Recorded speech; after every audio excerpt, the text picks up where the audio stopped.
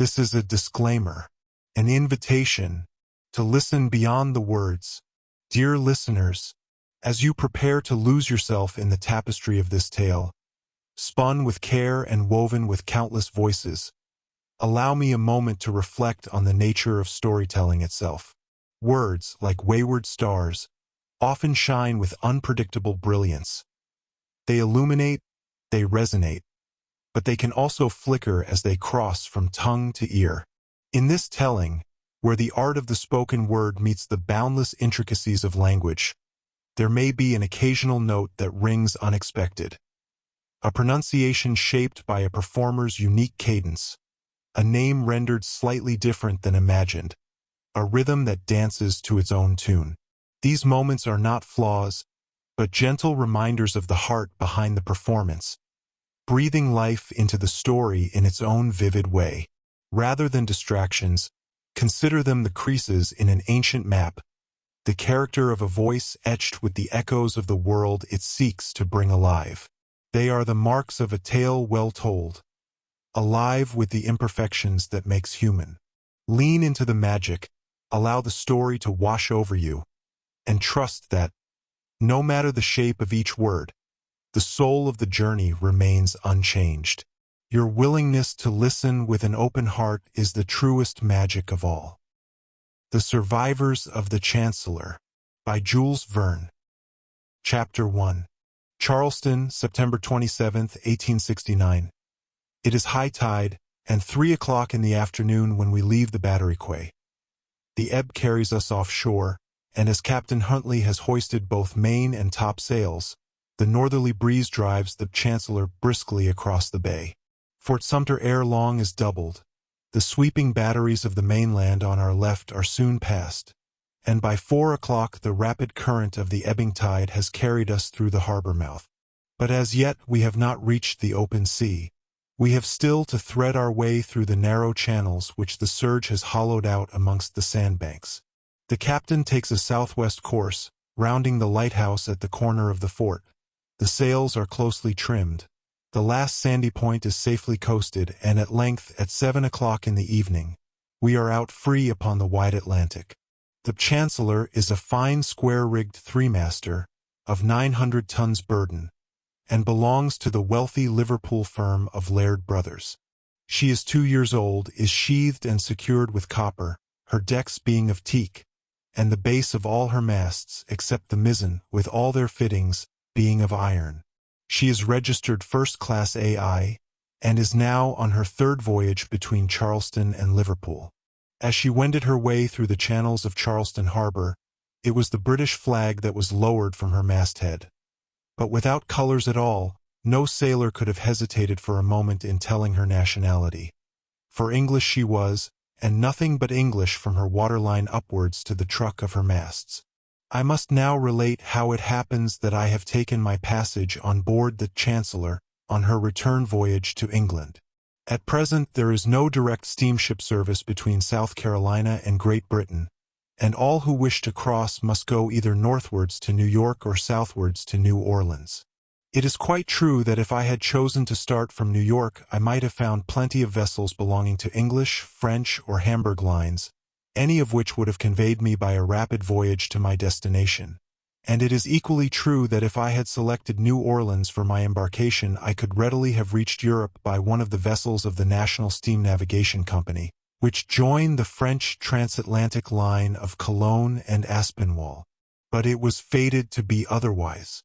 One day, as I was loitering about the Charleston quays, my eye lighted upon this vessel.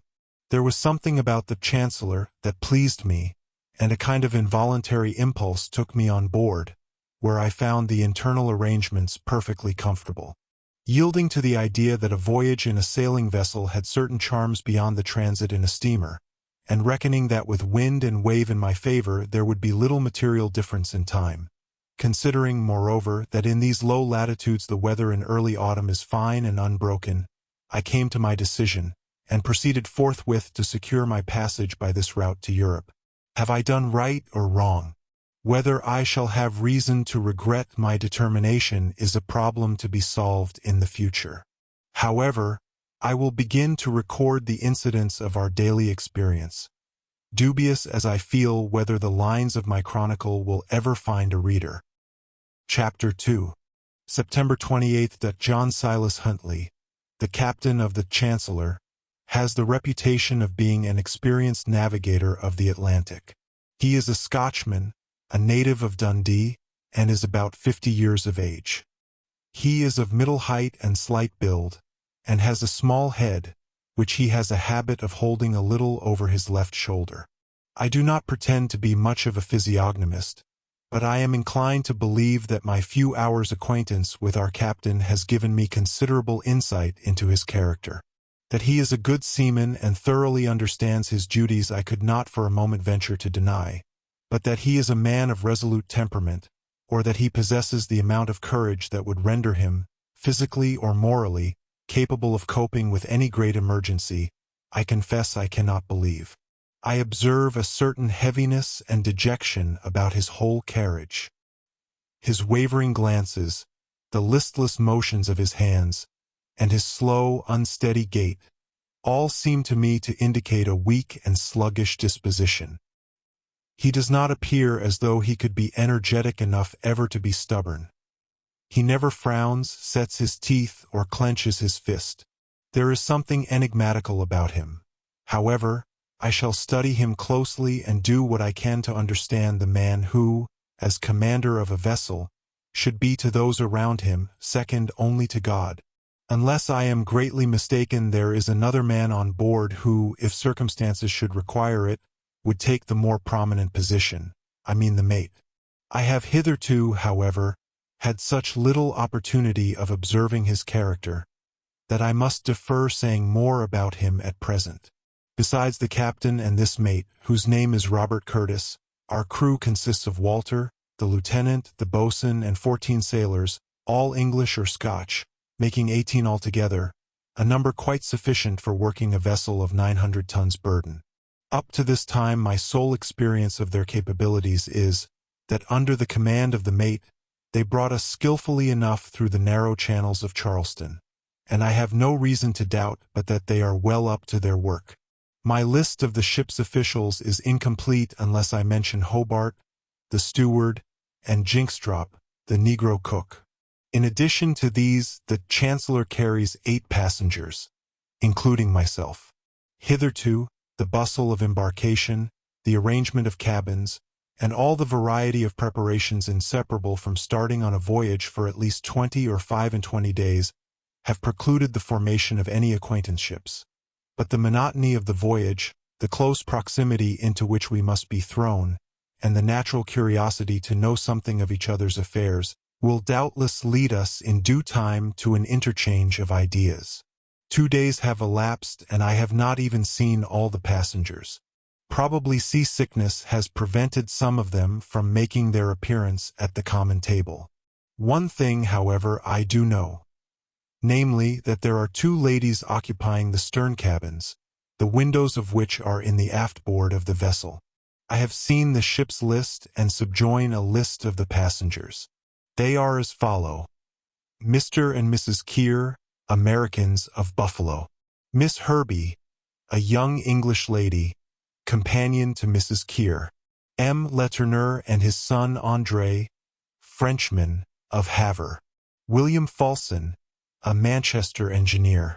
John Ruby, a Cardiff merchant. And myself, J. R. Cazalan of London. Chapter 3. September 29th. Captain Huntley's bill of lading, that is to say, the document that describes the Chancellor's cargo and the conditions of transport, is couched in the following terms. Bronsfield and Co. Agents, Charleston. I, John Silas Huntley of Dundee, Scotland, commander of the ship Chancellor, of about 900 tons burden, now at Charleston, do purpose, by the blessing of God, at the earliest convenient season, and by the direct route, to sail for the port of Liverpool, where I shall obtain my discharge. I do hereby acknowledge that I have received from you, Messrs. Bronsfield and Company, commission agents, Charleston, and have placed the same under the gun deck of the aforesaid ship, 1,700 bales of cotton, of the estimated value of 26,000 L, all in good condition, marked and numbered as in the margin, which goods I do undertake to transport to Liverpool, and there to deliver, free from injury, save only such injury as shall have been caused by the chances of the sea, to Messrs. Laird, Brothers, or to their order, or to their representative, who shall on due delivery of the said freight pay me the sum of 2,000 L, inclusive, according to the charter party, and damages in addition, according to the usages and customs of the sea. And for the fulfillment of the above covenant, I have pledged and do pledge my person, my property, and my interest in the vessel aforesaid, with all its appurtenances. In witness whereof I have signed 3 agreements, all of the same purport, on the condition that when the terms of one are accomplished, the other 2 shall be absolutely null and void. Given at Charleston, September 13, 1869, J. S. Huntley. From the foregoing document it will be understood that the Chancellor is conveying 1,700 bales of cotton to Liverpool, that the shippers are Bronsfield of Charleston, and the consignees are Laird Brothers of Liverpool. The ship was constructed with the especial design of carrying cotton, and the entire hold, with the exception of a very limited space reserved for passengers' luggage, is closely packed with the bales. The lading was performed with the utmost care, each bale being pressed into its proper place by the aid of screwjacks, so that the whole freight forms one solid and compact mass. Not an inch of space is wasted, and the vessel is thus made capable of carrying her full complement of cargo. Chapter 4. September 30th to October 6th. The Chancellor is a rapid sailor, and more than a match for many a vessel of the same dimensions. She scuds along merrily in the freshening breeze, leaving in her wake, far as the eye can reach, a long white line of foam as well defined as a delicate strip of lace stretched upon an azure ground. The Atlantic is not visited by many gales, and I have every reason to believe that the rolling and pitching of the vessel no longer incommode any of the passengers, who are all more or less accustomed to the sea. A vacant seat at our table is now very rare. We are beginning to know something about each other, and our daily life, in consequence, is becoming somewhat less monotonous.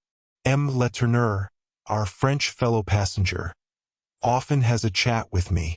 He is a fine tall man, about 50 years of age, with white hair and a grizzly beard. To say the truth, he looks older than he really is. His drooping head, his dejected manner, and his eye, ever and again suffused with tears, indicate that he is haunted by some deep and abiding sorrow. He never laughs. He rarely even smiles, and then only on his son, his countenance ordinarily bearing a look of bitterness tempered by affection, while his general expression is one of caressing tenderness. It excites an involuntary commiseration to learn that M. Letourneur is consuming himself by exaggerated reproaches on account of the infirmity of an afflicted son. André Letourneur is about 20 years of age, with a gentle, interesting countenance, but, to the irrepressible grief of his father, is a hopeless cripple. His left leg is miserably deformed, and he is quite unable to walk without the assistance of a stick. It is obvious that the father's life is bound up with that of his son. His devotion is unceasing. Every thought, every glance is for André. He seems to anticipate his most trifling wish, watches his slightest movement, and his arm is ever ready to support or otherwise assist the child whose sufferings he more than shares. M. Letourneur seems to have taken a peculiar fancy to myself, and constantly talks about André. This morning, in the course of conversation, I said, "You have a good son, M. Letourneur. I have just been talking to him. He is a most intelligent young man." "Yes, Mr. Cazalan," replied M. Letourneur, brightening up into a smile. "His afflicted frame contains a noble mind. He is like his mother, who died at his birth." "He is full of reverence and love for you, sir," I remarked. "Dear boy," muttered the father half to himself. "Ah, Mr. Cazalan," he continued, "you do not know what it is to a father to have a son a cripple, beyond hope of cure. L'Éternel, I answered, you take more than your share of the affliction which has fallen upon you and your son. That André is entitled to the very greatest commiseration no one can deny. But you should remember that after all a physical infirmity is not so hard to bear as mental grief. Now, I have watched your son pretty closely, and unless I am much mistaken there is nothing that troubles him so much as the sight of your own sorrow. But I never let him see it. He broke in hastily. My sole thought is how to divert him. I have discovered that in spite of his physical weakness, he delights in traveling. So for the last few years we have been constantly on the move. We first went all over Europe, and are now returning from visiting the principal places in the United States. I never allowed my son to go to college, but instructed him entirely myself, and these travels, I hope, will serve to complete his education. He is very intelligent, and has a lively imagination, and I am sometimes tempted to hope that in contemplating the wonders of nature, he forgets his own infirmity. Yes, sir, of course he does, I assented. But, continued L'Éternel, taking my hand, although, perhaps, he may forget, I can never forget. Ah, sir, do you suppose that André can ever forgive his parents for bringing him into the world a cripple? The remorse of the unhappy father was very distressing, and I was about to say a few kind words of sympathy when André himself made his appearance. L'Éternel hastened toward him and assisted him up the few steep steps that led to the poop. As soon as André was comfortably seated on one of the benches, and his father had taken his place by his side, I joined them and we fell into conversation upon ordinary topics, discussing the various points of the Chancellor, the probable length of the passage, and the different details of our life on board. I find that L'Éternel's estimate of Captain Huntley's character very much coincided with my own, and that, like me, he is impressed with the man's undecided manner and sluggish appearance. Like me, too, he has formed a very favorable opinion of Robert Curtis, the mate, a man of about 30 years of age, of great muscular power, with a frame and a will that seem ever ready for action. Whilst we were still talking of him, Curtis himself came on deck, and as I watched his movements I could not help being struck with his physical development. His erect and easy carriage, his fearless glance and slightly contracted brow all betokened a man of energy, thoroughly endowed with the calmness and courage that are indispensable to the true sailor. He seems a kind-hearted fellow, too, and is always ready to assist and amuse young L'Éternel, who evidently enjoys his company. After he had scanned the weather and examined the trim of the sails, he joined our party and proceeded to give us some information about those of our fellow passengers with whom at present we have made but slight acquaintance. Mr. Keir, the American, who is accompanied by his wife, has made a large fortune in the petroleum springs in the United States.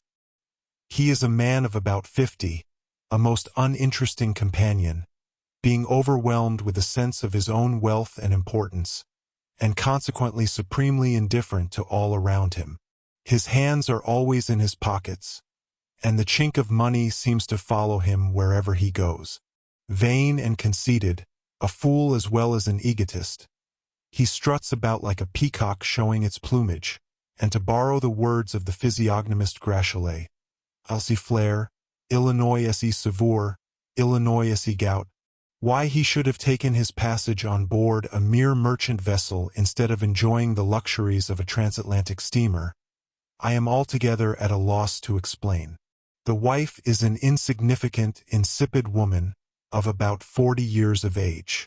She never reads, never talks, and I believe I am not wrong in saying never thinks.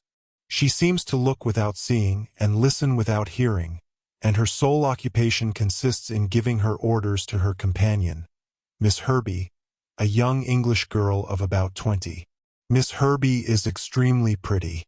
Her complexion is fair and her eyes deep blue, whilst her pleasing countenance is altogether free from that insignificance of feature which is not unfrequently alleged to be characteristic of English beauty. Her mouth would be charming if she ever smiled, but exposed as she is to the ridiculous whims and fancies of a capricious mistress, her lips rarely relax from their ordinary grave expression. Yet humiliating as her position must be, she never utters a word of open complaint, but quietly and gracefully performs her duties, accepting without a murmur the paltry salary which the bumptious petroleum merchant condescends to allow her.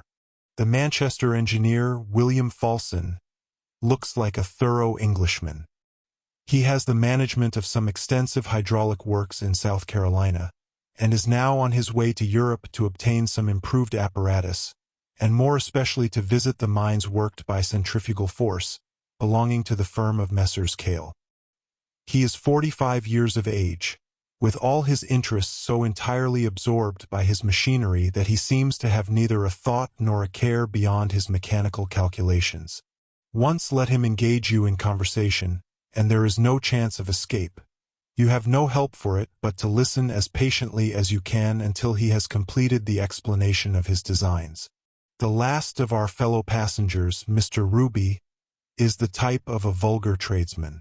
Without any originality or magnanimity in his composition, he has spent 20 years of his life in mere buying and selling, and as he has generally contrived to do business at a profit, he has realized a considerable fortune. What he is going to do with the money, he does not seem able to say. His ideas do not go beyond retail trade, his mind having been so long closed to all other impressions that it appears incapable of thought or reflection on any subject besides. Pascal says, L'homme est visiblement fait pour penser. C'est tout esse dignite et tout son mérite. But to Mr. Ruby the phrase seems altogether inapplicable. Chapter 5.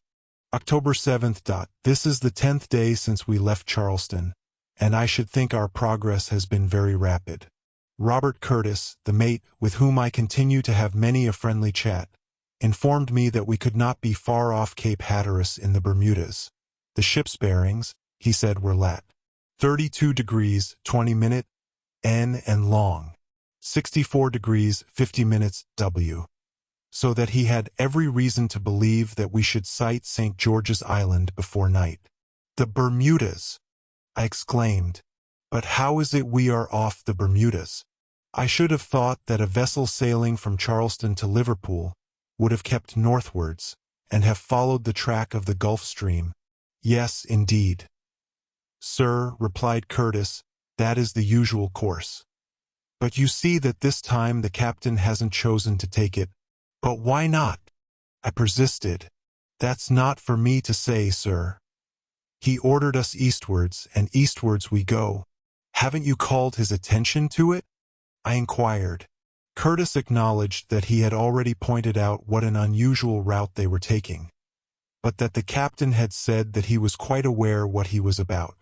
The mate made no further remark, but the knit of his brow, as he passed his hand mechanically across his forehead, made me fancy that he was inclined to speak out more strongly.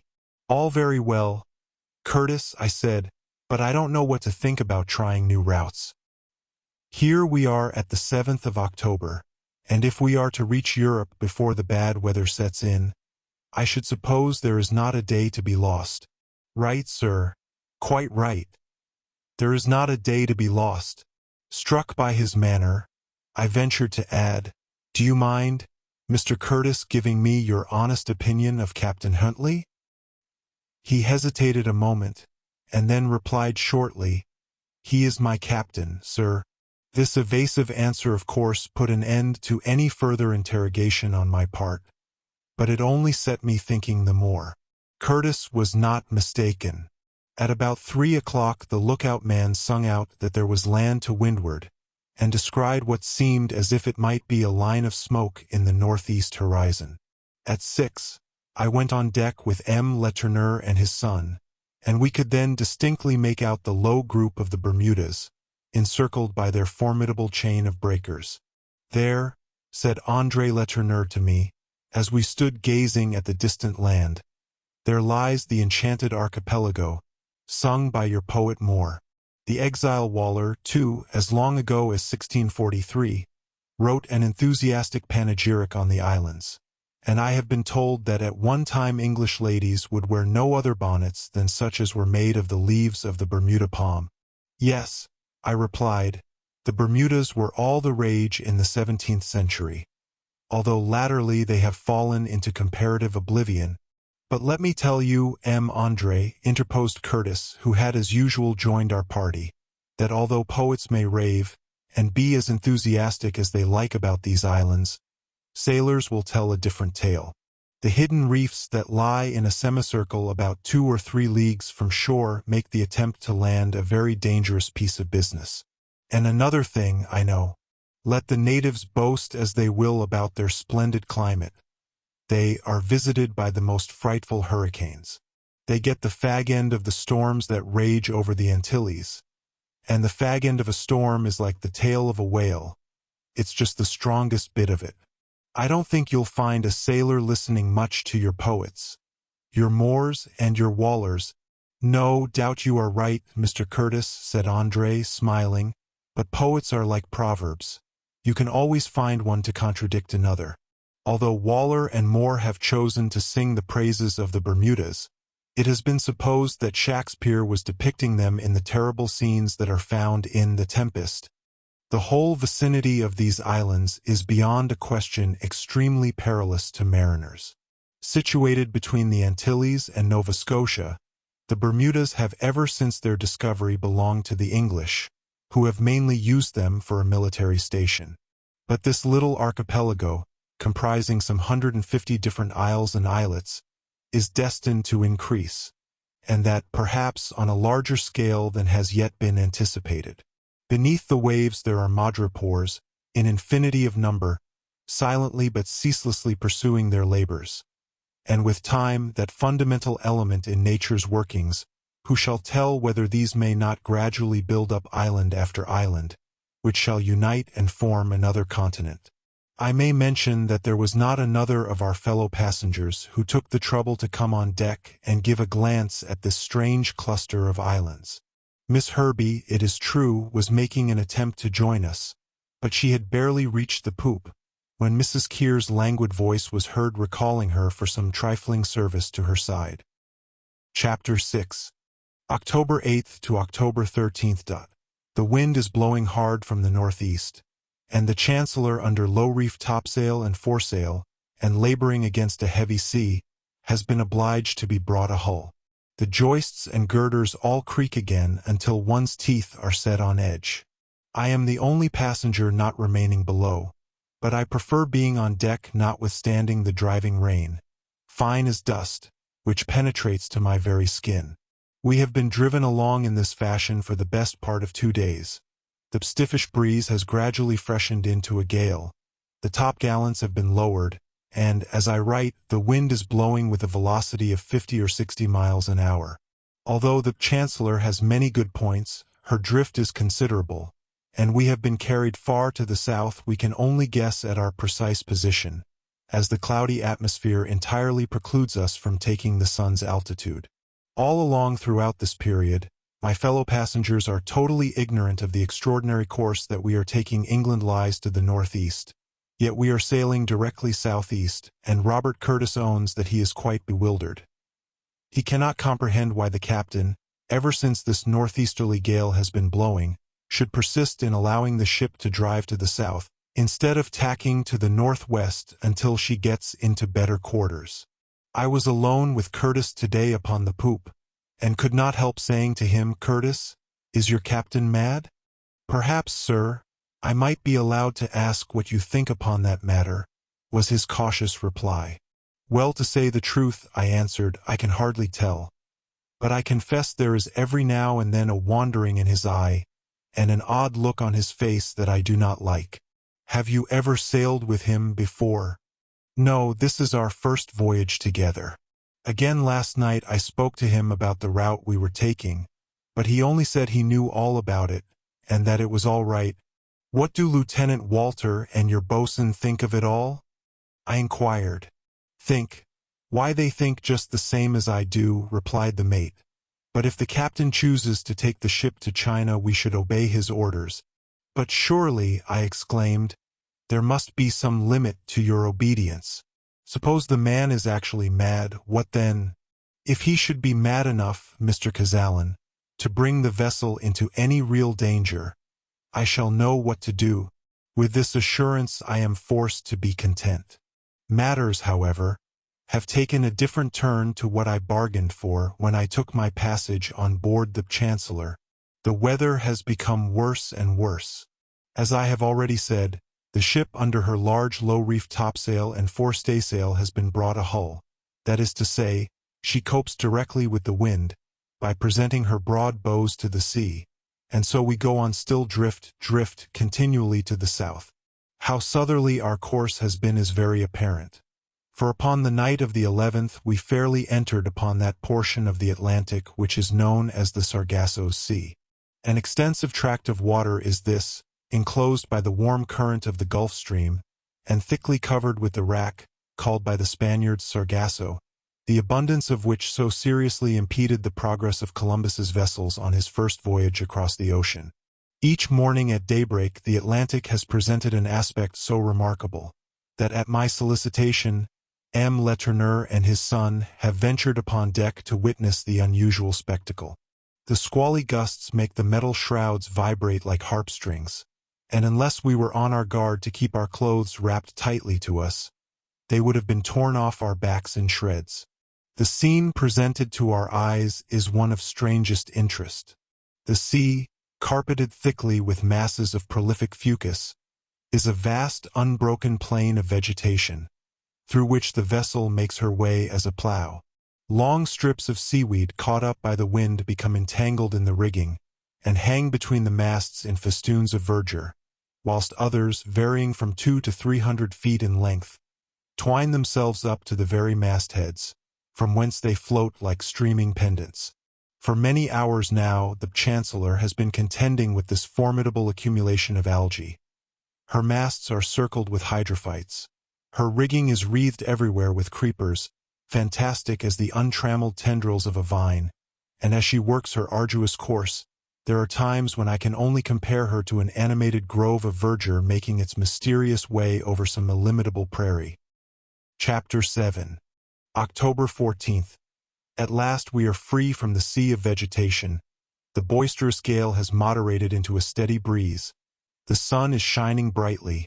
The weather is warm and genial, and thus, 2 reefs in her topsails, briskly and merrily sails the Chancellor.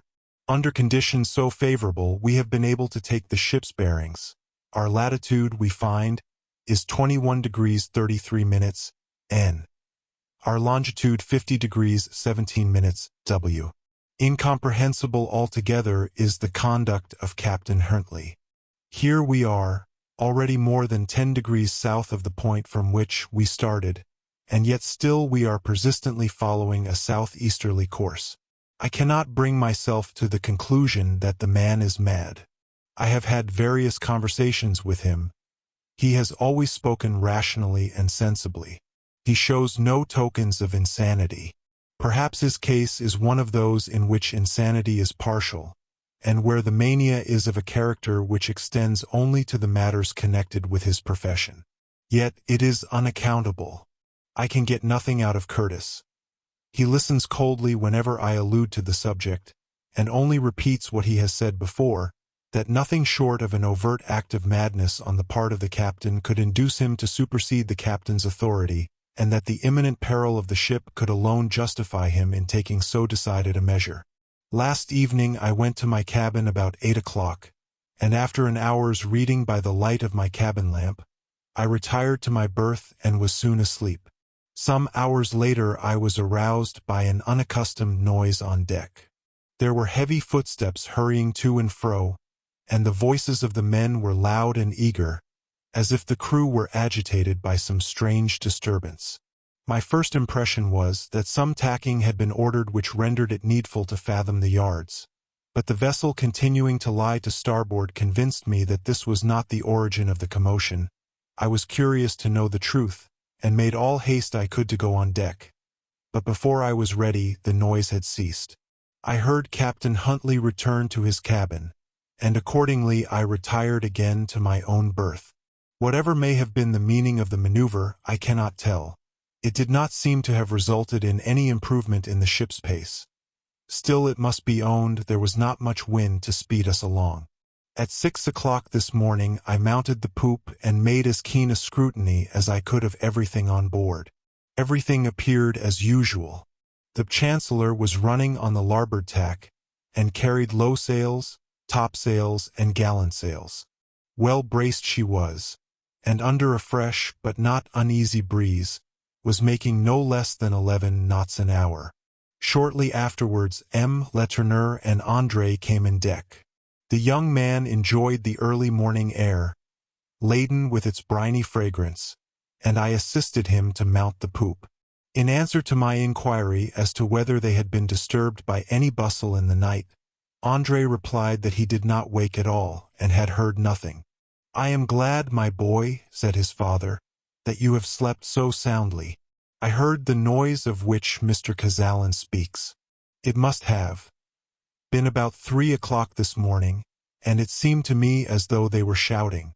I thought I heard them say, 'Here, quick, look to the hatches,' but as nobody was called up, I presumed that nothing serious was the matter." As he spoke, I cast my eye at the panel slides, which fore and aft of the mainmast open into the hold. They seemed to be all close as usual, but I now observed for the first time that they were covered with heavy tarpauling. Wondering, in my own mind, what could be the reason for these extra precautions, I did not say anything to M. Letourneur, but determined to wait until the mate should come on watch, when he would doubtless give me, I thought, an explanation of the mystery. The sun rose gloriously, with every promise of a fine dry day.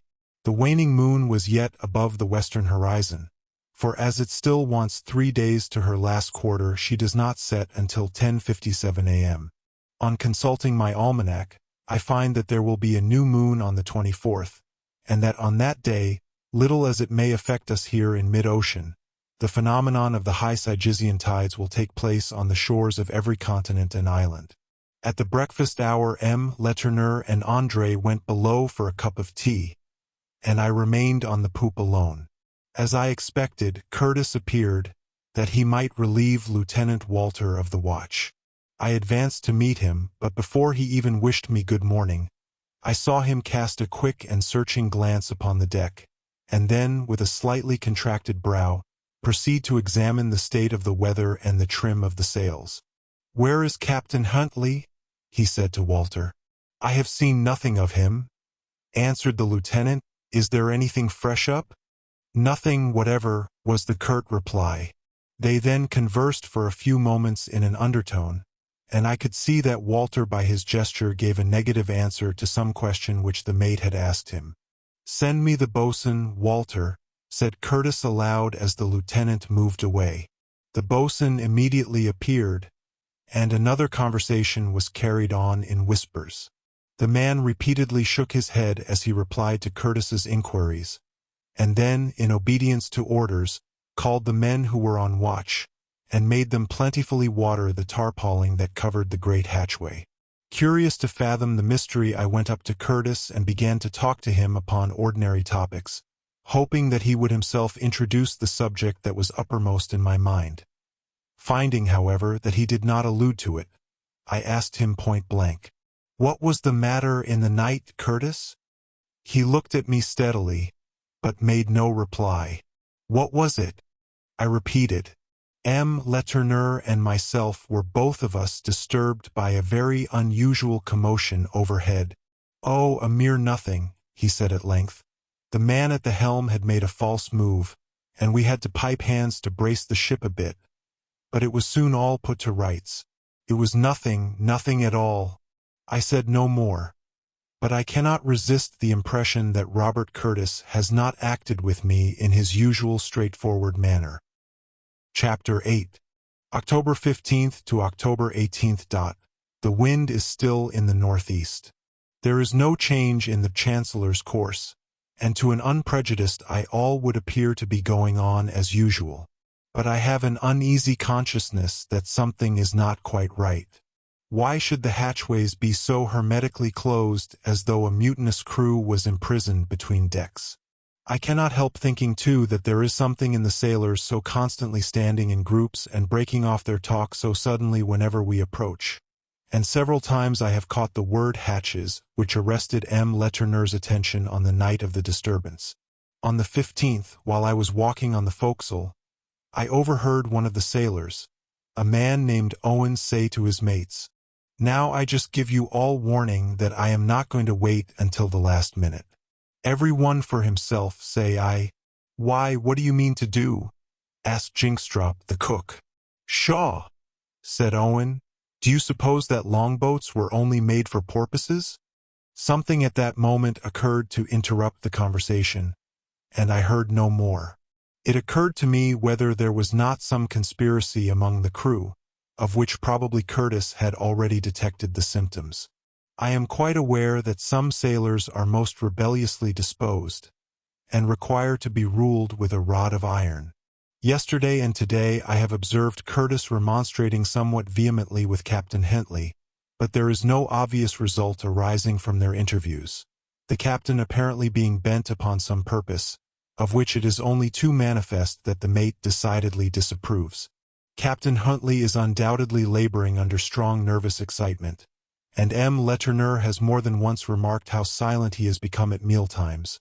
For although Curtis continually endeavors to start some subject of general interest, yet neither Mr. Falson, Mr. Keir, nor Mr. Ruby are the men to take it up, and consequently the conversation flags hopelessly and soon drops. The passengers too are now, with good cause, beginning to murmur at the length of the voyage, and Mr. Keir, who considers that the very elements ought to yield to his convenience, lets the captain know by his consequential and haughty manner that he holds him responsible for the delay. During the course of yesterday the mate gave repeated orders for the deck to be watered again and again, and although as a general rule this is a business which is done, once for all, in the early morning, the crew did not utter a word of complaint at the additional work thus imposed upon them. The tarpaulins on the hatches have thus been kept continually wet, so that their close and heavy texture is rendered quite impervious to the air. The Chancellor's pumps afford a copious supply of water, so that I should not suppose that even the daintiest and most luxurious craft belonging to an aristocratic yacht club was ever subject to a more thorough scouring. I tried to reconcile myself to the belief that it was the high temperature of the tropical regions upon which we are entering that rendered such extra sousings a necessity, and recalled to my recollection how, during the night of the 13th, I had found the atmosphere below deck so stifling that in spite of the heavy swell I was obliged to open the porthole of my cabin, on the starboard side, to get a breath of air. This morning at daybreak I went on deck. The sun had scarcely risen, and the air was fresh and cool, in strange contrast to the heat which below the poop had been quite oppressive. The sailors as usual were washing the deck. A great sheet of water, supplied continuously by the pumps, was rolling in tiny wavelets, and escaping now to starboard, now to larboard through the scupper holes. After watching the men for a while as they ran about barefooted, I could not resist the desire to join them, so taking off my shoes and stockings I proceeded to dabble in the flowing water. Great was my amazement to find the deck perfectly hot to my feet. Curtis heard my exclamation of surprise, and before I could put my thoughts into words said, "Yes, there is fire on board." Chapter 9. October 19th. Everything, then, is clear. The uneasiness of the crew, their frequent conferences, Owen's mysterious words, the constant scourings of the deck and the oppressive heat of the cabins which had been noticed even by my fellow passengers, all are explained. After his grave communication, Curtis remained silent. I shivered with a thrill of horror. A calamity the most terrible that can befall a voyager stared me in the face, and it was some seconds before I could recover sufficient composure to inquire when the fire was first discovered. 6 days ago, replied the mate. 6 days ago, I exclaimed. Why, then, it was that night. Yes, he said, interrupting me. It was the night you heard the disturbance upon deck. The men on watch noticed a slight smoke issuing from the large hatchway, and immediately called Captain Huntley and myself. We found beyond all doubt that the cargo was on fire, and what was worse, that there was no possibility of getting at the seat of the combustion. What could we do? Why, we took the only precaution that was practicable under the circumstances, and resolved most carefully to exclude every breath of air from penetrating into the hold. For some time I hoped that we had been successful. I thought that the fire was stifled, but during the last 3 days there is every reason to make us know that it has been gaining strength. Do what we will, the deck gets hotter and hotter, and unless it were kept constantly wet, it would be unbearable to the feet. But I am glad, Mr. Chancellor, he added, that you have made the discovery. It is better that you should know it. I listened in silence. I was now fully aroused to the gravity of the situation and thoroughly comprehended how we were in the very face of a calamity which it seemed that no human power could avert. Do you know what has caused the fire? I presently inquired. It probably arose, he answered, from the spontaneous combustion of the cotton. The case is rare, but it is far from unknown. Unless the cotton is perfectly dry when it is shipped, its confinement in a damp or ill-ventilated hold will sometimes cause it to ignite, and I have no doubt it is this that has brought about our misfortune. But after all, I said, the cause matters very little. Is there no remedy? Is there nothing to be done? Nothing. Mr. Chancellor, he said. As I told you before, we have adopted the only possible measure within our power to check the fire. At one time I thought of knocking a hole in the ship's timbers just on her waterline, and letting in just as much water as the pumps could afterwards get rid of again. But we found the combustion was right in the middle of the cargo and that we should be obliged to flood the entire hold before we could get at the right place. That scheme consequently was no good. During the night, I had the deck bored in various places and water poured down through the holes. But that again seemed all of no use. There is only one thing that can be done. We must persevere in excluding most carefully every breath of outer air, so that perhaps the conflagration deprived of oxygen may smolder itself out. That is our only hope. But, you say the fire is increasing? Yes. And that shows that in spite of all our care there is some aperture which we have not been able to discover, by which, somehow or other, air gets into the hold. Have you ever heard of a vessel surviving such circumstances? I asked. Yes, Mr. Chancellor, said Curtis. It is not at all an unusual thing for ships laden with cotton to arrive at Liverpool or Havre with a portion of their cargo consumed. And I have myself known more than one captain run into port with his deck scorching his very feet, and who, to save his vessel and the remainder of his freight, has been compelled to unload with the utmost expedition. But, in such cases, of course the fire has been more or less under control throughout the voyage. With us it is increasing day by day, and I tell you I am convinced there is an aperture somewhere which has escaped our notice. But would it not be advisable for us to retrace our course, and make for the nearest land?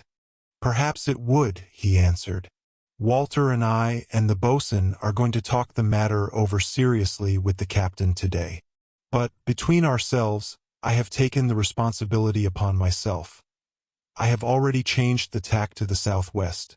We are now straight before the wind, and consequently we are sailing towards the coast. I need hardly ask, I added, whether any of the other passengers are at all aware of the imminent danger in which we are placed. None of them, he said, not in the least, and I hope you will not enlighten them. We don't want terrified women and cowardly men to add to our embarrassment. The crew are under orders to keep a strict silence on the subject. Silence is indispensable. I promise to keep the matter a profound secret, as I fully entered into Curtis's views as to the absolute necessity for concealment. Chapter 10. October 20th and 21st. The Chancellor is now crowded with all the canvas she can carry, and at times her topmasts threaten to snap with the pressure. But Curtis is ever on the alert. He never leaves his post beside the man at the helm, and without compromising the safety of the vessel, he contrives by tacking to the breeze, to urge her on at her utmost speed. All day long on the 20th, the passengers were assembled on the poop. Evidently they found the heat of the cabins painfully oppressive, and most of them lay stretched upon benches and quietly enjoyed the gentle rolling of the vessel. The increasing heat of the deck did not reveal itself to their well-shod feet, and the constant scouring of the boards did not excite any suspicion in their torpid minds. M. Letourneur, it is true, did express his surprise that the crew of an ordinary merchant vessel should be distinguished by such extraordinary cleanliness, but as I replied to him in a very casual tone, he passed no further remark. I could not help regretting that I had given Curtis my pledge of silence, and longed intensely to communicate the melancholy secret to the energetic Frenchman. For at times when I reflect upon the 28 victims who may probably, only too soon, be a prey to the relentless flames, my heart seems ready to burst. The important consultation between captain, mate, lieutenant, and boatswain has taken place. Curtis has confided the result to me. He says that Huntley, the captain, is completely demoralized. He has lost all power and energy, and practically leaves the command of the ship to him. It is now certain the fire is beyond control, and that sooner or later it will burst out in full violence. The temperature of the crew's quarters has already become almost unbearable. One solitary hope remained. It is that we may reach the shore before the final catastrophe occurs. The Lesser Antilles are the nearest land, and although they are some 500 or 600 miles away, if the wind remains northeast, there is yet a chance of reaching them in time. Carrying royals and studding sails, the Chancellor, during the last 24 hours, has held a steady course. M. Letourneur is the only one of all the passengers who has remarked the change of tack. Curtis, however, has set all speculation on his part to rest by telling him that he wanted to get ahead of the wind, and that he was tacking to the west to catch a favorable current. Today, the 21st, all has gone on as usual, and as far as the observation of the passengers has reached, the ordinary routine has been undisturbed. Curtis indulges the hope even yet that by excluding the air, the fire may be stifled before it ignites the general cargo.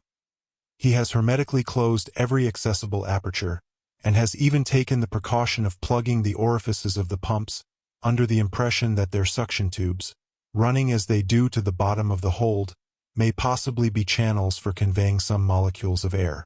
Altogether, he considers it a good sign that the combustion has not betrayed itself by some external issue of smoke. The day would have passed without any incident worth recording if I had not chanced to overhear a fragment of a conversation which demonstrated that our situation, hitherto precarious enough, had now become most appalling. As I was sitting on the poop, two of my fellow passengers, Falson, the engineer, and Ruby, the merchant whom I had observed to be often in company, were engaged in conversation almost close to me. What they said was evidently not intended for my hearing, but my attention was directed towards them by some very emphatic gestures of dissatisfaction on the part of Falson, and I could not forbear listening to what followed. "Preposterous! Shameful!" exclaimed Falson. "Nothing could be more imprudent." "Pooh! Pooh!" replied Ruby. "It's all right. It is not the first time I have done it, but don't you know that any shock at any time might cause an explosion?" "Oh, it's all properly secured," said Ruby. "Tight enough. I have no fears on that score, Mr. Falson." "But why," asked Falson, "did you not inform the captain?" "Just because if I had informed him, he would not have taken the case on board." The wind dropped for a few seconds, and for a brief interval I could not catch what passed. But I could see that Falson continued to remonstrate, whilst Ruby answered by shrugging his shoulders. At length I heard Falson say, "Well, at any rate the captain must be informed of this, and the package shall be thrown overboard." "I don't want to be blown up." I started. To what could the engineer be alluding?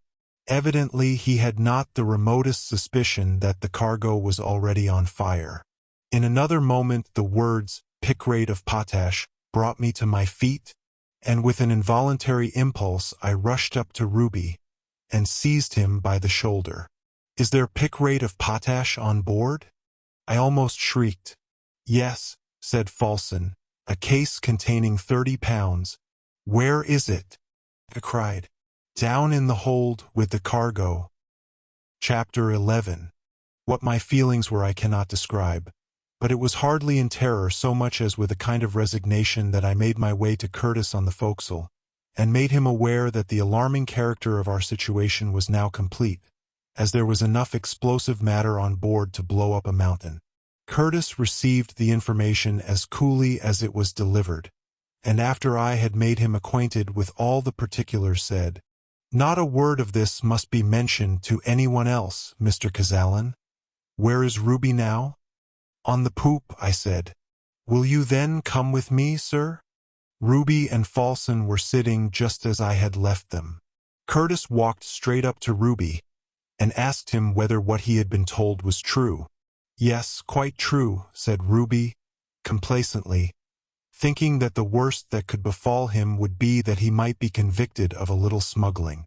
I observed that Curtis was obliged for a moment or two to clasp his hands tightly together behind his back to prevent himself from seizing the unfortunate passenger by the throat. But suppressing his indignation, he proceeded quietly, though sternly, to interrogate him about the facts of the case. Ruby only confirmed what I had already told him. With characteristic Anglo-Saxon incautiousness he had brought on board with the rest of his baggage a case containing no less than 30 pounds of pickrate, and had allowed the explosive matter to be stowed in the hold with as little compunction as a Frenchman would feel in smuggling a single bottle of wine. He had not informed the captain of the dangerous nature of the contents of the package, because he was perfectly aware that he would have been refused permission to bring the package on board. "Anyway," he said, with a shrug of his shoulders, "you can't hang me for it. And if the package gives you so much concern, you are quite at liberty to throw it into the sea. My luggage is insured." I was beside myself with fury, and not being endowed with Curtis's reticence and self-control, before he could interfere to stop me, I cried out, "You fool! Don't you know that there is fire on board?" In an instant I regretted my words. Most earnestly I wished them unuttered, but it was too late. Their effect upon Ruby was electrical. He was paralyzed with terror, his limbs stiffened convulsively. His eye was dilated. He gasped for breath and was speechless. All of a sudden he threw up his arms and, as though he momentarily expected an explosion, he darted down from the poop and paced frantically up and down the deck, gesticulating like a madman and shouting, "Fire on board! Fire! Fire!" On hearing the outcry, all the crew, supposing that the fire had now in reality broken out, rushed on deck. The rest of the passengers soon joined them, and the scene that ensued was one of the utmost confusion. Mrs. Keir fell down senseless on the deck, and her husband, occupied in looking after himself, left her to the tender mercies of Miss Herbie. Curtis endeavored to silence Ruby's ravings, whilst I, in as few words as I could, made M. Letourneur aware of the extent to which the cargo was on fire. The father's first thought was for André, but the young man preserved an admirable composure, and begged his father not to be alarmed, as the danger was not immediate. Meanwhile the sailors had loosened all the tacklings of the longboat, and were preparing to launch it when Curtis's voice was heard peremptorily bidding them to desist. He assured them that the fire had made no further progress, that Mr. Ruby had been unduly excited and not conscious of what he had said, and he pledged his word that when the right moment should arrive he would allow them all to leave the ship. But that moment, he said, had not yet come. At the sound of a voice which they had learned to honor and respect, the crew paused in their operations, and the longboat remained suspended in its place. Fortunately, even Ruby himself, in the midst of his ravings, had not dropped a word about the pickrate that had been deposited in the hold, for although the mate had a power over the sailors that Captain Huntley had never possessed, I feel certain that if the true state of the case had been known, nothing on earth would have prevented some of them, in their consternation, from effecting an escape. As it was, only Curtis, Falson, and myself were cognizant of the terrible secret. As soon as order was restored, the mate and I joined Falson on the poop, where he had remained throughout the panic, and where we found him with folded arms, deep in thought, as it might be, solving some hard mechanical problem. He promised, at my request, that he would reveal nothing of the new danger to which we were exposed through Ruby's imprudence. Curtis himself took the responsibility of informing Captain Huntley of our critical situation. In order to ensure complete secrecy, it was necessary to secure the person of the unhappy Ruby, who, quite beside himself, continued to rave up and down the deck with the incessant cry of "Fire! Fire!" Accordingly, Curtis gave orders to some of his men to seize him and gag him, and before he could make any resistance the miserable man was captured and safely lodged in confinement in his own cabin. Chapter 12. October 22nd. Curtis has told the captain everything, for he persists in ostensibly recognizing him as his superior officer, and refuses to conceal from him our true situation. Captain Huntley received the communication in perfect silence, and merely passing his hand across his forehead as though to banish some distressing thought, re-entered his cabin without a word. Curtis, Lieutenant Walter, Falson, and myself have been discussing the chances of our safety, and I am surprised to find with how much composure we can all survey our anxious predicament. "There is no doubt," said Curtis, "that we must abandon all hope of arresting the fire. The heat towards the bow has already become well-nigh unbearable, and the time must come when the flames will find a vent through the deck. If the sea is calm enough for us to make use of the boats, well and good. We shall of course get quit of the ship as quietly as we can. If on the other hand the weather should be adverse or the wind be boisterous, we must stick to our place and contend with the flames to the very last. Perhaps, after all, we shall fare better with the fire as a declared enemy than as a hidden one." Falson and I agreed with what he said, but I pointed out to him that he had quite overlooked the fact of there being 30 pounds of combustible matter in the hold. "No," he gravely replied, "I have not forgotten it, but it is a circumstance of which I do not trust myself to think. I dare not run the risk of admitting air into the hold by going down to search for the powder, and yet I know not at what moment it may explode. No, it is a matter that I cannot take at all into my reckoning. It must remain in higher hands than mine." We bowed our heads in a silence which was solemn. In the present state of the weather, immediate flight was, we knew, impossible.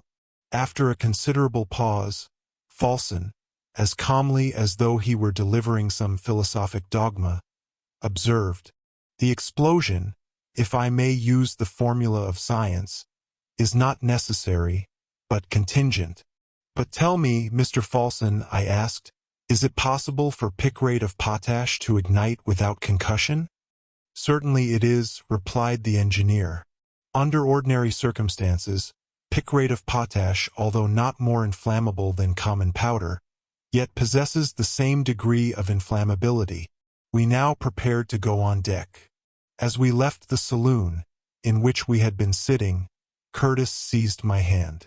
"Oh, Mr. Cazalan," he exclaimed, "if you only knew the bitterness of the agony I feel at seeing this fine vessel doomed to be devoured by flames, and at being so powerless to save her." Then, quickly recovering himself, he continued, "But I am forgetting myself. You, if no other, must know what I am suffering." "It is all over now," he said more cheerfully. "Is our condition quite desperate?" I asked.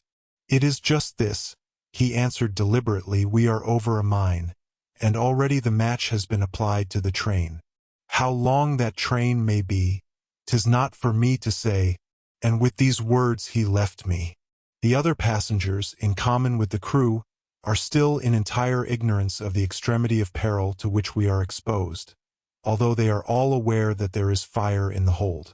As soon as the fact was announced, Mr. Keir, after communicating to Curtis his instructions that he thought he should have the fire immediately extinguished and intimating that he held him responsible for all contingencies that might happen, retired to his cabin, where he has remained ever since, fully occupied in collecting and packing together the more cherished articles of his property, and without the semblance of a care or a thought for his unfortunate wife, whose condition, in spite of her ludicrous complaints, was truly pitiable.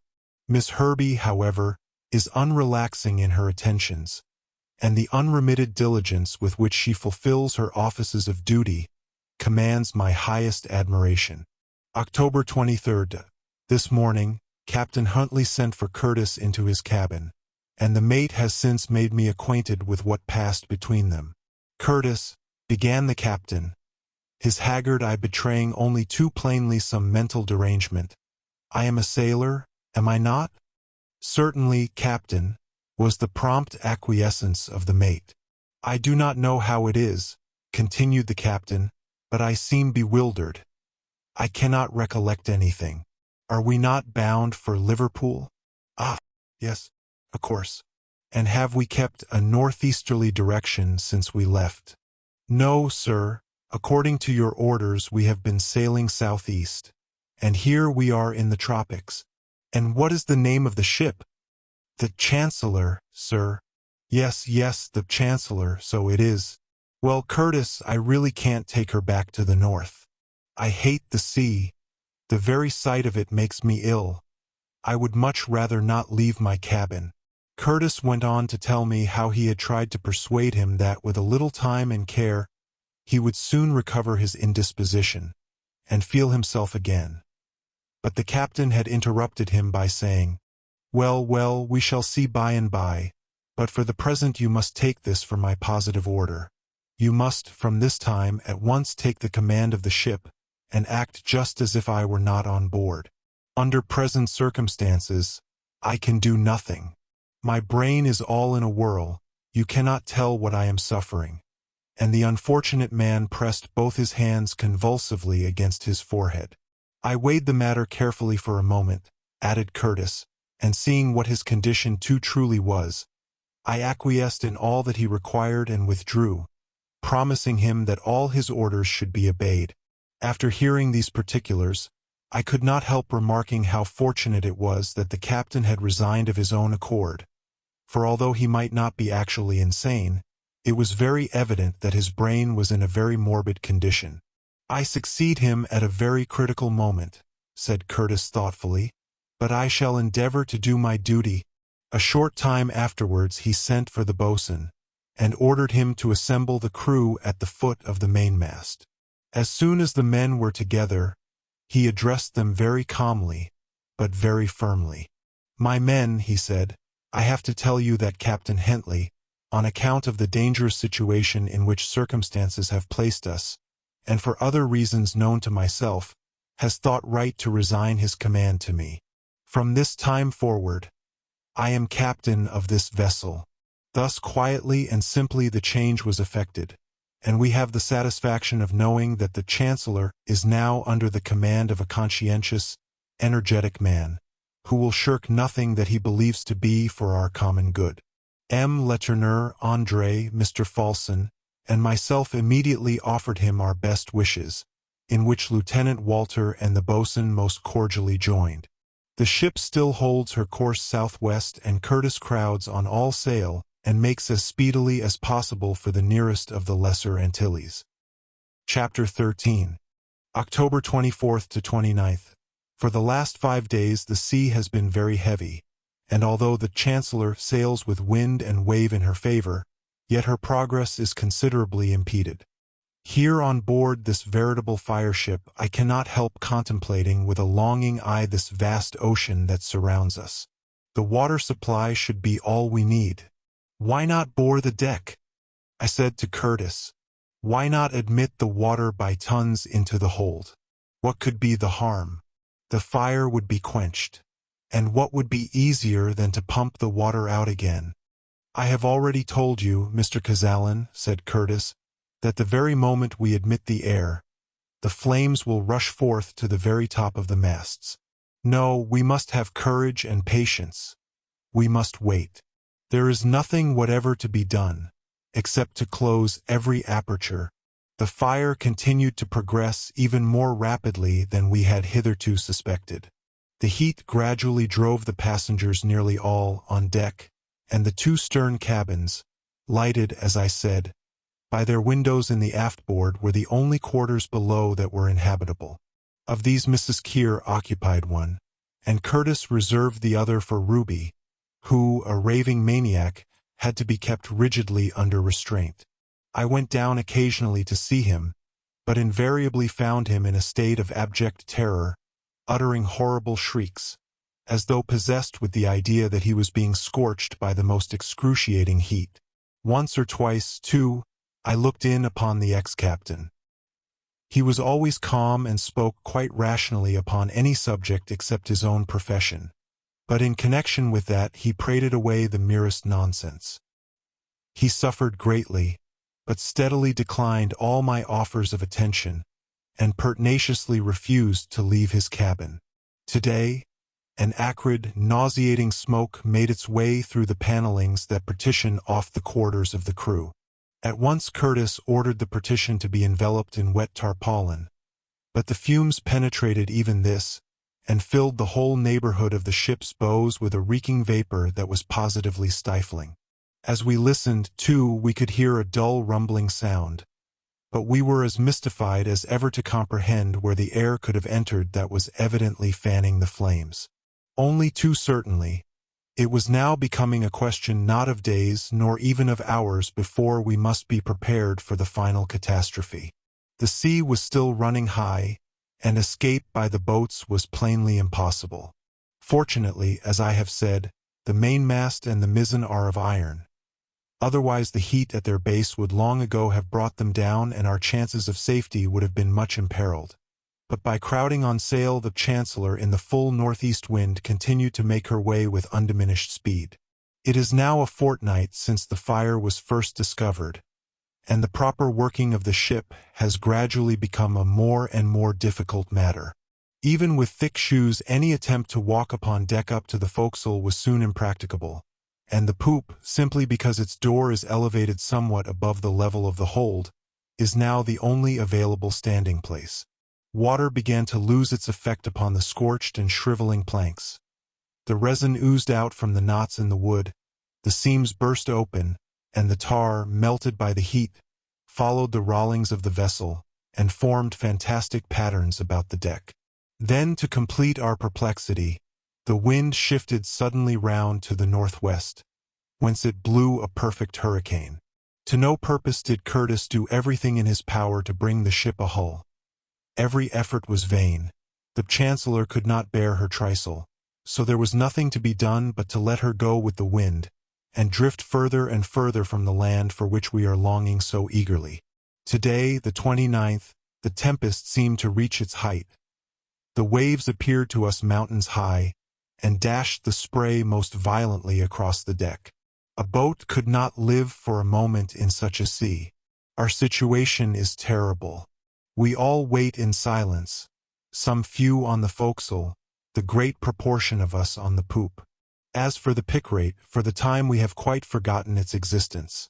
Indeed, it might almost seem as though its explosion would come as a relief, for no catastrophe, however terrible, could far exceed the torture of our suspense. While he had still the remaining chance, Curtis rescued from the storeroom such few provisions as the heat of the compartment allowed him to obtain, and a lot of cases of salt meat and biscuits, a cask of brandy, some barrels of fresh water, together with some sails and wraps. A compass and other instruments are now lying packed in a mass all ready for prompt removal to the boats whenever we shall be obliged to leave the ship. About 8 o'clock in the evening, a noise is heard, distinct even above the raging of the hurricane. The panels of the deck are upheaved, and volumes of black smoke issue upwards as if from a safety valve. An universal consternation seizes one and all. We must leave the volcano which is about to burst beneath our feet. The crew run to Curtis for orders. He hesitates, looks first at the huge and threatening waves, looks then at the boats. The longboat is there, suspended right along the center of the deck, but it is impossible to approach it now. The yawl, however, hoisted on the starboard side, and the whaleboat suspended aft are still available. The sailors make frantically for the yawl. "Stop!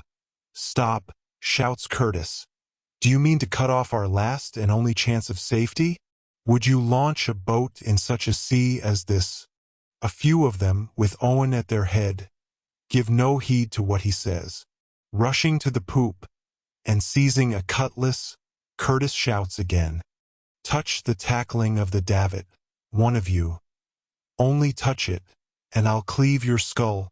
Awed by his determined manner, the men retire, some clambering into the shrouds, whilst others mount to the very top of the masts.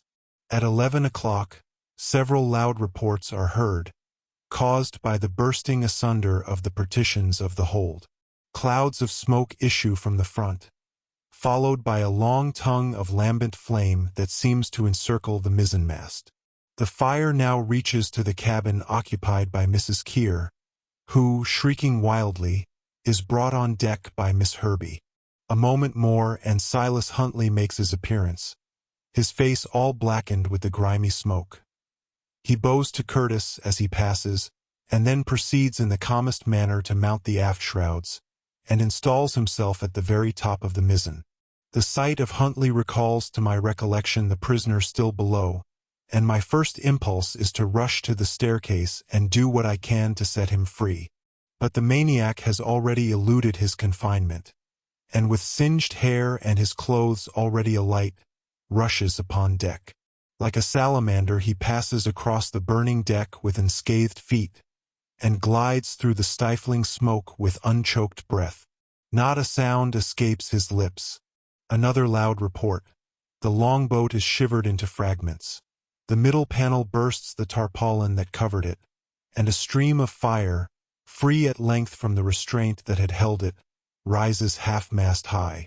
The pick-rate! The pick-rate! Shrieks the madman. We shall all be blown up. The pick-rate will blow us all up. And in an instant, before we can get near him, he has hurled himself, through the open hatchway, down into the fiery furnace below. Chapter 14. October 29th. Night. The scene, as night came on, was terrible indeed. Notwithstanding the desperateness of our situation, however, there was not one of us so paralyzed by fear, but that we fully realized the horror of it all. Poor Ruby, indeed, is lost and gone, but his last words were productive of serious consequences. The sailors caught his cry of pick-rate, pick-rate, and being thus for the first time made aware of the true nature of their peril, they resolved at every hazard to accomplish their escape. Beside themselves with terror, they either did not or would not see that no boat could brave the tremendous waves that were raging around, and accordingly they made a frantic rush towards the yawl. Curtis again made a vigorous endeavor to prevent them, but this time all in vain. Owen urged them on, and already the tackling was loosened, so that the boat was swung over to the ship's side. For a moment it hung suspended in mid-air, and then, with a final effort from the sailors, it was quickly lowered into the sea. But scarcely had it touched the water, when it was caught by an enormous wave which, recoiling with resistless violence, dashed it to atoms against the Chancellor's side. The men stood aghast. They were dumbfoundered. Longboat and yawl both gone. There was nothing now remaining to us but a small whaleboat. Not a word was spoken. Not a sound was heard but the hoarse whistling of the wind and the mournful roaring of the flames. From the center of the ship, which was hollowed out like a furnace, there issued a column of sooty vapor that ascended to the sky. All the passengers and several of the crew took refuge in the aft quarters of the poop. Mrs. Keir was lying senseless on one of the hen-coops, with Miss Herbie sitting passively at her side. M. Letourneur held his son tightly clasped to his bosom. I saw Falson calmly consult his watch and note down the time in his memorandum book, but I was far from sharing his composure, for I was overcome by a nervous agitation that I could not suppress. As far as we knew, Lieutenant Walter, the boatswain, and such of the crew as were not with us were safe in the bow, but it was impossible to tell how they were faring because the sheet of fire intervened like a curtain and cut off all communication between stem and stern. I broke the dismal silence, saying, "All over now." Curtis, "No, sir, not yet," he replied. "Now that the panel is open we will set to work, and pour water with all our might down into the furnace, and maybe we shall put it out even yet." But how can you work your pumps while the deck is burning? And how can you get at your men beyond that sheet of flame?" He made no answer to my impetuous questions, and finding that he had nothing more to say, I repeated that it was all over now. After a pause, he said, "As long as a plank of the ship remains to stand on, Mr. Chancellor, I shall not give up my hope." But the conflagration raged with redoubled fury. The sea around us was lighted with a crimson glow, and the clouds above shone with a lurid glare. Long jets of fire darted across the hatchways, and we were forced to take refuge on the taffrail at the extreme end of the poop. Mrs. Keir was laid in the whaleboat that hung from the stern, Miss Herbie persisting to the last in retaining her post by her side. No pen could adequately portray the horrors of this fearful night. The Chancellor, under bare poles, was driven, like a gigantic fireship with frightful velocity across the raging ocean. Her very speed, as it were, making common cause with the hurricane to fan the fire that was consuming her. Soon there could be no alternative between throwing ourselves into the sea or perishing in the flames. But where, all this time, was the pick rate? Perhaps, after all, Ruby had deceived us and there was no volcano, such as we dreaded, below our feet. At 11:30, when the tempest seems at its very height, there is heard a peculiar roar distinguishable even above the crash of the elements. The sailors in an instant recognize its import. "Breakers to starboard," is the cry. Curtis leaps on to the netting, casts a rapid glance at the snow-white billows, and turning to the helmsman shouts with all his might, "Starboard the helm!" But it is too late. There is a sudden shock. The ship is caught up by an enormous wave. She rises upon her beam ends.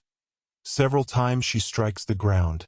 The mizzenmast snaps short off level with the deck, falls into the sea, and the Chancellor is motionless. Chapter 15. The night of the 29th continued. It was not yet midnight. The darkness was most profound, and we could see nothing. But was it probable that we had stranded on the coast of America? Very shortly after the ship had thus come to a standstill, a clanking of chains was heard proceeding from her bows. "That is well," said Curtis. "Walter and the boatswain have cast both the anchors. Let us hope they will hold." Then, clinging to the netting, he clambered along the starboard side, on which the ship had heeled, as far as the flames would allow him. He clung to the holdfasts of the shrouds, and in spite of the heavy seas that dashed against the vessel, he maintained his position for a considerable time, evidently listening to some sound that had caught his ear in the midst of the tempest. In about a quarter of an hour he returned to the poop. "Heaven be praised," he said. "The water is coming in, and perhaps may get the better of the fire."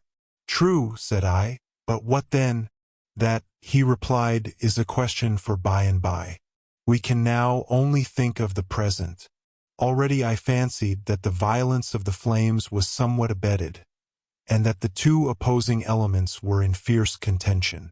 Some plank in the ship's side was evidently stove in, admitting free passage for the waves. But how, when the water had mastered the fire, should we be able to master the water? Our natural course would be to use the pumps, but these, in the very midst of the conflagration, were quite unavailable. For 3 long hours, in anxious suspense, we watched and waited. Where we were we could not tell. One thing alone was certain. The tide was ebbing beneath us, and the waves were relaxing in their violence. Once let the fire be extinguished, and then, perhaps, there would be room to hope that the next high tide would set us afloat. Towards 4:30 in the morning the curtain of fire and smoke, which had shut off communication between the two extremities of the ship, became less dense, and we could faintly distinguish that party of the crew who had taken refuge in the forecastle. And before long, although it was impracticable to step upon the deck, the lieutenant and the boatswain contrived to clamber over the gunwale, along the rails, and joined Curtis on the poop. Here they held a consultation, to which I was admitted. They were all of opinion that nothing could be done until daylight should give us something of an idea of our actual position. If we then found that we were near the shore, we would, weather permitting, endeavor to land, either in the boat or upon a raft. If, on the other hand, no land were in sight, and the Chancellor were ascertained to be stranded on some isolated reef, all we could do would be to get her afloat, and put her into condition for reaching the nearest coast. Curtis told us that it was long since he had been able to take any observation of altitude, but there was no doubt the northwest wind had driven us far to the south, and he thought, as he was ignorant of the existence of any reef in this part of the Atlantic, that it was just possible that we had been driven on to the coast of some portion of South America. I reminded him that we were in momentary expectation of an explosion, and suggested that it would be advisable to abandon the ship and take refuge on the reef. But he would not hear of such a proceeding, said that the reef would probably be covered at high tide, and persisted in the original resolution that no decided action could be taken before the daylight appeared. I immediately reported this decision of the captain to my fellow passengers. None of them seemed to realize the new danger to which the Chancellor may be exposed by being cast upon an unknown reef, hundreds of miles it may be from land. All are for the time possessed with one idea, one hope, and that is, that the fire may now be quenched and the explosion averted. And certainly their hopes seem in a fair way of being fulfilled. Already the raging flames that poured forth from the hatches have given place to dense black smoke, and although occasionally some fiery streaks dart across the dusky fumes, yet they are instantly extinguished. The waves are doing what pumps and buckets could never have effected. By their inundation they are steadily stifling the fire, which was as steadily spreading to the whole bulk of the 1,700 bales of cotton. Chapter 16. October 30th. At the first gleam of daylight we eagerly scanned the southern and western horizons, but the morning mists limited our view. Land was nowhere to be seen. The tide was now almost at its lowest ebb, and the color of the few peaks of rock that jutted up around us showed that the reef on which we had stranded was of basaltic formation. There were now only about 6 feet of water around the Chancellor, though with a full freight she draws about 15. It was remarkable how far she had been carried on to the shelf of rock, but the number of times that she had touched the bottom before she finally ran aground left us no doubt that she had been lifted up and borne along on the top of an enormous wave. She now lies with her stern considerably higher than her bows, a position which renders walking upon the deck anything but an easy matter. Moreover, as the tide receded, she heeled over so much to larboard that at one time Curtis feared she would altogether capsize. That fear, however, since the tide has reached its lowest mark, has happily proved groundless. At 6 o'clock some violent blows were felt against the ship's side, and at the same time a voice was distinguished, shouting loudly, "Curtis! Curtis!" Following the direction of the cries, we saw that the broken mizzenmast was being washed against the vessel, and in the dusky morning twilight we could make out the figure of a man clinging to the rigging. Curtis, at the peril of his life, hastened to bring the man on board. It proved to be none other than Silas Huntley, who, after being carried overboard with the mast, had thus, almost by a miracle, escaped a watery grave. Without a word of thanks to his deliverer, the ex-captain, passive like an automaton, passed on and took his seat in the most secluded corner of the poop. The broken mizzen may, perhaps, be of service to us at some future time, and with that idea it has been rescued from the waves and lashed securely to the stern. By this time it was light enough to see for a distance of 3 miles round, but as yet nothing could be discerned to make us think that we were near a coast. The line of breakers ran for about a mile from southwest to northeast, and 200 fathoms to the north of the ship an irregular mass of rocks formed a small islet. This islet rose about 50 feet above the sea, and was consequently above the level of the highest tides, whilst a sort of causeway, available at low water, would enable us to reach the island, if necessity required. But there the reef ended. Beyond it the sea again resumed its somber hue, betokening deep water. In all probability, then, This was a solitary shoal, unattached to a shore, and the gloom of a bitter disappointment began to weigh upon our spirits. In another hour the mists had totally disappeared, and it was broad daylight. I and M. Letourneur stood watching Curtis as he continued eagerly to scan the western horizon. Astonishment was written on his countenance.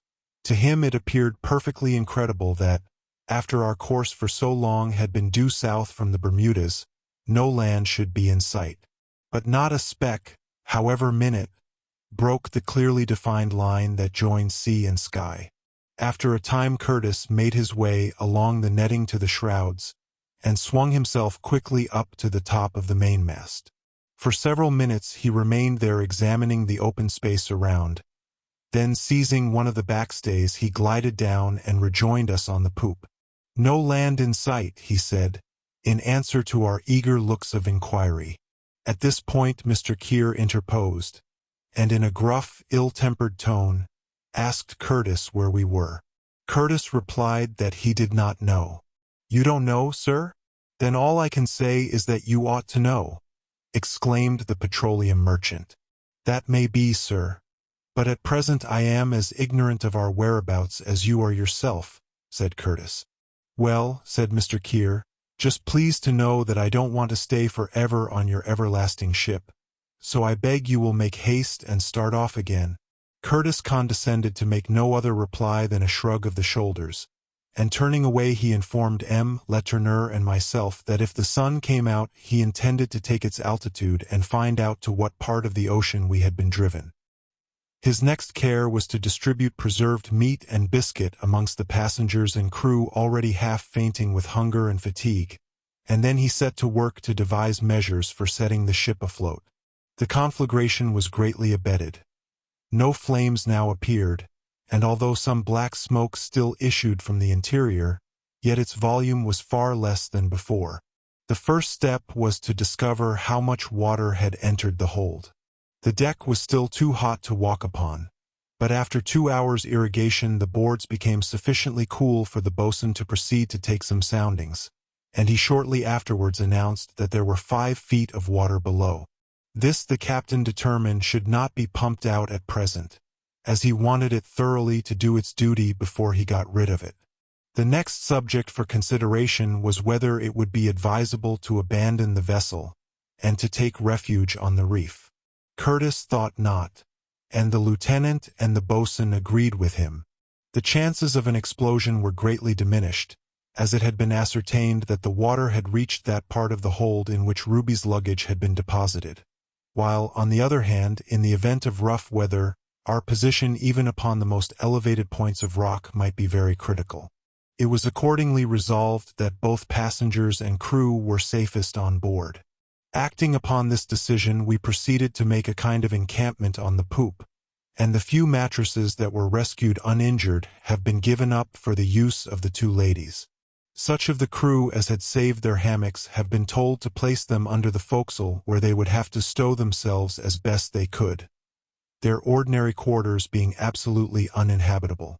Fortunately, although the storeroom has been considerably exposed to the heat, its contents are not very seriously damaged, and all the barrels of water and the greater part of the provisions are quite intact.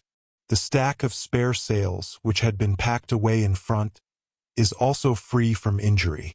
The wind has dropped considerably since the early morning, and the swell in the sea is far less heavy. On the whole, our spirits are reviving, and we begin to think we may yet find a way out of our troubles. M. Letourneur, his son, and I have just had a long conversation about the ship's officers. We consider their conduct, under the late trying circumstances, to have been most exemplary, and their courage, energy, and endurance to have been beyond all praise. Lieutenant Walter, the boatswain, and Dowlas the carpenter have all alike distinguished themselves, and made us feel that they are men to be relied on. As for Curtis, words can scarcely be found to express our admiration of his character. He is the same as he has ever been, the very life of his crew, cheering them on by word or gesture, finding an expedient for every difficulty, and always foremost in every action. The tide turned at 7 this morning, and by 11 all the rocks were submerged, none of them being visible except the cluster of those which formed the rim of a small and almost circular basin from 250 to 300 feet in diameter, in the north angle of which the ship is lying.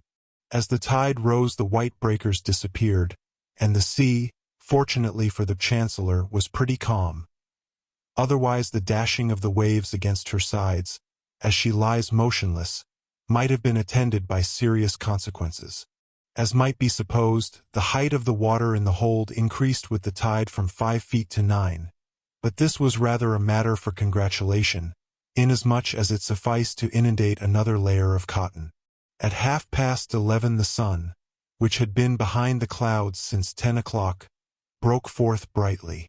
The captain, who had already in the morning been able to calculate an horary angle, now prepared to take the meridian altitude, and succeeded at midday in making his observation most satisfactorily.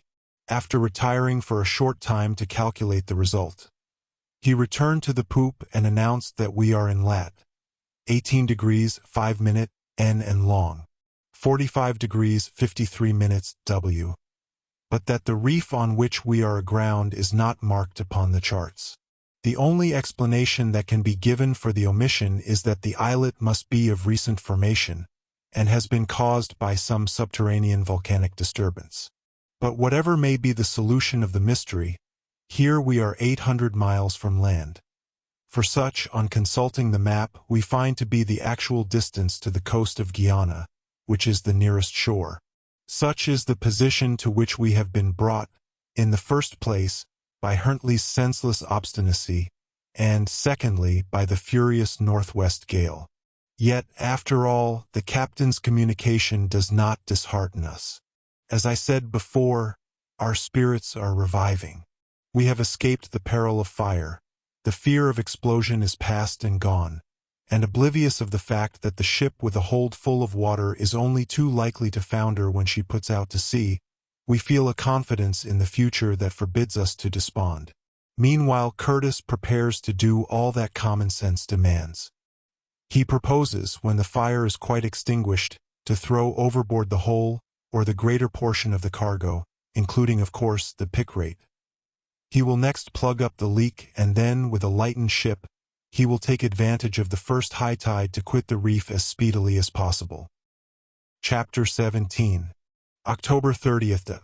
Once again I talked to M. Letourneur about our situation, and endeavored to animate him with the hope that we should not be detained for long in our present predicament. But he could not be brought to take a very sanguine view of our prospects. But surely, I protested, it will not be difficult to throw overboard a few hundred bales of cotton. 2 or 3 days at most will suffice for that. Likely enough, he replied, when the business is once begun. But you must remember, Mr. Kazallon, that the very heart of the cargo is still smoldering, and that it will still be several days before anyone will be able to venture into the hold. Then the leak, too, that has to be caulked, and, unless it is stopped up very effectually, we shall be only doomed most certainly to perish at sea. Don't, then, be deceiving yourself. It must be 3 weeks at least before you can expect to put out to sea. I can only hope meanwhile that the weather will continue propitious. It wouldn't take many storms to knock the Chancellor, shattered as she is, completely into pieces. Here, then, was the suggestion of a new danger to which we were to be exposed. The fire might be extinguished, the water might be got rid of by the pumps, but after all we must be at the mercy of the wind and waves. And although the rocky island might afford a temporary refuge from the tempest, what was to become of passengers and crew if the vessel should be reduced to a total wreck? I made no remonstrance, however, to this view of our case, but merely asked M. Letourneur if he had confidence in Robert Curtis. Perfect confidence, he answered, and I acknowledge it most gratefully as a providential circumstance that Captain Huntley had given him the command in time. Whatever man can do, I know that Curtis will not leave undone to extricate us from our dilemma. Prompted by this conversation with M. Letourneur, I took the first opportunity of trying to ascertain from Curtis himself how long he reckoned we should be obliged to remain upon the reef. But he merely replied that it must depend upon circumstances, and that he hoped the weather would continue favorable. Fortunately, the barometer is rising steadily, and there is every sign of a prolonged calm. Meantime, Curtis is taking active measures for totally extinguishing the fire. He is at no great pains to spare the cargo, and as the bales that lie just above the level of the water are still alight, he has resorted to the expedient of thoroughly saturating the upper layers of the cotton, in order that the combustion may be stifled between the moisture descending from above and that ascending from below. This scheme has brought the pumps once more into requisition.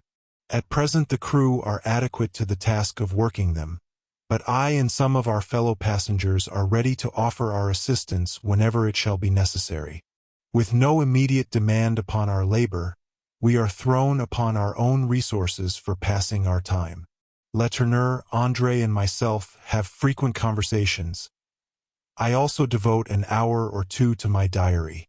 Falson holds little communication with any of us, but remains absorbed in his calculations, and amuses himself by tracing mechanical diagrams with ground plan, section, elevation, all complete.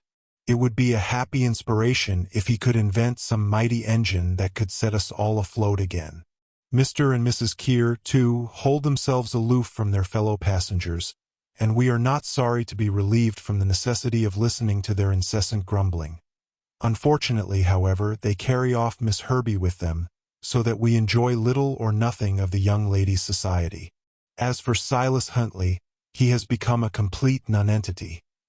He exists, it is true, but merely, it would seem, to vegetate. Hobart, the steward, an obsequious, sly sort of fellow, goes through his routine of duties just as though the vessel were pursuing her ordinary course, and, as usual, is continually falling out with Jinkstrop, the cook, an impudent, ill-favored Negro, who interferes with the other sailors in a manner which, I think, ought not to be allowed. Since it appears likely that we shall have abundance of time on our hands, I have proposed to M. Letourneur and his son that we shall together explore the reef on which we are stranded. It is not very probable that we shall be able to discover much about the origin of this strange accumulation of rock, yet the attempt will at least occupy us for some hours, and will relieve us from the monotony of our confinement on board. Besides, as the reef is not marked in any of the maps, I could not but believe that it would be rendering a service to hydrography if we were to take an accurate plan of the rocks, of which Curtis could afterwards verify the true position by a second observation made with a closer precision than the one he has already taken. M. Letourneur agrees to my proposal. Curtis has promised to let us have the boat and some sounding lines, and to allow one of the sailors to accompany us. So tomorrow morning we hope to make our little voyage of investigation. Chapter 18. October 31st to November 5th. Our first proceeding on the morning of the 31st was to make the proposed tour of the reef, which is about 1/4 of a mile long. With the aid of our sounding lines we found that the water was deep, right up to the very rocks, and that no shelving shores prevented us coasting along them. There was not a shadow of doubt as to the rock being of purely volcanic origin, upheaved by some mighty subterranean convulsion. It is formed of blocks of basalt, arranged in perfect order, of which the regular prisms give the whole mass the effect of being one gigantic crystal, and the remarkable transparency of the sea enabled us plainly to observe the curious shafts of the prismatic columns that support the marvelous substructure. "This is indeed a singular island," said M. Letourneur. "Evidently it is of quite a recent origin." "Yes, father," said André, "and I should think it has been caused by a phenomenon similar to those which produced the Julia Island, off the coast of Sicily, or the group of the Santorini in the Grecian archipelago. One could almost fancy that it had been created expressly for the Chancellor to stand upon. It is very certain, I observed, that some upheaving has lately taken place. This is by no means an unfrequented part of the Atlantic, so that it is not at all likely that it could have escaped the notice of sailors if it had been always in existence. Yet it is not marked even in the most modern charts. We must try and explore it thoroughly and give future navigators the benefit of our observations. But perhaps it will disappear as it came," said André. "You are no doubt aware, Mr. Cazalan, that these volcanic islands sometimes have a very transitory existence. Not impossibly.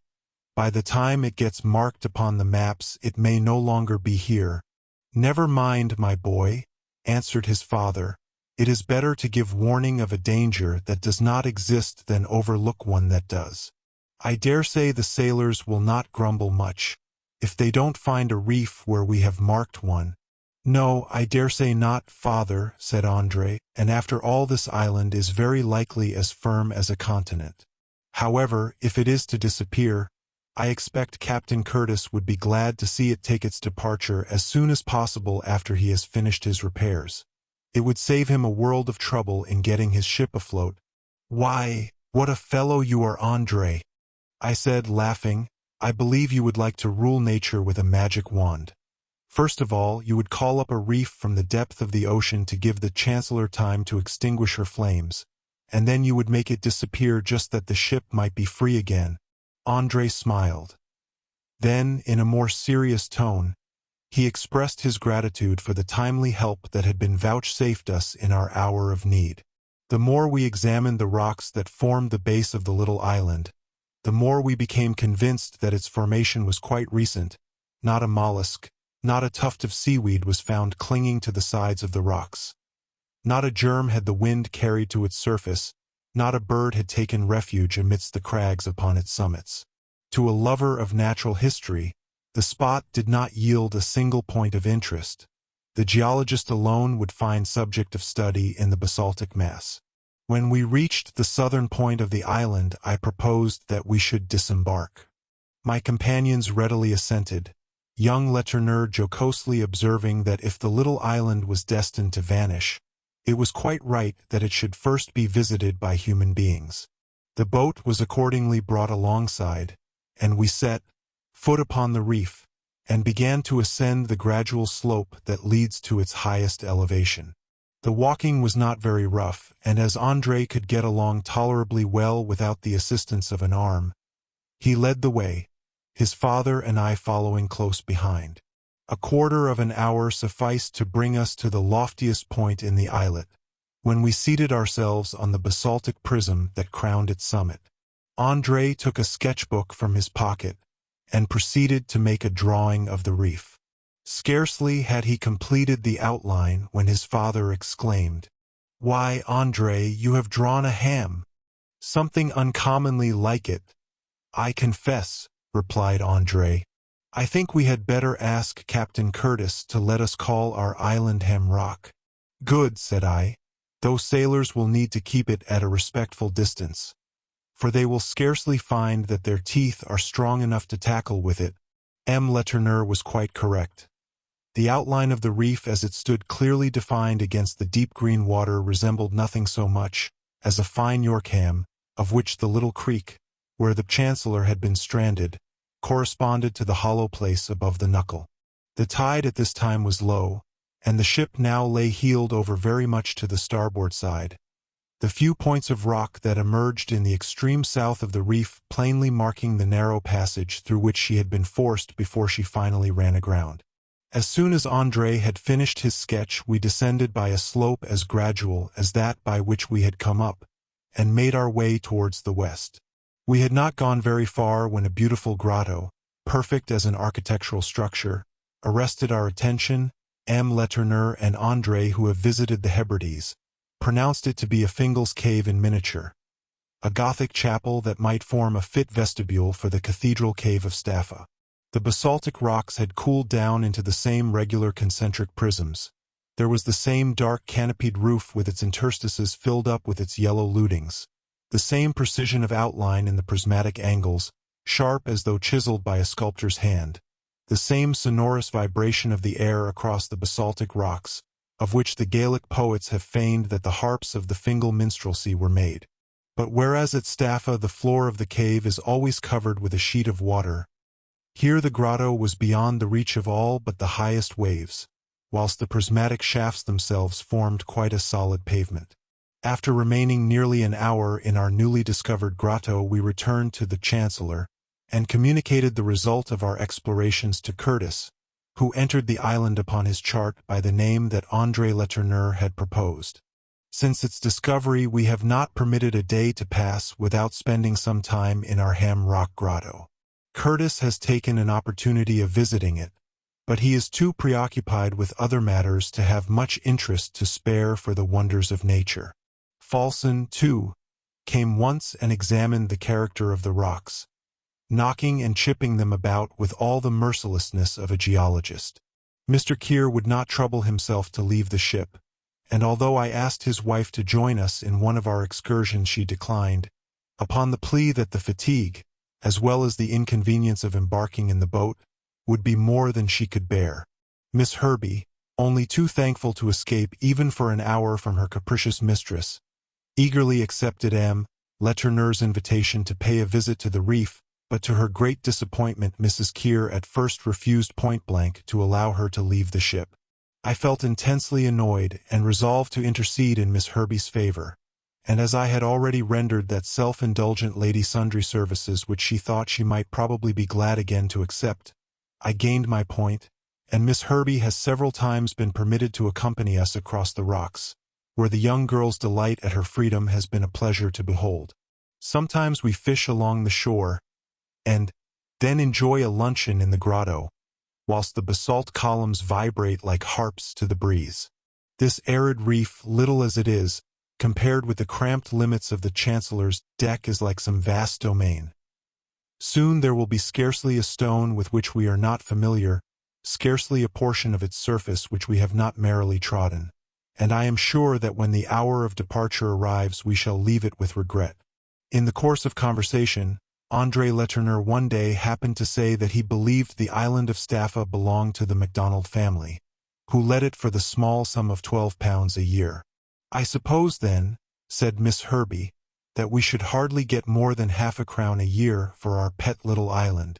"I don't think you would get a penny for it, Miss Herbey. But are you thinking of taking a lease?" I said, laughing. "Not at present," she said. Then added, with a half-suppressed sigh, "And yet it is a place where I have seemed to know what it is to be really happy." André murmured some expression of assent, and we all felt that there was something touching in the words of the orphaned, friendless girl who had found her long-lost sense of happiness on a lonely rock in the Atlantic. Chapter 19. November 6th to November 15th. For the first 5 days after the Chancellor had run aground, there was a dense black smoke continually rising from the hold, but it gradually diminished until the 6th of November, when we might consider that the fire was extinguished. Curtis, nevertheless, deemed it prudent to persevere in working the pumps, which he did until the entire hull of the ship, right up to the deck, had been completely inundated. The rapidity, however, with which the water, at every retreat of the tide, drained off to the level of the sea, was an indication that the leak must be of considerable magnitude, and such, on investigation, proved to be the case. One of the sailors, named Flaypole, dived one day at low water to examine the extent of the damage, and found that the hole was not much less than 4 feet square, and was situated 30 feet 4 of the helm, and 2 feet above the rider of the keel. 3 planks had been stoved in by a sharp point of rock, and it was only a wonder that the violence with which the heavily laden vessel had been thrown ashore did not result in the smashing in of many parts besides, as it would be a couple of days or more before the hold would be in a condition for the bales of cotton to be removed for the carpenter to examine the damage from the interior of the ship. Curtis employed the interval in having the broken mizzenmast repaired. Dowlas the carpenter, with considerable skill, contrived to mortise it into its former stump, and made the junction thoroughly secure by strong iron belts and bolts. The shrouds, the stays and backstays were then carefully refitted, some of the sails were changed, and the whole of the running rigging was renewed. Injury, to some extent, had been done to the poop and to the crew's lockers in the front, but time and labor were all that were wanted to make them good, and with such a will did everyone set to work that it was not long before all the cabins were again available for use. On the 8th the unlading of the ship commenced. Pulleys and tackling were put over the hatches, and passengers and crew together proceeded to haul up the heavy bales which had been deluged so frequently by water that the cotton was all but spoiled. One by one, the sodden bales were placed in the boat to be transported to the reef. After the first layer of cotton had been removed, it became necessary to drain off part of the water that filled the hold. For this purpose, the leak in the side had somehow or other to be stopped, and this was an operation which was cleverly accomplished by Dowlas and Flaypole, who contrived to dive at low tide and nail a sheet of copper over the entire hole. This, however, of itself would have been utterly inadequate to sustain the pressure that would arise from the action of the pumps. So Curtis ordered that a number of the bales should be piled up inside against the broken planks. The scheme succeeded very well, and as the water got lower and lower in the hold, the men were enabled to resume their task of unlading. Curtis thinks it quite probable that the leaks may be mended from the interior. By far the best way of repairing the damage would be to careen the ship, and to shift the planking, but the appliances are wanting for such an undertaking. Moreover, any bad weather which might occur while the ship was on her flank would only too certainly be fatal to her altogether. But the captain has very little doubt that by some device or other, he shall manage to patch up the hole in such a way as will ensure our reaching land in safety. After 2 days' toil, the water was entirely reduced, and without further difficulty the unlading was completed. All of us, including even André Letourneur, have been taking our turn at the pumps, for the work is so extremely fatiguing that the crew require some occasional respite. Arms and back soon become strained and weary with the incessant swing of the handles, and I can well understand the dislike which sailors always express to the labor. One thing there is which is much in our favor. The ship lies on a firm and solid bottom, and we have the satisfaction of knowing that we are not contending with a flood that encroaches faster than it can be resisted. Heaven grant that we may not be called to make like efforts, and to make them hopelessly, for a foundering ship. Chapter 20. November 15th to 20th. The examination of the hold has at last been made. Amongst the first things that were found was the case of pickrate, perfectly intact, having neither been injured by the water, nor of course reached by the flames. Why it was not at once pitched into the sea I cannot say, but it was merely conveyed to the extremity of the island, and there it remains. While they were below, Curtis and Dowlas made themselves acquainted with the full extent of the mischief that had been done by the conflagration. They found that the deck and the crossbeams that supported it had been much less injured than they expected, and the thick, heavy planks had only been scorched very superficially. But the action of the fire on the flanks of the ship had been of a much more serious character. A long portion of the inside boarding had been burnt away, and the very ribs of the vessel were considerably damaged.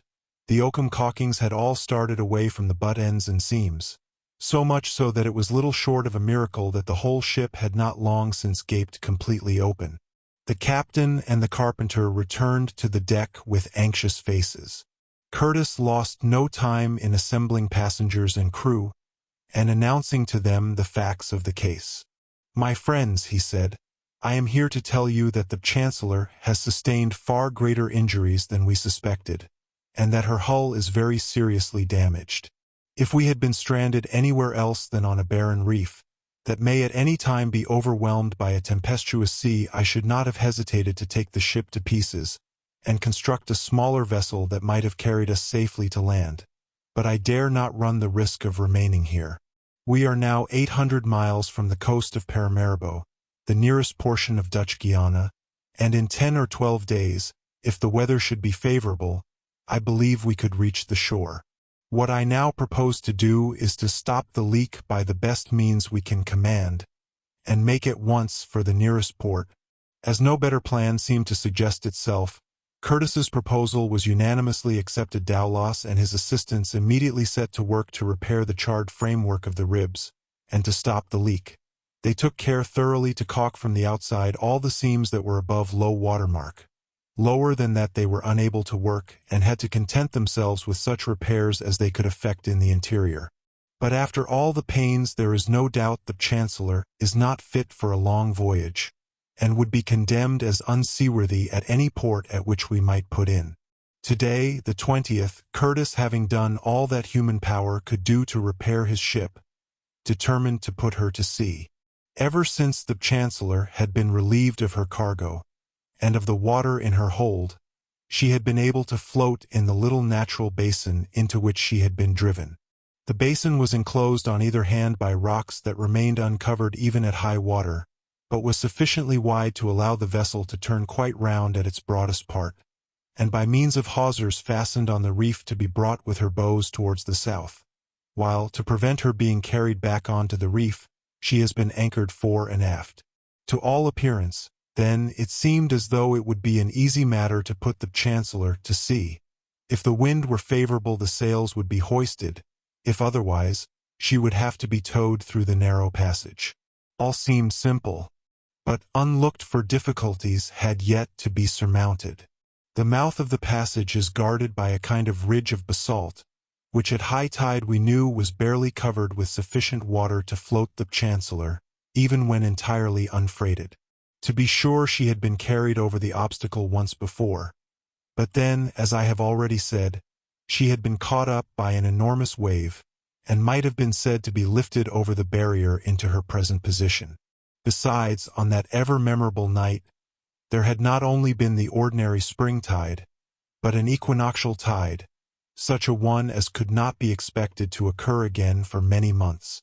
Waiting was out of the question, so Curtis determined to run the risk and to take advantage of the springtide which would occur today to make an attempt to get the ship, lightened as she was, over the bar, after which he might ballast her sufficiently to sail. The wind was blowing from the northwest, and consequently right in the direction of the passage. The captain, however, after a consultation, preferred to tow the ship over the ridge, as he considered it was scarcely safe to allow a vessel of doubtful stability at full sail to charge an obstacle that would probably bring her to a deadlock.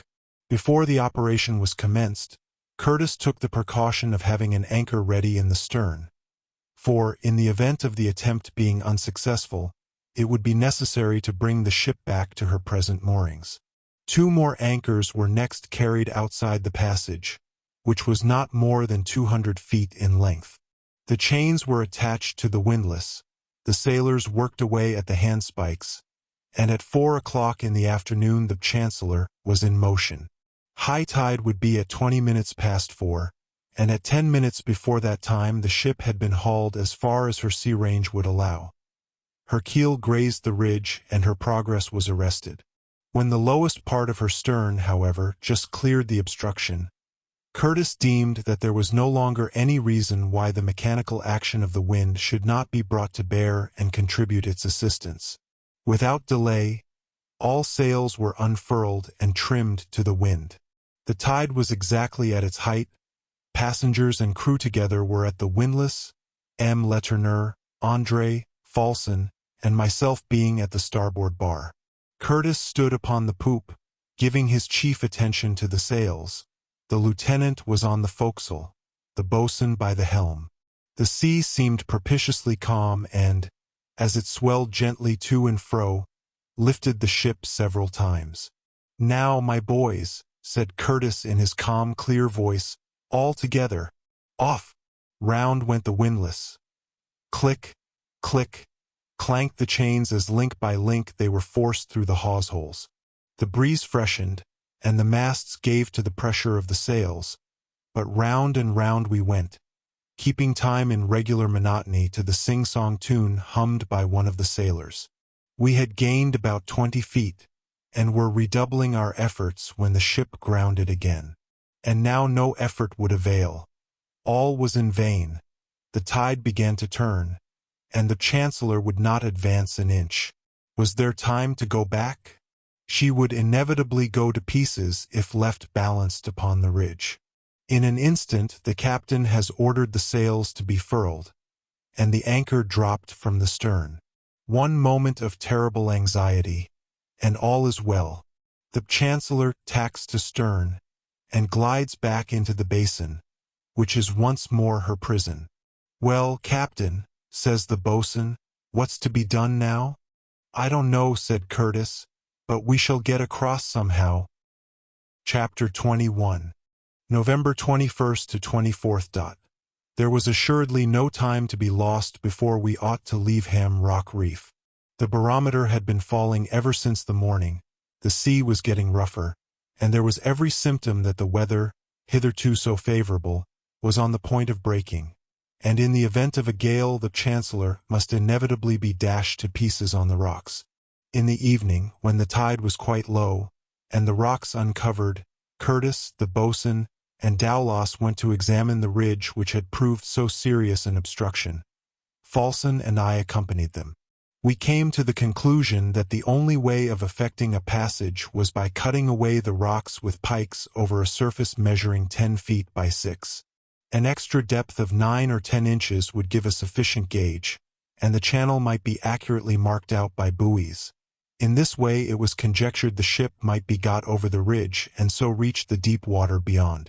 "But this basalt is as hard as granite," said the boatswain. "Besides, we can only get at it at low water, and consequently could only work at it for 2 hours out of the 24. "All the more reason why we should begin at once, boatswain," said Curtis. "But if it is to take us a month, Captain, perhaps by that time the ship may be knocked to atoms. Couldn't we manage to blow up the rock? We have got some powder on board." "Not enough for that," said the boatswain. "You have something better than powder," said Falsten. "What's that?" asked the captain. "Picrate of potash," was the reply.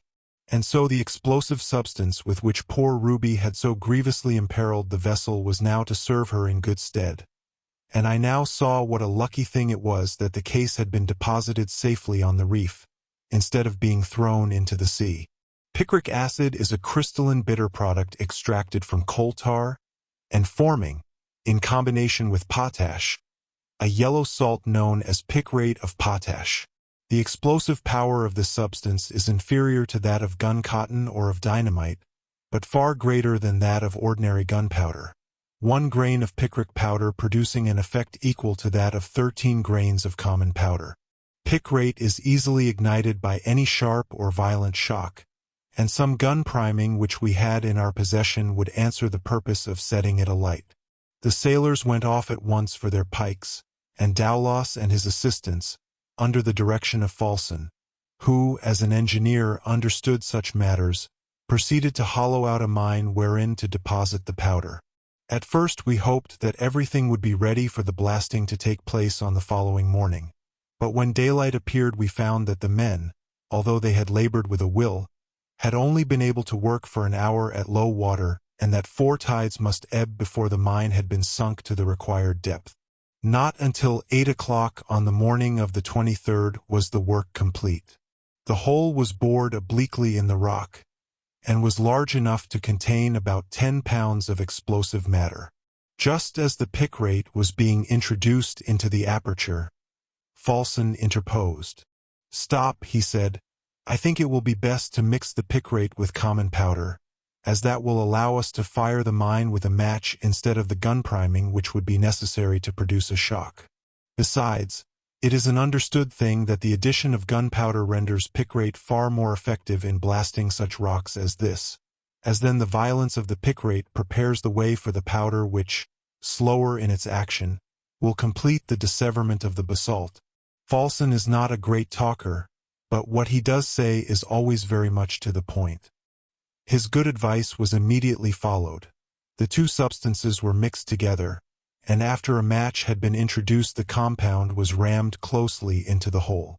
Notwithstanding that the Chancellor was at a distance from the rocks that ensured her from any danger of being injured by the explosion, it was thought advisable that the passengers and crew should take refuge in the grotto at the extremity of the reef, and even Mr. Keir, in spite of his many objections, was forced to leave the ship. Falsten, as soon as he had set fire to the match, joined us in our retreat. The train was to burn for 10 minutes, and at the end of that time the explosion took place. The report, on account of the depth of the mine, being muffled, and much less noisy than we had expected.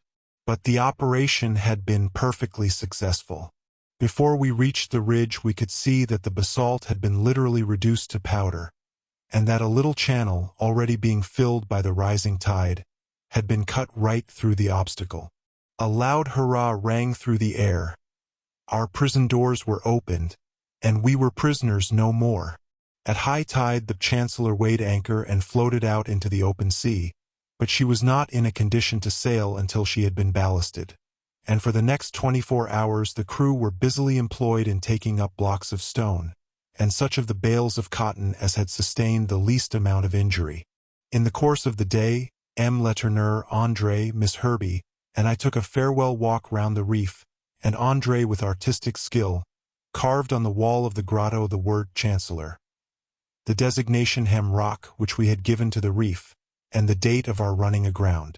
Then we bade adieu to the scene of our 3-week sojourn, where we had passed days that to some at least of our party will be reckoned as far from being the least happy of their lives. At high tide this morning, the 24th, with low top and gallant sails all set, the Chancellor started on her onward way, and 2 hours later the last peak of Ham Rock had vanished below the horizon. Chapter 22. November 24th to December 1st. Here we were then once more at sea, and although on board a ship of which the stability was very questionable, we had hopes, if the wind continued favorable, of reaching the coast of Guiana in the course of a few days. Our way was southwest and consequently with the wind, and although Curtis would not crowd on all sail lest the extra speed should have a tendency to spring the leak afresh, the Chancellor made a progress that was quite satisfactory. Life on board began to fall back into its former routine. The feeling of insecurity and the consciousness that we were merely retracing our path doing much, however, to destroy the animated intercourse that would otherwise go on between passenger and passenger. The first few days passed without any incident worth recording. Then on the 29th, the wind shifted to the north, and it became necessary to brace the yards, trim the sails, and take a starboard tack. This made the ship lurch very much on one side, and as Curtis felt that she was laboring far too heavily, he clewed up the topgallants, prudently reckoning that, under the circumstances, caution was far more important than speed. The night came on dark and foggy. The breeze freshened considerably, and, unfortunately for us, hailed from the northwest. Although we carried no topsails at all, the ship seemed to heel over more than ever. Most of the passengers had retired to their cabins, but all the crew remained on deck, whilst Curtis never quitted his post upon the poop. Towards 2 o'clock in the morning I was myself preparing to go to my cabin, when Burke, one of the sailors who had been down into the hold, came on deck with the ominous cry, 2 feet of water below. In an instant Curtis and the boatswain had descended the ladder.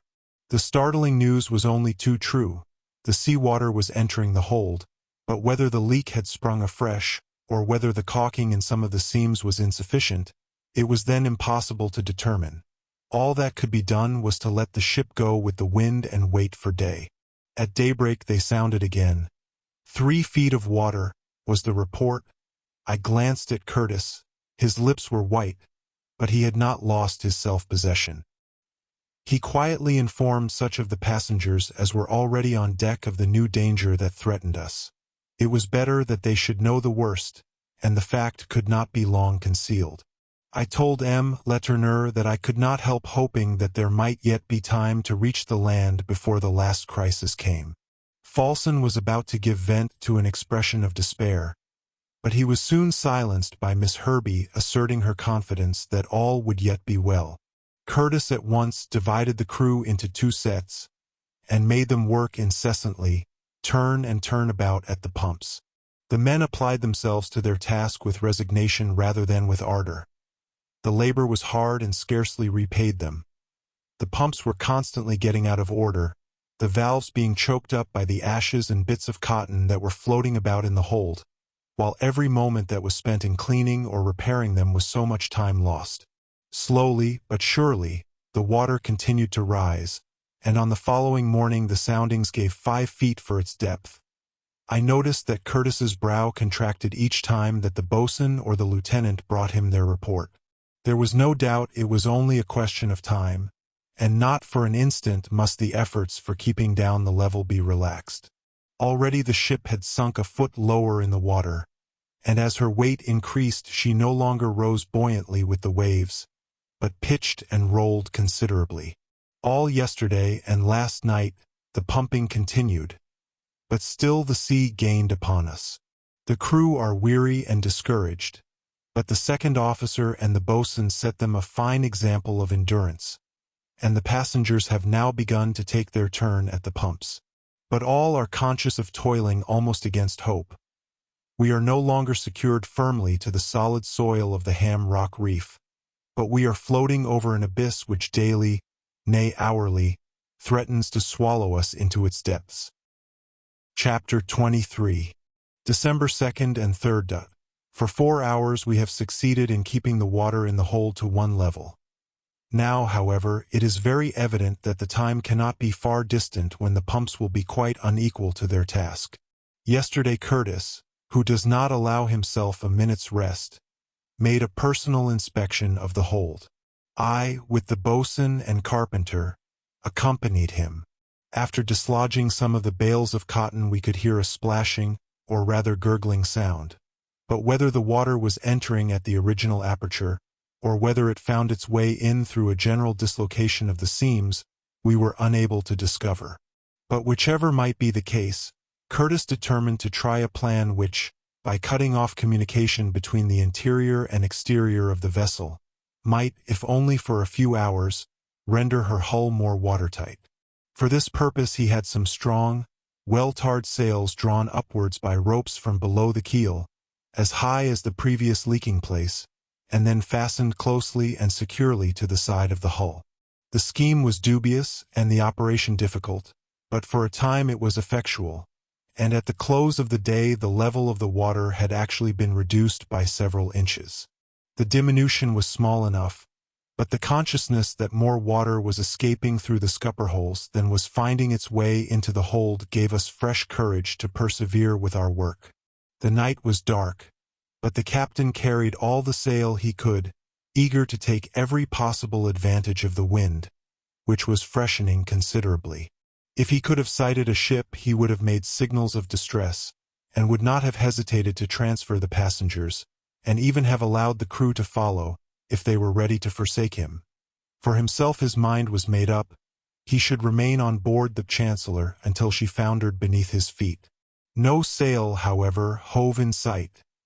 Consequently, escape by such means was out of our power. During the night the canvas covering yielded to the pressure of the waves, and this morning, after taking the sounding, the boatswain could not suppress an oath when he announced 6 feet of water in the hold. The ship, then, was filling once again, and already had sunk considerably below her previous waterline. With aching arms and bleeding hands we worked harder than ever at the pumps, and Curtis makes those who are not pumping form a line and pass buckets, with all the speed they can, from hand to hand. But all in vain. At 8:30 more water is reported in the hold, and some of the sailors, overcome by despair, refused to work 1 minute longer. The first to abandon his post was Owen, a man whom I have mentioned before, as exhibiting something of a mutinous spirit.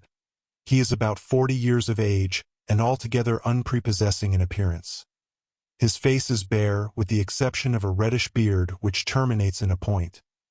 His forehead is furrowed with sinister-looking wrinkles, his lips curl inwards, and his ears protrude, whilst his bleared and bloodshot eyes are encircled with thick red rings. Amongst the 5 or 6 other men who had struck work, I noticed Jinkstrop the cook, who evidently shared all Owen's ill feelings. Twice did Curtis order the men back to the pumps, and twice did Owen, acting as spokesman for the rest, refuse. And when Curtis made a step forward as though to approach him, he said savagely, "I advise you not to touch me," and walked away to the forecastle. Curtis descended to his cabin, and almost immediately returned with a loaded revolver in his hand. For a moment Owen surveyed the captain with a frown of defiance, but at a sign from Jinkstrop he seemed to recollect himself, and, with the remainder of the men, he returned to his work. Chapter 24. December 4th. The first attempt at mutiny being thus happily suppressed, it is to be hoped that Curtis will succeed as well in future. An insubordinate crew would render us powerless indeed. Throughout the night the pumps were kept, without respite, steadily at work, but without producing the least sensible benefit. The ship became so waterlogged and heavy that she hardly rose at all to the waves, which consequently often washed over the deck and contributed their part towards aggravating our case.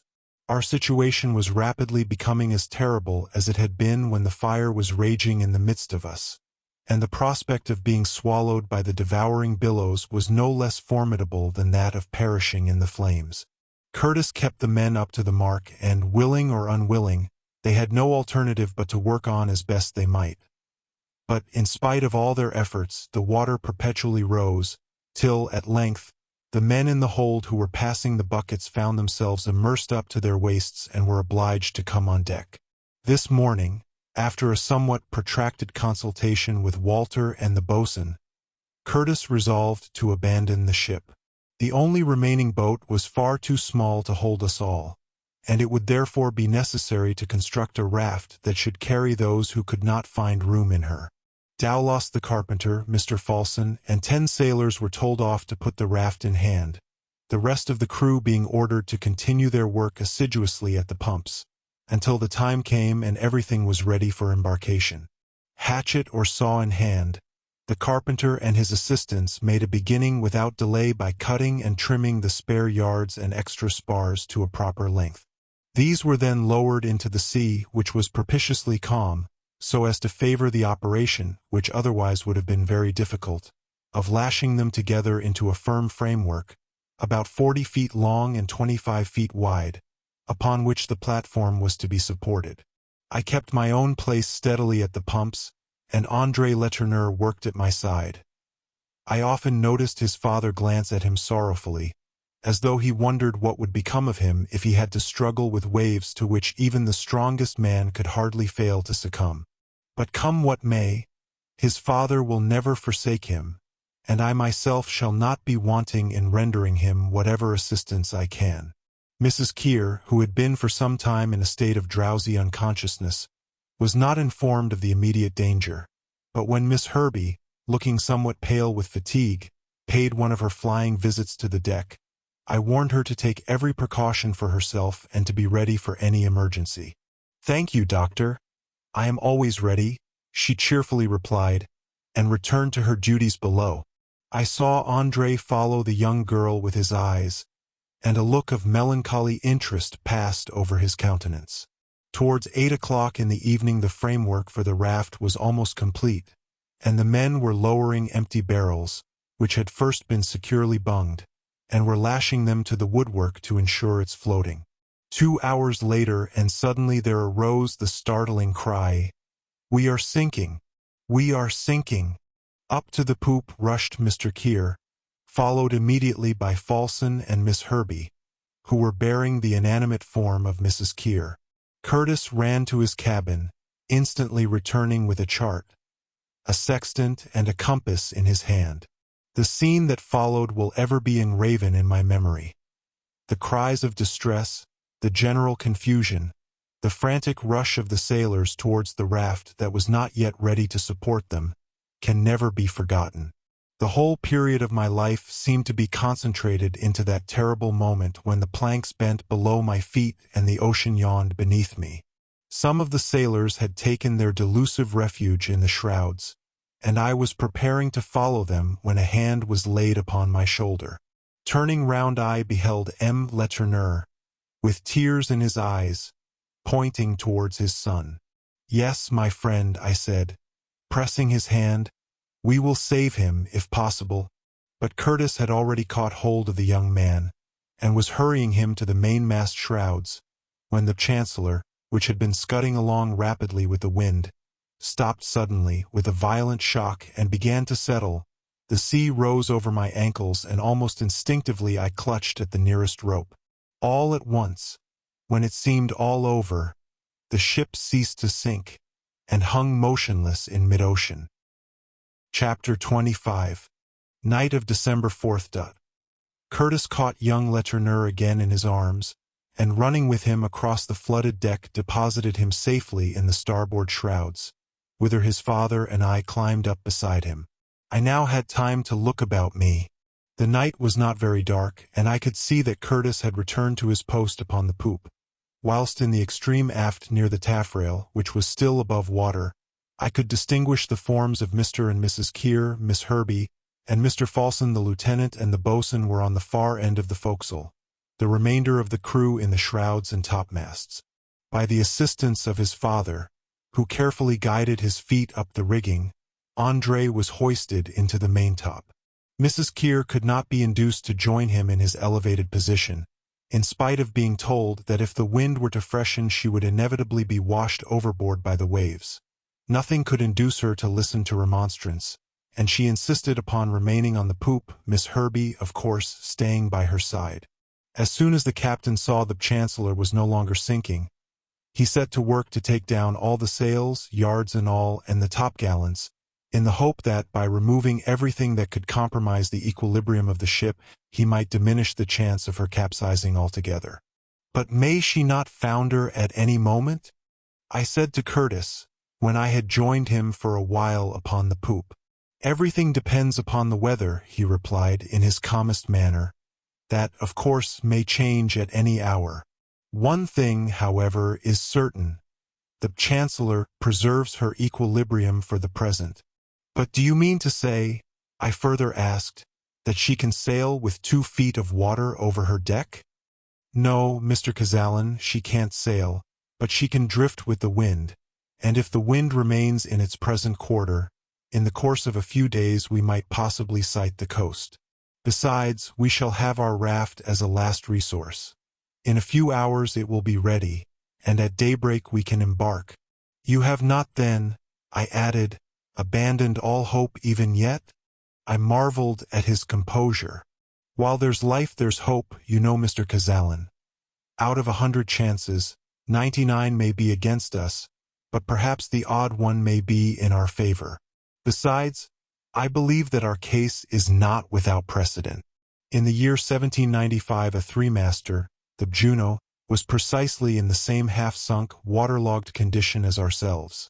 And yet with her passengers and crew clinging to her topmast she drifted for 20 days, until she came in sight of land, when those who had survived the deprivation and fatigue were saved.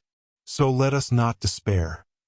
Let us hold on to the hope that the survivors of the Chancellor may be equally fortunate."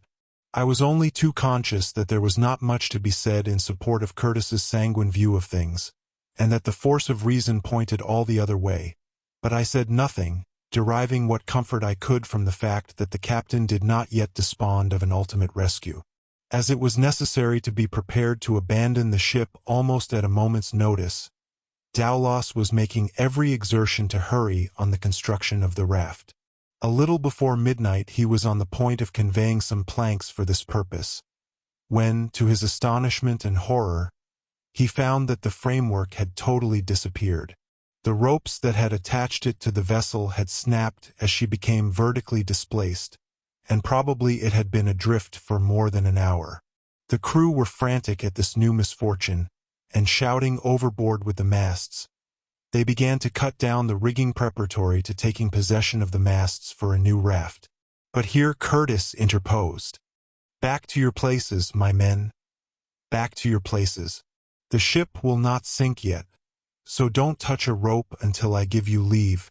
The firmness of the captain's voice brought the men to their senses, and although some of them could ill disguise their reluctance, all returned to their posts. When daylight had sufficiently advanced, Curtis mounted the mast, and looked around for the missing raft. But it was nowhere to be seen.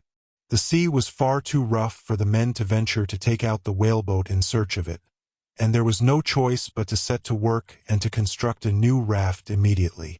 Since the sea has become so much rougher, Mrs. Keir has been induced to leave the poop, and has managed to join M. Letourneur and his son on the maintop, where she lies in a state of complete prostration. I need hardly add that Miss Herbie continues in her unwearied attendance. The space to which these 4 people are limited is necessarily very small, nowhere measuring 12 feet across. To prevent them losing their balance, some spars have been lashed from shroud to shroud, and for the convenience of the 2 ladies Curtis has contrived to make a temporary awning of a sail. Mr. Keir has installed himself with Silas Huntley on the foretop.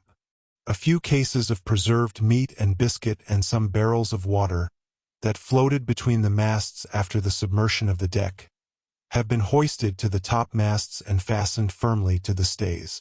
These are now our only provisions. Chapter 26. December 5th. The day was very hot. December in latitude 16 degrees, N is a summer month, and unless a breeze should rise to temper the burning sun, we might expect to suffer from an oppressive heat. The sea still remained very rough, and as the heavy waves broke over the ship as though she were a reef, the foam flew up to the very topmasts, and our clothes were perpetually drenched by the spray. The Chancellor's hull is 3/4 submerged. Besides the 3 masts and the bowsprit, to which the whaleboat was suspended, the poop and the forecastle are the only portions that now are visible, and as the intervening section of the deck is quite below the water, these appear to be connected only by the framework of the netting that runs along the vessel's sides. Communication between the topmasts is extremely difficult, and would be absolutely precluded, were it not that the sailors, with practiced dexterity, manage to hoist themselves about by means of the stays. For the passengers, cowering on their narrow and unstable platform, the spectacle of the raging sea below was truly terrific. Every wave that dashed over the ship shook the masts till they trembled again, and one could venture scarcely to look or to think lest he should be tempted to cast himself into the vast abyss. Meanwhile, the crew worked away with all their remaining vigor at the second raft, for which the topgallants and yards were all obliged to be employed. The planks, too, which were continually being loosened and broken away by the violence of the waves from the partitions of the ship, were rescued before they had drifted out of reach and were brought into use. The symptoms of the ship foundering did not appear to be immediate, so that Curtis insisted upon the raft being made with proper care to ensure its strength. We were still several hundred miles from the coast of Guiana, and for so long a voyage it was indispensable to have a structure of considerable solidity. The reasonableness of this was self-apparent, and as the crew had recovered their assurance they spared no pains to accomplish their work effectually. Of all the number, there was but one, an Irishman named Oriati, who seemed to question the utility of all their toil. He shook his head with an oracular gravity. He is an oldish man, not less than 60, with his hair and beard bleached with the storms of many travels. As I was making my way towards the poop, he came up to me and began talking. "And why, bedad, I'd like to know, why is it that they'll all be after lavin of the ship?" He turned his quid with the most serene composure, and continued, "And isn't it me myself that's been wrecked 9 times already? And sure, poor fools are they that ever have put their trust in rafts or boats sure, and they found a watery grave. Nay, nay. While the old ship lasts, let's stick to her, says I." Having thus unburdened his mind, he relapsed into silence, and soon went away. About 3 o'clock I noticed that Mr. Keir and Silas Huntley were holding an animated conversation in the foretop. The petroleum merchant had evidently some difficulty in bringing the ex-captain round to his opinion, for I saw him several times shake his head as he gave long and scrutinizing looks at the sea and sky. In less than an hour afterwards I saw Huntley let himself down by the forestays and clamber along to the forecastle, where he joined the group of sailors, and I lost sight of him. I attached little importance to the incident, and shortly afterwards joined the party in the maintop, where we continued talking for some hours. The heat was intense, and if it had not been for the shelter afforded by the sail tent, would have been unbearable. At 5 o'clock we took as refreshment some dried meat and biscuit, each individual being also allowed half a glass of water. Mrs. Keir, prostrate with fever, could not touch a mouthful, and nothing could be done by Miss Herbie to relieve her, beyond occasionally moistening her parched lips. The unfortunate lady suffers greatly, and sometimes I am inclined to think that she will succumb to the exposure and privation. Not once had her husband troubled himself about her, but when shortly afterwards I heard him hail some of the sailors on the forecastle and ask them to help him down from the foretop, I began to think that the selfish fellow was coming to join his wife. At first the sailors took no notice of his request, but on his repeating it with the promise of paying them handsomely for their services, two of them, Burke and Sandon, swung themselves along the netting into the shrouds, and were soon at his side. A long discussion ensued.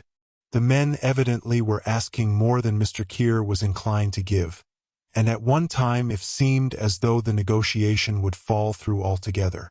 But at length the bargain was struck, and I saw Mr. Keir take a bundle of paper dollars from his waistcoat pocket, and hand a number of them over to one of the men. The man counted them carefully, and from the time it took him, I should think that he could not have pocketed anything less than $100. The next business was to get Mr. Keir down from the foretop, and Burke and Sandon proceeded to tie a rope round his waist, which they afterwards fastened to the forestay. Then, in a way which provoked shouts of laughter from their mates, they gave the unfortunate man a shove, and sent him rolling down like a bundle of dirty clothes onto the forecastle. I was quite mistaken as to his object. Mr. Keir had no intention of looking after his wife, but remained by the side of Silas Huntley until the gathering darkness hid them both from view. As night drew on, the wind grew calmer, but the sea remained very rough. The moon had been up ever since 4 in the afternoon, though she only appeared at rare intervals between the clouds. Some long lines of vapor on the horizon were tinged with a rosy glare that foreboded a strong breeze for the morrow, and all felt anxious to know from which quarter the breeze would come, for any but a northeaster would bear the frail raft on which we were to embark far away from land. About 8 o'clock in the evening Curtis mounted to the maintop, but he seemed preoccupied and anxious, and did not speak to anyone. He remained for a quarter of an hour, then, after silently pressing my hand, he returned to his old post. I laid myself down in the narrow space at my disposal, and tried to sleep, but my mind was filled with strange forebodings, and sleep was impossible. The very calmness of the atmosphere was oppressive. Scarcely a breath of air vibrated through the metal rigging, and yet the sea rose with a heavy swell as though it felt the warnings of a coming tempest.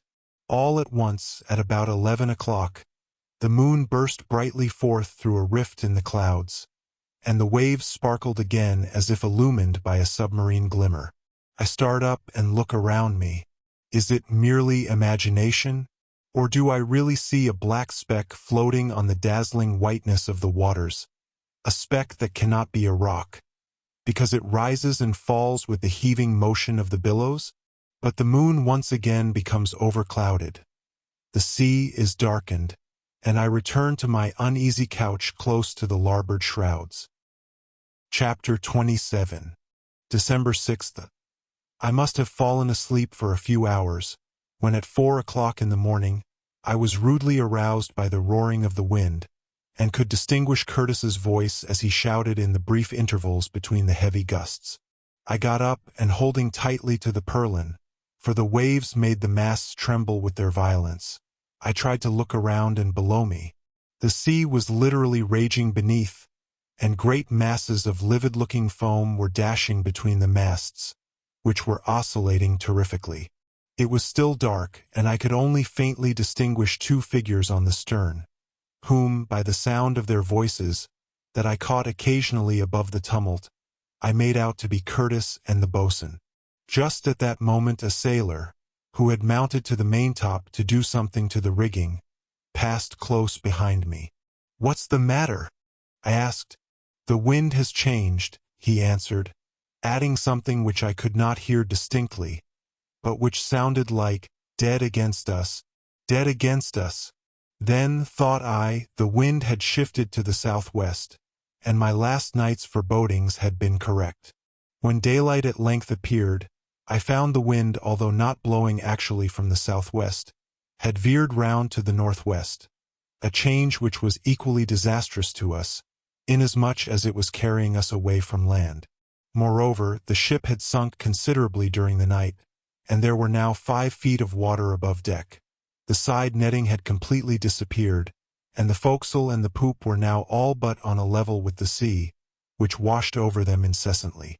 With all possible expedition, Curtis and his crew were laboring away at their raft, but the violence of the swell materially impeded their operations, and it became a matter of doubt as to whether the woodwork would not fall asunder before it could be properly fastened together. As I watched the men at their work, M. Letourneur, with one arm supporting his son, came and stood by my side. "Don't you think this maintop will soon give way?" he said, as the narrow platform on which we stood creaked and groaned with the swaying of the masts. Miss Herbey heard his words, and pointing towards Mrs. Keir, who was lying prostrate at her feet, asked what we thought ought to be done. "We can do nothing but stay where we are," I replied. "No," said Andre, "this is our best refuge. I hope you are not afraid." "Not for myself," said the young girl quietly, "only for those to whom life is precious." At 7:45 we heard the boatswain calling to the sailors in the bows. "Aye, aye, sir," said one of the men. "Oriadty, I think." "Where's the whaleboat?" shouted the boatswain. "I don't know, sir." "Not with us," was the reply. "She's gone adrift, then." And sure enough, the whaleboat was no longer hanging from the bowsprit, and in a moment the discovery was made that Mr. Keir, Silas Huntley, and 3 sailors, a Scotchman and 2 Englishmen, were missing. Afraid that the Chancellor would founder before the completion of the raft, Keir and Huntley had plotted together to effect their escape, and had bribed the 3 sailors to seize the only remaining boat. This, then, was the black speck that I had seen during the night. The miserable husband had deserted his wife. The faithless captain had abandoned the ship that had once been under his command. "There are 5 saved, then," said the boatswain. "Faith, and it's 5 lost ye'll be menning," said Oriadty, and the state of the sea fully justified his opinion. The crew were furious when they heard of the surreptitious flight, and loaded the fugitives with all the invectives they could lay their tongues to. So enraged were they at the dastardly trick of which they had been made the dupes, that if chance should bring the deserters again on board, I should be sorry to answer for the consequences. In accordance with my advice, Mrs. Keir has not been informed of her husband's disappearance. The unhappy lady is wasting away with a fever for which we are powerless to supply a remedy, for the medicine chest was lost when the ship began to sink. Nevertheless, I do not think we have anything to regret on that score, feeling as I do, that in a case like Mrs. Keir's, drugs would be of no avail. Chapter 28. December 6th continued. The Chancellor no longer maintained her equilibrium. We felt that she was gradually going down, and her hull was probably breaking up. The maintop was already only 10 feet above the water, whilst the bowsprit, with the exception of the extreme end, that rose obliquely from the waves, was entirely covered. The Chancellor's last day, we felt, had come. Fortunately, the raft was all but finished, and unless Curtis preferred to wait till morning, we should be able to embark in the evening. The raft is a very solid structure. The spars that form the framework are crossed one above another and lashed together with stout ropes, so that the whole pile rises a couple of feet above the water. The upper platform is constructed from the planks that were broken from the ship's sides by the violence of the waves, and which had not drifted away. The afternoon has been employed in charging the raft with such provisions, sails, tools, and instruments as we have been able to save. And how can I attempt to give any idea of the feelings with which, one and all, we now contemplated the fate before us? For my own part, one was possessed rather by a benumbed indifference than by any sense of genuine resignation. M. Letourneur was entirely absorbed in his son, who, in his turn, thought only of his father, at the same time exhibiting a calm Christian fortitude, which was shown by no one else of the party except Miss Herbey, who faced her danger with the same brave composure. Incredible as it may seem, Falson remained the same as ever, occupying himself with writing down figures and memoranda in his pocketbook. Mrs. Keir, in spite of all that Miss Herbey could do for her, was evidently dying. With regard to the sailors, 2 or 3 of them were calm enough, but the rest had well-nigh lost their wits. Some of the more ill-disposed amongst them seemed inclined to run into excesses, and their conduct, under the bad influence of Owen and Jynxtrop, made it doubtful whether they would submit to control when once we were limited to the narrow dimensions of the raft. Lieutenant Walter, although his courage never failed him, was worn out with bodily fatigue, and obliged to give up all active labor. But Curtis and the boatswain were resolute, energetic and firm as ever. To borrow an expression from the language of metallurgic art, they were men at the highest degree of hardness. At 5 o'clock, one of our companions in misfortune was released from her sufferings. Mrs. Keir, after a most distressing illness, through which her young companion tended her with the most devoted care, has breathed her last. A few deep sighs and all was over, and I doubt whether the sufferer was ever conscious of the peril of her situation. The night passed on without further incident. Towards morning I touched the dead woman's hand, and it was cold and stiff. The corpse could not remain any longer on the maintop, and after Miss Herbey and I had carefully wrapped the garments about it, with a few short prayers the body of the first victim of our miseries was committed to the deep. As the sea closed over the body, I heard one of the men in the shrouds say, "There goes a carcass that we shall be sorry we have thrown away." I looked round sharply. It was Owen who had spoken, but horrible as were his words, the conviction was forced upon my mind that the day could not be far distant when we must want for food. Chapter 29. December 7th. The ship was sinking rapidly. The water had risen to the foretop. The poop and forecastle were completely submerged. The top of the bowsprit had disappeared, and only the 3 mast-tops projected from the waves. But all was ready on the raft. An erection had been made on the fore to hold a mast, which was supported by shrouds fastened to the sides of the platform. This mast carried a large royal. Perhaps, after all, these few frail planks will carry us to the shore which the Chancellor has failed to reach. At any rate, we cannot yet resign all hope. We were just on the point of embarking at 7 a.m. when the Chancellor all at once began to sink so rapidly that the carpenter and men who were on the raft were obliged with all speed to cut the ropes that secured it to the vessel to prevent it from being swallowed up in the eddying waters. Anxiety, the most intense, took possession of us all. At the very moment when the ship was descending into the fathomless abyss, the raft, our only hope of safety, was drifting off before our eyes. 2 of the sailors and an apprentice, beside themselves with terror, threw themselves headlong into the sea. But it was evident from the very first that they were quite powerless to combat the winds and waves. Escape was impossible. They could neither reach the raft, nor return to the ship. Curtis tied a rope round his waist and tried to swim to their assistance. But long before he could reach them, the unfortunate men, after a vain struggle for life, sank below the waves and were seen no more.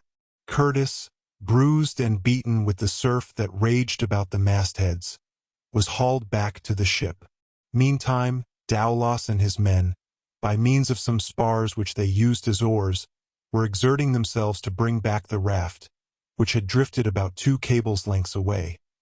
But, in spite of all their efforts, it was fully an hour which seemed to us, waiting as we were with the water up to the level of the topmasts, like an eternity, before they succeeded in bringing the raft alongside and lashing it once again to the Chancellor's mainmast.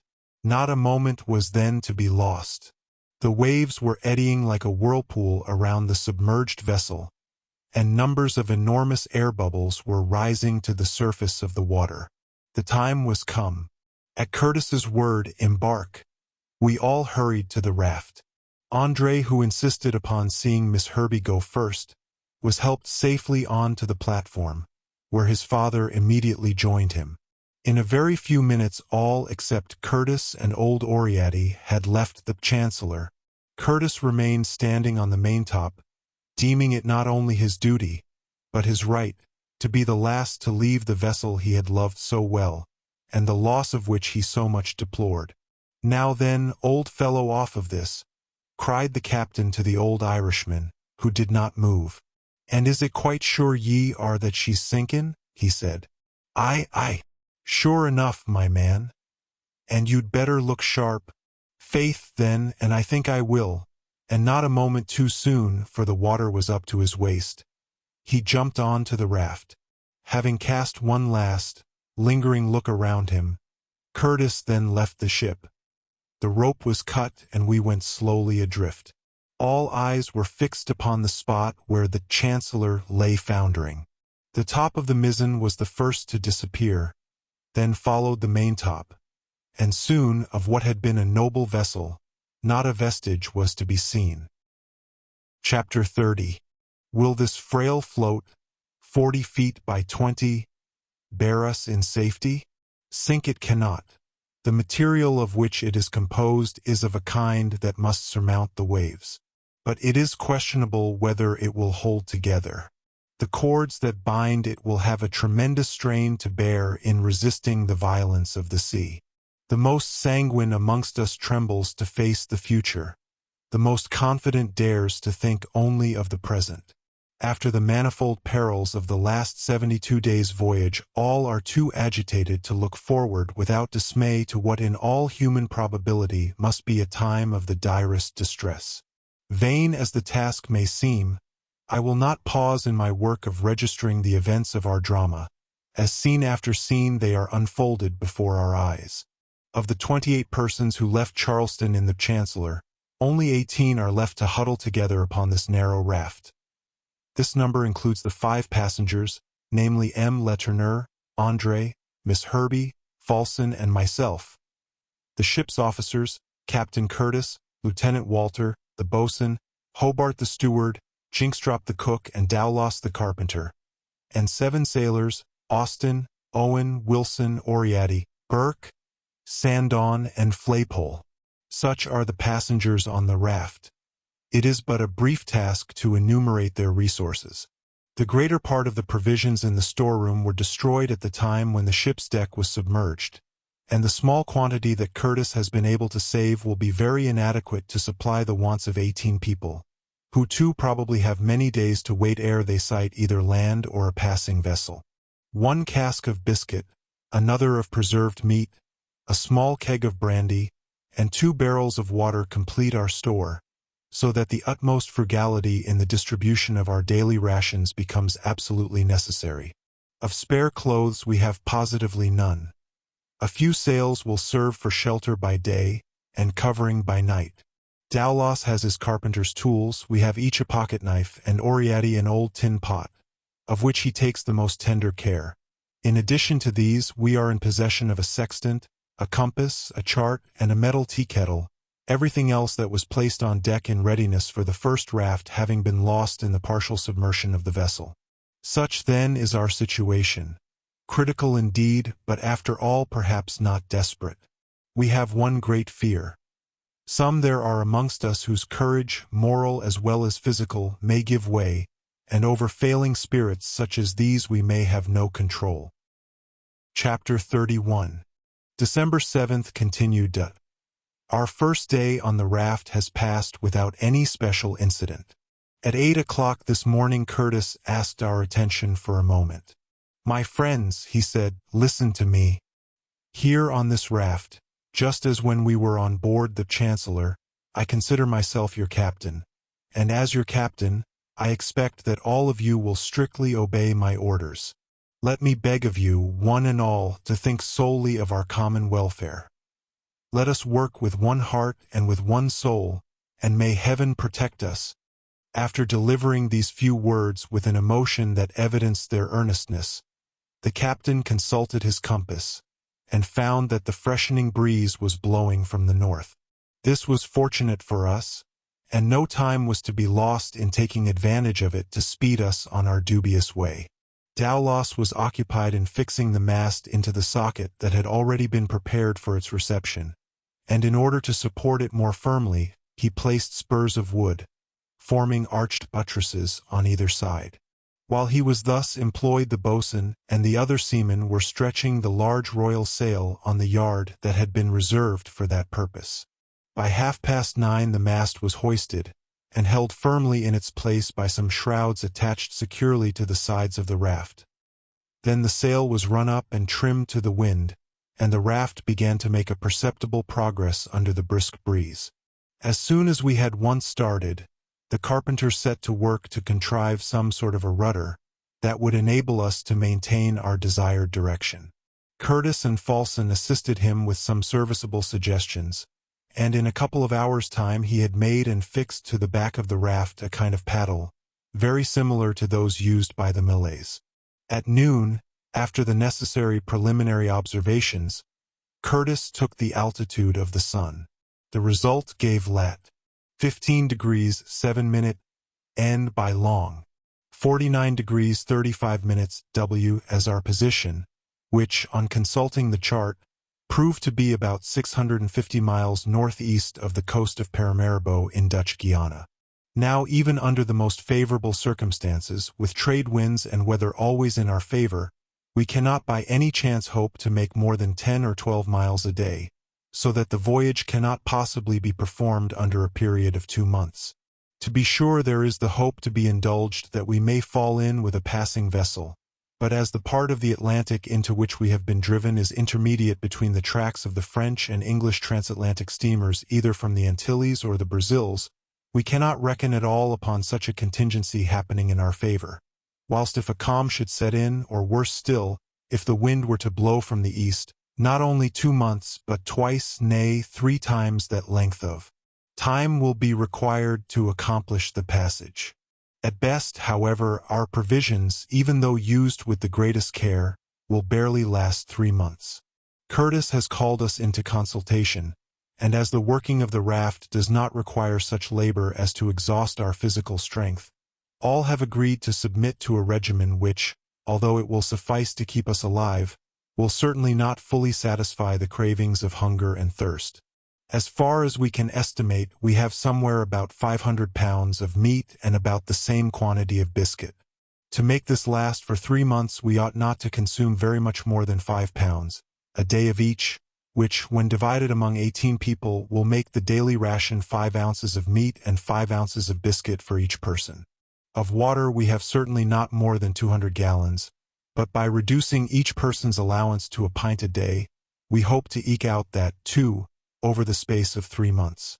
It is arranged that the food shall be distributed under the boatswain's superintendence every morning at 10 o'clock. Each person will then receive his allowance of meat and biscuit, which may be eaten when and how he pleases. The water will be given out twice a day, at 10 in the morning and 6 in the evening. But as the only drinking vessels in our possession are the tea kettle and the old Irishman's tin pot, the water has to be consumed immediately on distribution. As for the brandy, of which there are only 5 gallons, it will be doled out with the strictest limitation, and no one will be allowed to touch it except with the captain's express permission. I should not forget that there are 2 sources from which we may hope to increase our store. First, any rain that may fall will add to our supply of water, and 2 empty barrels have been placed ready to receive it. Secondly, we hope to do something in the way of fishing, and the sailors have already begun to prepare some lines. All have mutually agreed to abide by the rules that have been laid down, for all are fully aware that by nothing but the most precise regimen can we hope to avert the horrors of famine, and forewarned by the fate of many who in similar circumstances have miserably perished, we are determined to do all that prudence can suggest for husbanding our stores. Chapter 32. December 8th to 17th. When night came we wrapped ourselves in our sails. For my own part, worn out with the fatigue of the long watch in the topmast, I slept for several hours. M. Letourneur and André did the same, and Miss Herbey obtained sufficient rest to relieve the tired expression that her countenance had lately been wearing. The night passed quietly. As the raft was not very heavily laden, the waves did not break over it at all, and we were consequently able to keep ourselves perfectly dry. To say the truth, it was far better for us that the sea should remain somewhat boisterous, for any diminution in the swell of the waves would indicate that the wind had dropped, and it was with a feeling of regret that when the morning came I had to note down "weather calm" in my journal. In these low latitudes the heat in the daytime is so intense, and the sun burns with such an incessant glare, that the entire atmosphere becomes pervaded with a glowing vapor. The wind, too, blows only in fitful gusts, and through long intervals of perfect calm, the sails flap idly and uselessly against the mast. Curtis and the boatswain, however, are of opinion that we are not entirely dependent on the wind. Certain indications, which a sailor's eye alone could detect, make them almost sure that we are being carried along by a westerly current that flows at the rate of 3 or 4 miles an hour. If they are not mistaken, this is a circumstance that may materially assist our progress, and at which we can hardly fail to rejoice, for the high temperature often makes our scanty allowance of water quite inadequate to allay our thirst. But with all our hardships, I must confess that our condition is far preferable to what it was when we were still clinging to the Chancellor. Here at least we have a comparatively solid platform beneath our feet, and we are relieved from the incessant dread of being carried down with a foundering vessel.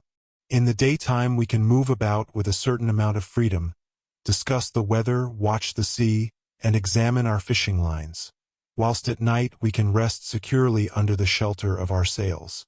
"I really think, Mr. Kazallon," said André Letourneur to me a few days after we had embarked, "that our time on board the raft passes as pleasantly as it did upon Ham Rock. And the raft has one advantage even over the reef, for it is capable of motion." "Yes," André replied, "as long as the wind continues favorable, the raft has decidedly the advantage. But supposing the wind shifts, what then?" "Oh, we mustn't think about that," he said. "Let us keep up our courage while we can." I felt that he was right, and that the dangers we had escaped should make us more hopeful for the future, and I think that nearly all of us are inclined to share his opinion. Whether the captain is equally sanguine I am unable to say. He holds himself very much aloof, and as he evidently feels that he has the great responsibility of saving other lives than his own, we are reluctant to disturb his silent meditations. Such of the crew as are not on watch spend the greater portion of their time in dozing on the forepart of the raft. The aft, by the captain's orders, has been reserved for the use of us passengers, and by erecting some uprights we have contrived to make a sort of tent, which affords some shelter from the burning sun. On the whole, our bill of health is tolerably satisfactory. Lieutenant Walter is the only invalid, and he, in spite of all our careful nursing, seems to get weaker every day. André Letourneur is the life of our party, and I have never appreciated the young man so well. His originality of perception makes his conversation both lively and entertaining, and as he talks, his wan and suffering countenance lights up with an intelligent animation. His father seems to become more devoted to him than ever, and I have seen him sit for an hour at a time, with his hand resting on his son's, listening eagerly to his every word. Miss Herbie occasionally joins in our conversation, but although we all do our best to make her forget that she has lost those who should have been her natural protectors, M. Letourneur is the only one amongst us to whom she speaks without a certain reserve. To him, whose age gives him something of the authority of a father, she has told the history of her life, a life of patience and self-denial such as not unfrequently falls to the lot of orphans. She had been, she said, 2 years with Mrs. Keir, and although now left alone in the world, homeless and without resources, hope for the future does not fail her. The young lady's modest deportment and energy of character command the respect of all on board, and I do not think that even the coarsest of the sailors has either by word or gesture acted towards her in a way that she could deem offensive. The 12th, 13th, and 14th of December passed away without any change in our condition. The wind continued to blow in irregular gusts, but always in the same direction, and the helm, or rather the paddle at the back of the raft, has never once required shifting, and the watch, who are posted on the fore under orders to examine the sea with the most scrupulous attention, have had no change of any kind to report. At the end of a week we found ourselves growing accustomed to our limited diet, and as we had no manual exertion, and no wear and tear of our physical constitution, we managed very well. Our greatest deprivation was the short supply of water, for, as I said before, the unmitigated heat made our thirst at times very painful. On the 15th we held high festival. A shoal of fish of the Sparus tribe swarmed round the raft, and although our tackle consisted merely of long cords baited with morsels of dried meat stuck upon bent nails, the fish were so voracious that in the course of a couple of days we had caught as many as weighed almost 200 pounds, some of which were grilled, and others boiled in seawater over a fire made on the forepart of the raft. This marvelous haul was doubly welcome, inasmuch as it not only afforded us a change of diet, but enabled us to economize our stores. If only some rain had fallen at the same time, we should have been more than satisfied. Unfortunately, the shoal of fish did not remain long in our vicinity. On the 17th they all disappeared, and some sharks, not less than 12 or 15 feet long, belonging to the species of spotted dogfish, took their place. These horrible creatures have black backs and fins, covered with white spots and stripes. Here, on our low raft, we seem almost on a level with them, and more than once their tails have struck the spars with terrible violence. The sailors manage to keep them at a distance by means of handspikes, but I shall not be surprised if they persist in following us, instinctively intelligent that we are destined to become their prey. For myself, I confess that they give me a feeling of uneasiness. They seem to me like monsters of ill omen. Chapter 33. December 18th to 20th.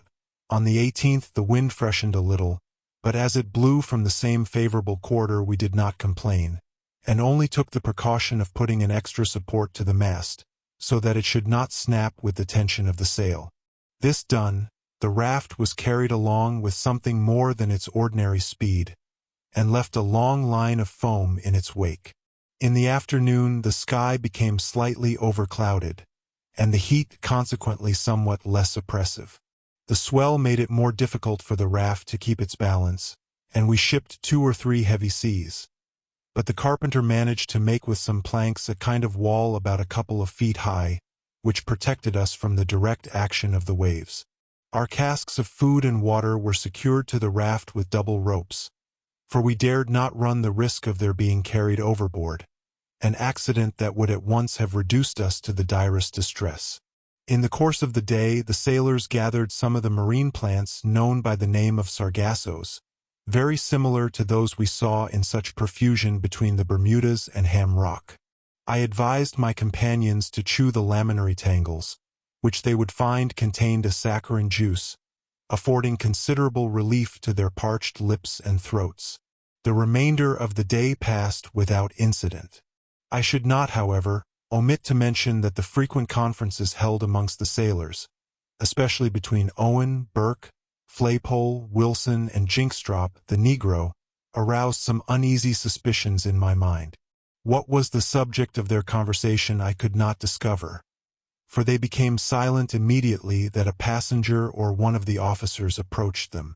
When I mentioned the matter to Curtis, I found he had already noticed these secret interviews, and that they had given him enough concern to make him determined to keep a strict eye upon Jinkstrop and Owen, who, rascals as they were themselves, were evidently trying to disaffect their mates.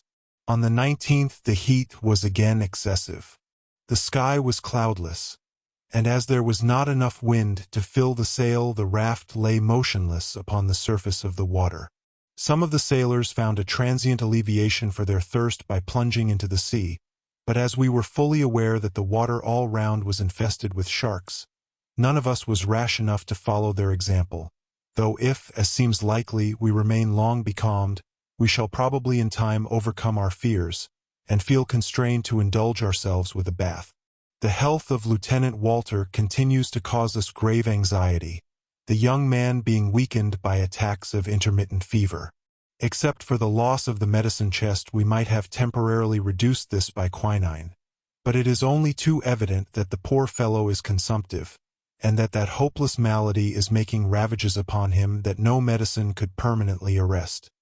His sharp dry cough, his short breathing, his profuse perspirations, more especially in the morning, the pinched-in nose, the hollow cheeks, of which the general pallor is only relieved by a hectic flush, the contracted lips, the too brilliant eye and wasted form, all bear witness to a slow but sure decay.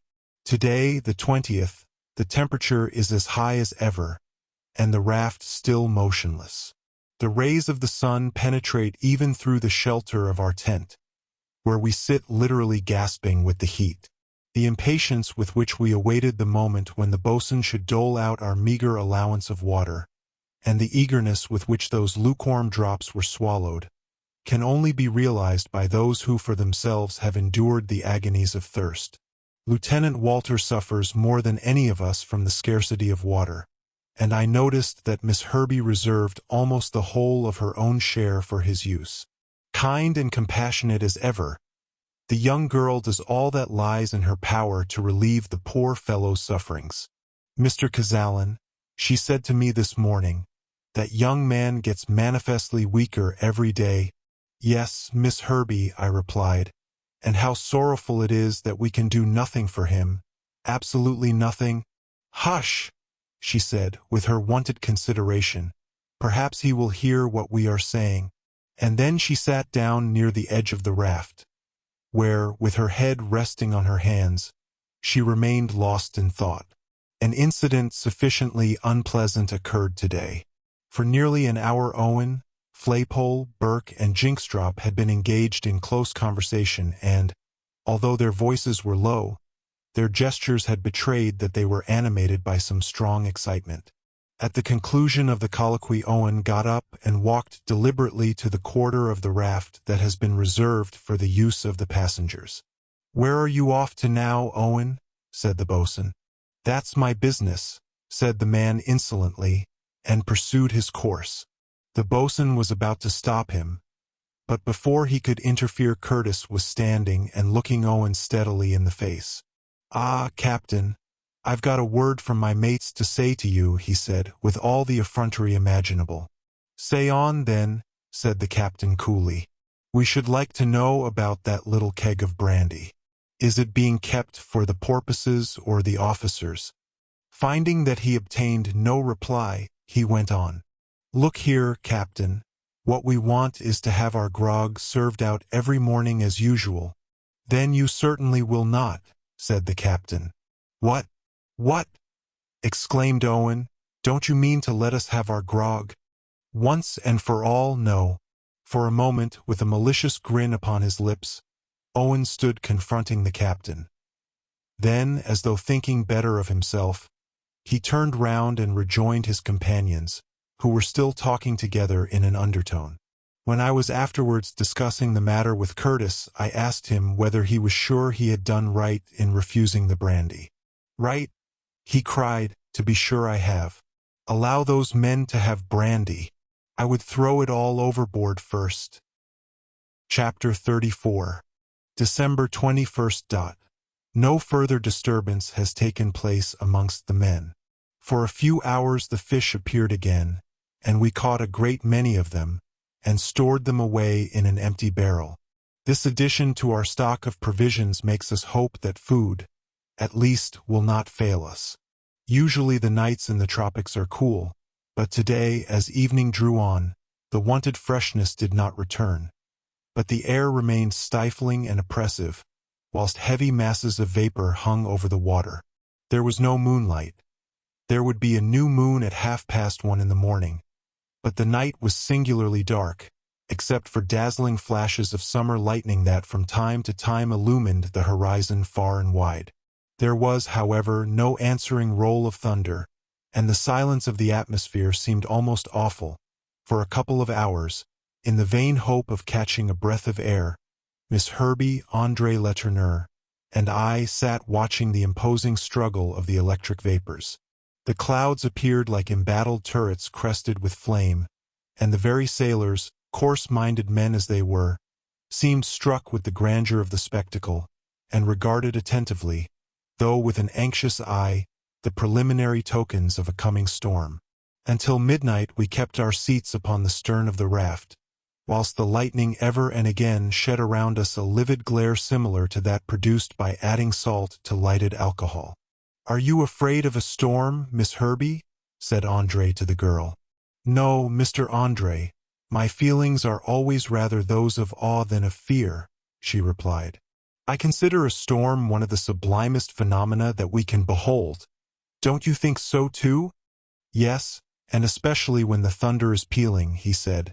That majestic rolling, far different to the sharp crash of artillery, rises and falls like the long-drawn notes of the grandest music. And I can safely say that the tones of the most accomplished artiste have never moved me like that incomparable voice of nature.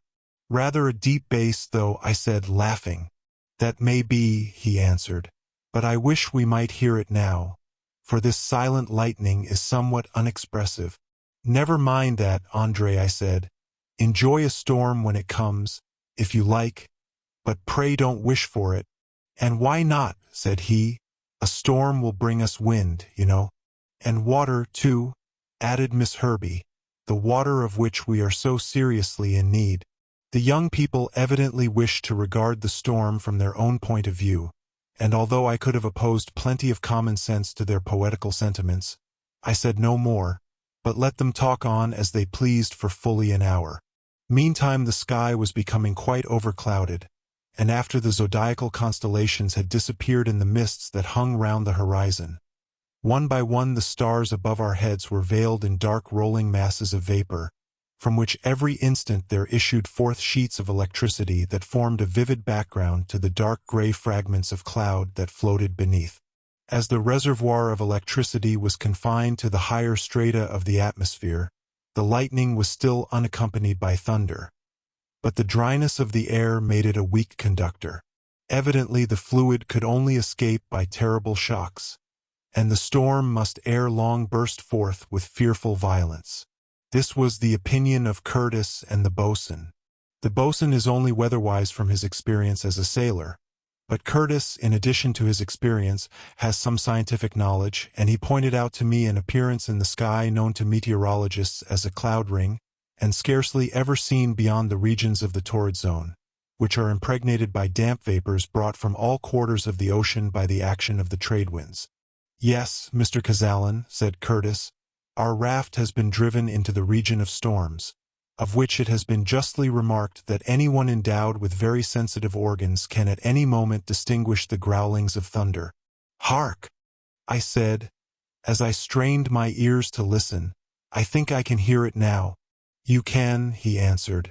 Yet what you hear is but the first warning of the storm which, in a couple of hours, will burst upon us with all its fury. But never mind, we must be ready for it. Sleep, even if we wished it, would have been impossible in that stifling temperature. The lightning increased in brilliancy, and appeared from all quarters of the horizon, each flash covering large arcs, varying from 100 degrees to 150 degrees, leaving the atmosphere pervaded by one incessant phosphorescent glow. The thunder became at length more and more distinct, the reports, if I may use the expression, being round rather than rolling. It seemed almost as though the sky were padded with heavy clouds of which the elasticity muffled the sound of the electric bursts. Hitherto, the sea had been calm, almost stagnant as a pond. Now, however, long undulations took place, which the sailors recognized, all too well, as being the rebound produced by a distant tempest. A ship, in such a case, would have been instantly brought ahull, but no maneuvering could be applied to our raft, which could only drift before the blast.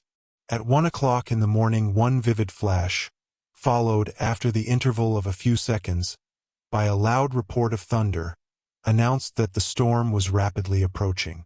Suddenly the horizon was enveloped in a vaporous fog, and seemed to contract until it was close around us. At the same instant the voice of one of the sailors was heard shouting, "A squall! A squall!" Chapter 35. December 21st, night. The boatswain rushed to the halyards that supported the sail and instantly lowered the yard, and not a moment too soon, for with the speed of an arrow the squall was upon us, and if it had not been for the sailor's timely warning we must all have been knocked down and probably precipitated into the sea. As it was, our tent on the back of the raft was carried away. The raft itself, however, being so nearly level with the water, had little peril to encounter from the actual wind, but from the mighty waves now raised by the hurricane we had everything to dread. At first the waves had been crushed and flattened as it were by the pressure of the air, but now, as though strengthened by the reaction, they rose with the utmost fury. The raft followed the motions of the increasing swell, and was tossed up and down, to and fro, and from side to side with the most violent oscillations. "Lash yourselves tight," cried the boatswain, as he threw us some ropes. And in a few moments, with Curtis's assistance, M. Letourneur, André, Falson, and myself were fastened so firmly to the raft that nothing but its total disruption could carry us away. Miss Herbey was bound by a rope passed round her waist to one of the uprights that had supported our tent, and by the glare of the lightning I could see that her countenance was as serene and composed as ever. Then the storm began to rage indeed. Flash followed flash, peal followed peal in quick succession. Our eyes were blinded, our ears deafened, with the roar and glare. The clouds above, the ocean beneath, seemed verily to have taken fire, and several times I saw forked lightnings dart upwards from the crest of the waves, and mingle with those that radiated from the fiery vault above. A strong odor of sulfur pervaded the air, but though thunderbolts fell thick around us, not one had touched our raft. By 2 o'clock the storm had reached its height. The hurricane had increased, and the heavy waves, heated to a strange heat by the general temperature, dashed over us until we were drenched to the skin. Curtis, Dowlas, the boatswain, and the sailors did what they could to strengthen the raft with additional ropes. M. Letourneur placed himself in front of André to shelter him from the waves. Miss Herbey stood upright and motionless as a statue. Soon dense masses of lurid clouds came rolling up, and a crackling, like the rattle of musketry, resounded through the air. This was produced by a series of electrical concussions, in which volleys of hailstones were discharged from the cloud batteries above. In fact, as the storm sheet came in contact with a current of cold air, hail was formed with great rapidity, and hailstones, large as nuts, came pelting down, making the platform of the raft re-echo with a metallic ring. For about half an hour the meteoric shower continued to descend, and during that time the wind slightly abated in violence. But after having shifted from quarter to quarter, it once more blew with all its former fury. The shrouds were broken, but happily the mast, already bending almost double, was removed by the men from its socket before it should be snapped short off. One gust caught away the tiller, which went adrift beyond all power of recovery, and the same blast blew down several of the planks that formed the low parapet on the larboard side, so that the waves dashed in without hindrance through the breach. The carpenter and his mates tried to repair the damage, but, tossed from wave to wave, the raft was inclined to an angle of more than 45 degrees, making it impossible for them to keep their footing, and rolling one over another, they were thrown down by the violent shocks. Why they were not altogether carried away, why we were not all hurled into the sea, was to me a mystery. Even if the cords that bound us should retain their hold, it seemed perfectly incredible that the raft itself should not be overturned, so that we should be carried down and stifled in the seething waters.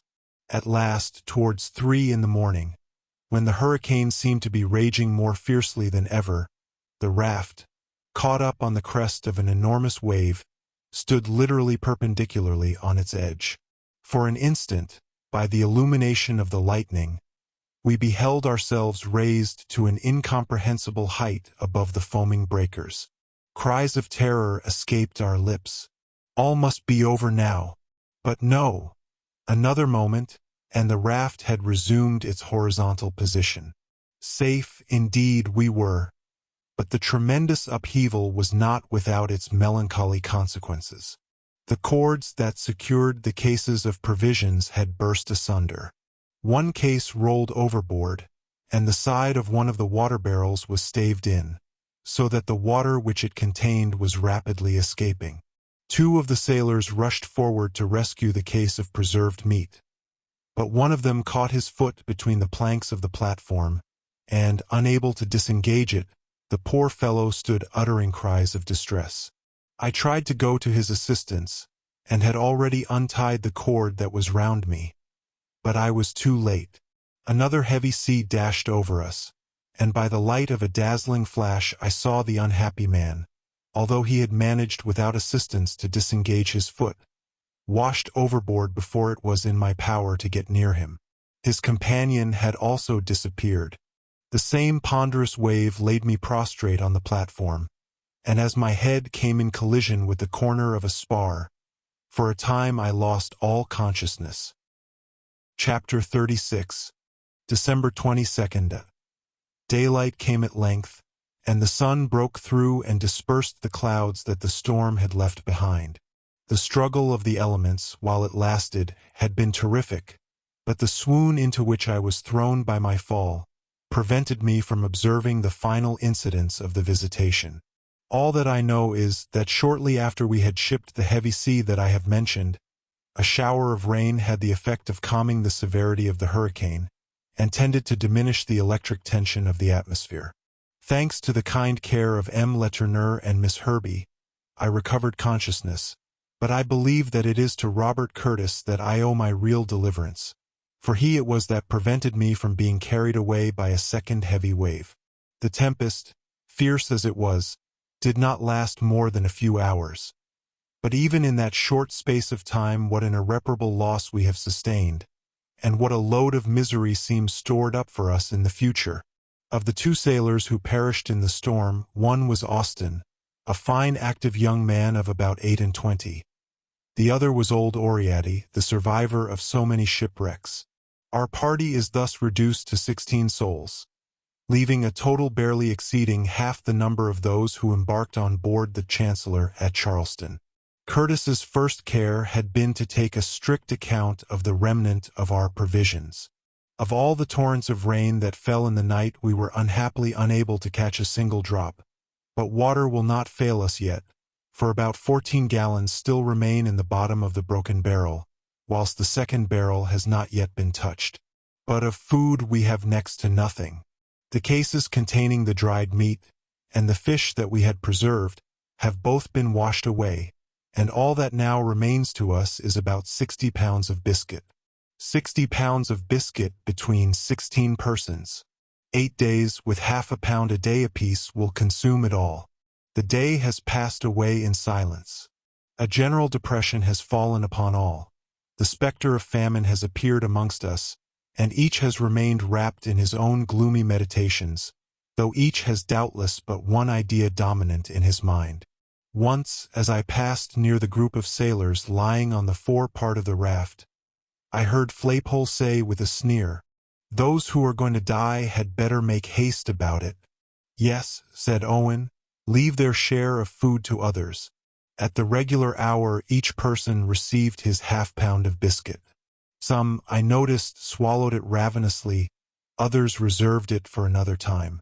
Falson divided his ration into several portions, corresponding, I believe, to the number of meals to which he was ordinarily accustomed. What prudence he shows! If any one survives this misery, I think it will be he. Chapter 37. December 23rd to 30th. After the storm, the wind settled back into its old quarter, blowing pretty briskly from the northeast. As the breeze was all in our favor, it was important to make the most of it, and after Dowlas had carefully readjusted the mast, the sail was once more hoisted, and we were carried along at the rate of 2 or 2.5 knots an hour. A new rudder, formed of a spar and a good-sized plank, has been fitted in the place of the one we lost, but with the wind in its present quarter it is in little requisition. The platform of the raft has been repaired, the disjointed planks have been closed by means of ropes and wedges, and that portion of the parapet that was washed away has been replaced, so that we are no longer wetted by the waves. In fact, nothing has been left undone to ensure the solidity of our raft, and to render it capable of resisting the wear and tear of the wind and waves. But the dangers of wind and waves are not those which we have most to dread. Together with the unclouded sky came a return of the tropical heat, which during the preceding days had caused us such serious inconvenience. Fortunately, on the 23rd the excessive warmth was somewhat tempered by the breeze, and as the tent was once again put up, we were able to find shelter under it by turns. But the want of food was beginning to tell upon us sadly, and our sunken cheeks and wasted forms were visible tokens of what we were enduring. With most of us, hunger seemed to attack the entire nervous system, and the constriction of the stomach produced an acute sensation of pain. A narcotic, such as opium or tobacco, might have availed to soothe, if not to cure, the gnawing agony. But of sedatives we had none, so the pain must be endured. One alone there was amongst us who did not feel the pangs of hunger. Lieutenant Walter seemed as it were to feed upon the fever that raged within him. But then he was the victim of the most torturing thirst.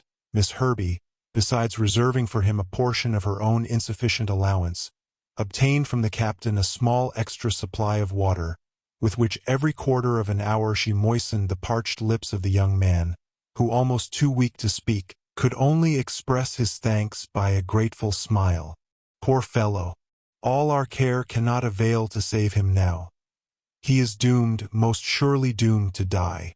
On the 23rd he seemed to be conscious of his condition, for he made a sign to me to sit down by his side, and then summoning up all his strength to speak, he asked me in a few broken words how long I thought he had to live. Slight as my hesitation was, Walter noticed it immediately. "The truth," he said. "Tell me the plain truth." "My dear fellow, I am not a doctor, you know," I began, "and I can scarcely judge—" "Never mind," he interrupted. "Tell me just what you think." I looked at him attentively for some moments, then laid my ear against his chest. In the last few days his malady had made fearfully rapid strides, and it was only too evident that one lung had already ceased to act, whilst the other was scarcely capable of performing the work of respiration. The young man was now suffering from the fever which is the sure symptom of the approaching end in all tuberculous complaints.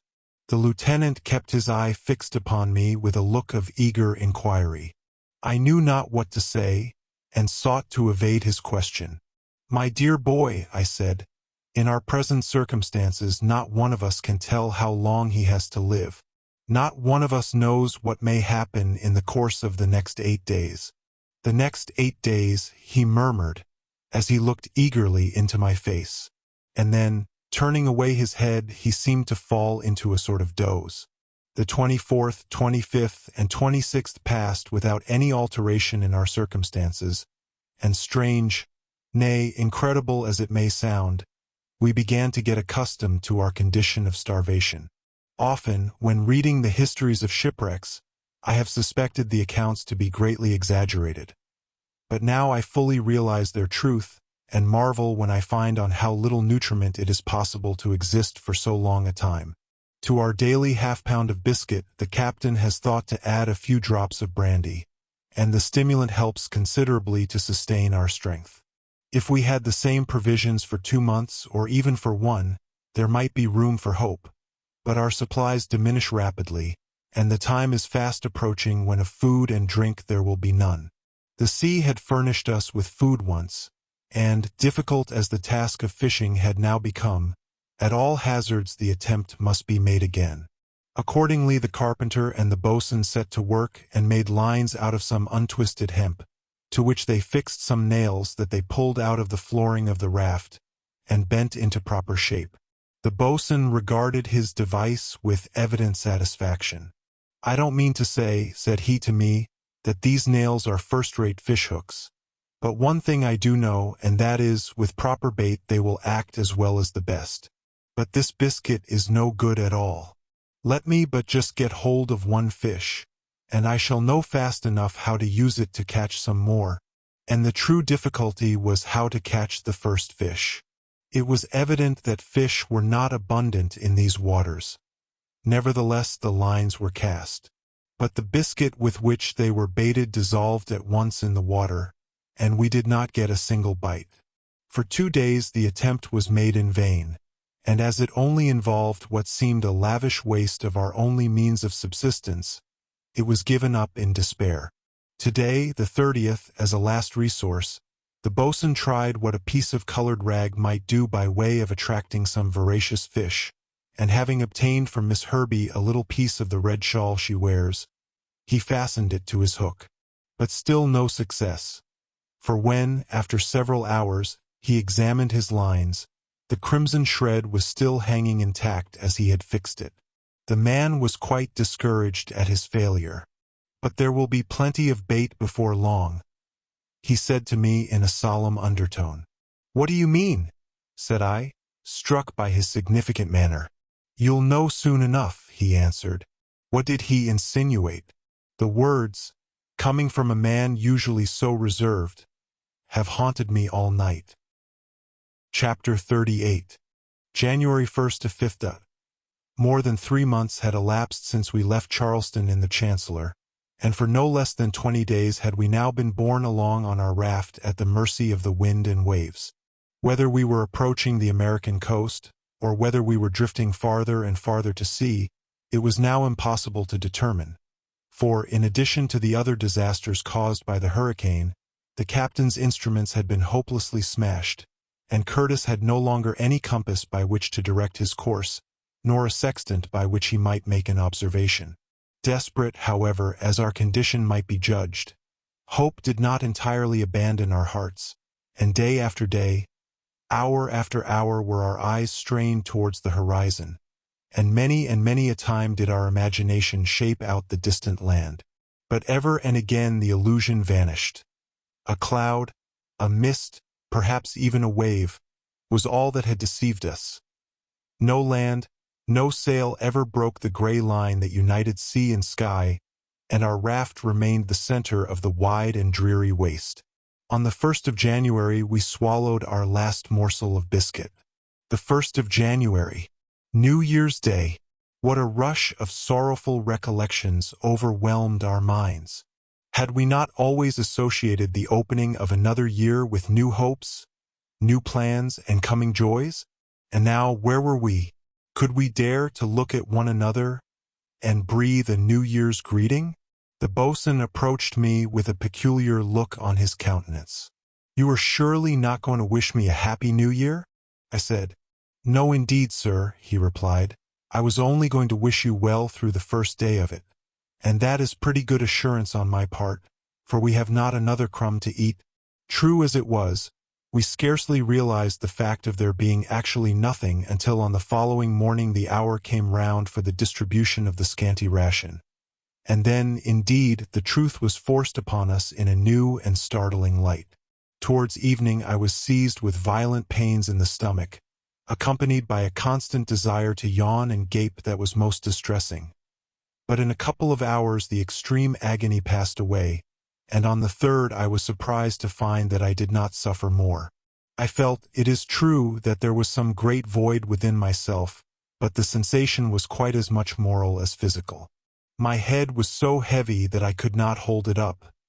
It was swimming with giddiness, as though I were looking over a precipice. My symptoms were not shared by all my companions, some of whom endured the most frightful tortures.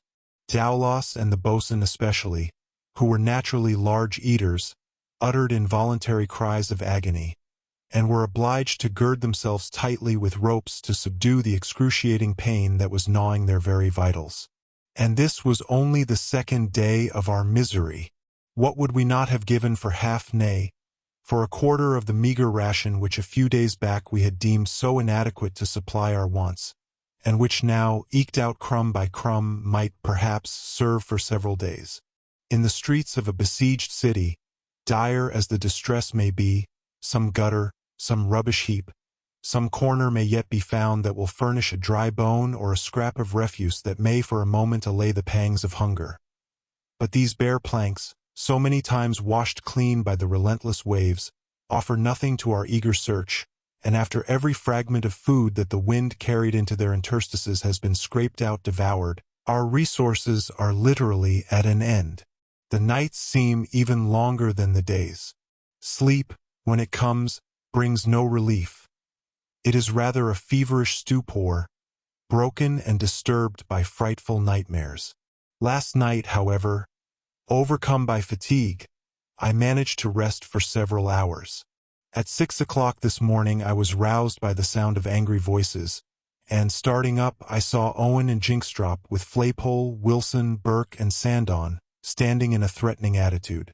They had taken possession of the carpenter's tools, and now, armed with hatchets, chisels, and hammers, they were preparing to attack the captain, the boatswain, and Dowlas. I attached myself in a moment to Curtis's party. Falson followed my example, and although our knives were the only weapons at our disposal, we were ready to defend ourselves to the very last extremity. Owen and his men advanced towards us. The miserable wretches were all drunk, for during the night they had knocked a hole in the brandy barrel, and had recklessly swallowed its contents. What they wanted they scarcely seemed to know, but Owen and Jinkstrop, not quite so much intoxicated as the rest, seemed to be urging them on to massacre the captain and the officers. "Down with the captain! Overboard with Curtis! Owen shall take the command," they shouted from time to time in their drunken fury, and, armed as they were, they appeared completely masters of the situation. "Now then, down with your arms," said Curtis sternly, as he advanced to meet them. "Overboard with the captain," howled Owen, as by word and gesture he urged on his accomplices. Curtis pushed aside the excited rascals, and, walking straight up to Owen, asked him what he wanted. "What do we want? Why, we want no more captains. We are all equals now. Poor stupid fool. As though misery and privation had not already reduced us all to the same level." "Owen," said the captain once, again, "down with your arms. Come on, all of you," shouted Owen to his companions, without giving the slightest heed to Curtis's words. A regular struggle ensued. Owen and Wilson attacked Curtis, who defended himself with a piece of a spar. Burke and Flaypole rushed upon Falson and the boatswain, whilst I was left to confront the negro Jinkstrop, who attempted to strike me with the hammer which he brandished in his hand. I endeavored to paralyze his movements by pinioning his arms, but the rascal was my superior in muscular strength. After wrestling for a few moments, I felt that he was getting the mastery over me when all of a sudden he rolled over onto the platform, dragging me with him. André Letourneur had caught hold of one of his legs, and thus saved my life. Jinkstrop dropped his weapon in his fall. I seized it instantly and was about to cleave the fellow's skull, when I was myself arrested by André's hand upon my arm. By this time the mutineers had been driven back to the forepart of the raft, and Curtis, who had managed to parry the blows which had been aimed at him, had caught hold of a hatchet, with which he was preparing to strike at Owen. But Owen made a sidelong movement to avoid the blow, and the weapon caught Wilson full in the chest. The unfortunate man rolled over the side of the raft and instantly disappeared. "Save him! Save him!" shouted the boatswain. "It's too late. He's dead," said Dowlas. "Ah well, he'll do for," began the boatswain, but he did not finish his sentence. Wilson's death, however, put an end to the fray. Flaypole and Burke were lying prostrate in a drunken stupor, and Jinkstrop was soon overpowered and lashed tightly to the foot of the mast. The carpenter and the boatswain seized hold of Owen. "Now then," said Curtis, as he raised his blood-stained hatchet, "make your peace with God, for you have not a moment to live." "Oh, you want to eat me, do you?" sneered Owen, with the most hardened effrontery. But the audacious reply saved his life. Curtis turned as pale as death, the hatchet dropped from his hand, and he went and seated himself moodily on the farthest corner of the raft. Chapter 39. January 5th and 6th. The whole scene made a deep impression on our minds, and Owen's speech, coming as a sort of climax, brought before us our misery with a force that was well-nigh overwhelming. As soon as I recovered my composure, I did not forget to thank André Letourneur for the act of intervention that had saved my life. "Do you thank me for that, Mr. Cazalan?" he said. "It has only served to prolong your misery."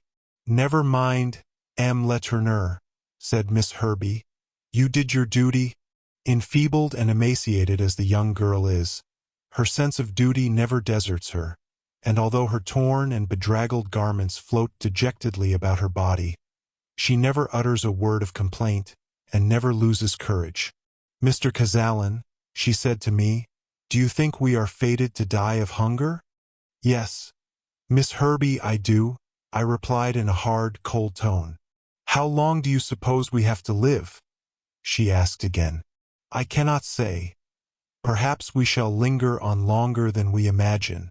The strongest constitutions suffer the most, do they not?" she said. "Yes, but they have one consolation. They die the soonest," I replied coldly. Had every spark of humanity died out of my breast that I thus brought the girl face to face with the terrible truth without a word of hope or comfort? The eyes of André and his father, dilated with hunger, were fixed upon me, and I saw reproach and astonishment written in their faces. Afterwards, when we were quite alone, Miss Herbie asked me if I would grant her a favor. "Certainly, Miss Herbie. Anything you like to ask," I replied, and this time my manner was kinder and more genial. "Mr. Chancellor," she said, "I am weaker than you, and shall probably die first. Promise me that, if I do, you will throw my body into the sea." "Oh, Miss Herbie," I began, "it was very wrong of me to speak to you as I did." "No, no," she replied, half smiling, "you were quite right. But it is a weakness of mine. I don't mind what they do with me as long as I am alive. But when I am dead—" She stopped and shuddered. "Oh, promise me that you will throw me into the sea." I gave her the melancholy promise, which she acknowledged by pressing my hand feebly with her emaciated fingers. Another night passed away. At times my sufferings were so intense that cries of agony involuntarily escaped my lips. Then I became calmer and sank into a kind of lethargy. When I awoke, I was surprised to find my companions still alive. The one of our party who seems to bear his privations the best is Hobart the steward, a man with whom hitherto I have had very little to do. He is small, with a fawning expression remarkable for its indecision, and has a smile which is incessantly playing round his lips. He goes about with his eyes half closed, as though he wished to conceal his thoughts, and there is something altogether false and hypocritical about his whole demeanor. I cannot say that he bears his privations without a murmur, for he sighs and moans incessantly. But with it all, I cannot but think that there is a want of genuineness in his manner, and that the privation has not really told upon him as much as it has upon the rest of us. I have my suspicions about the man, and intend to watch him carefully. Today, the 6th Letourneur drew me aside to the stern of the raft, saying that he had a secret to communicate, but that he wished neither to be seen nor heard speaking to me. I withdrew with him to the larboard corner of the raft, and, as it was growing dusk, nobody observed what we were doing.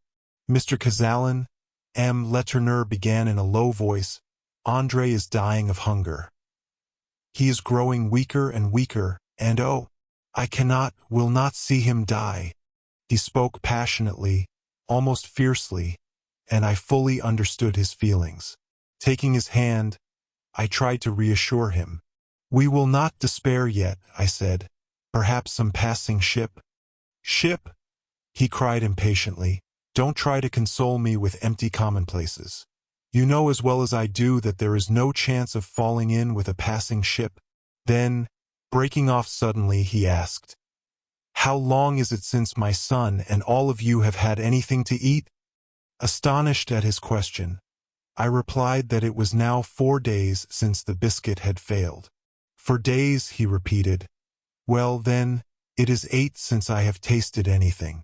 I have been saving my share for my son." Tears rushed to my eyes. For a few moments I was unable to speak, and could only once more grasp his hand in silence. "What do you want me to do?"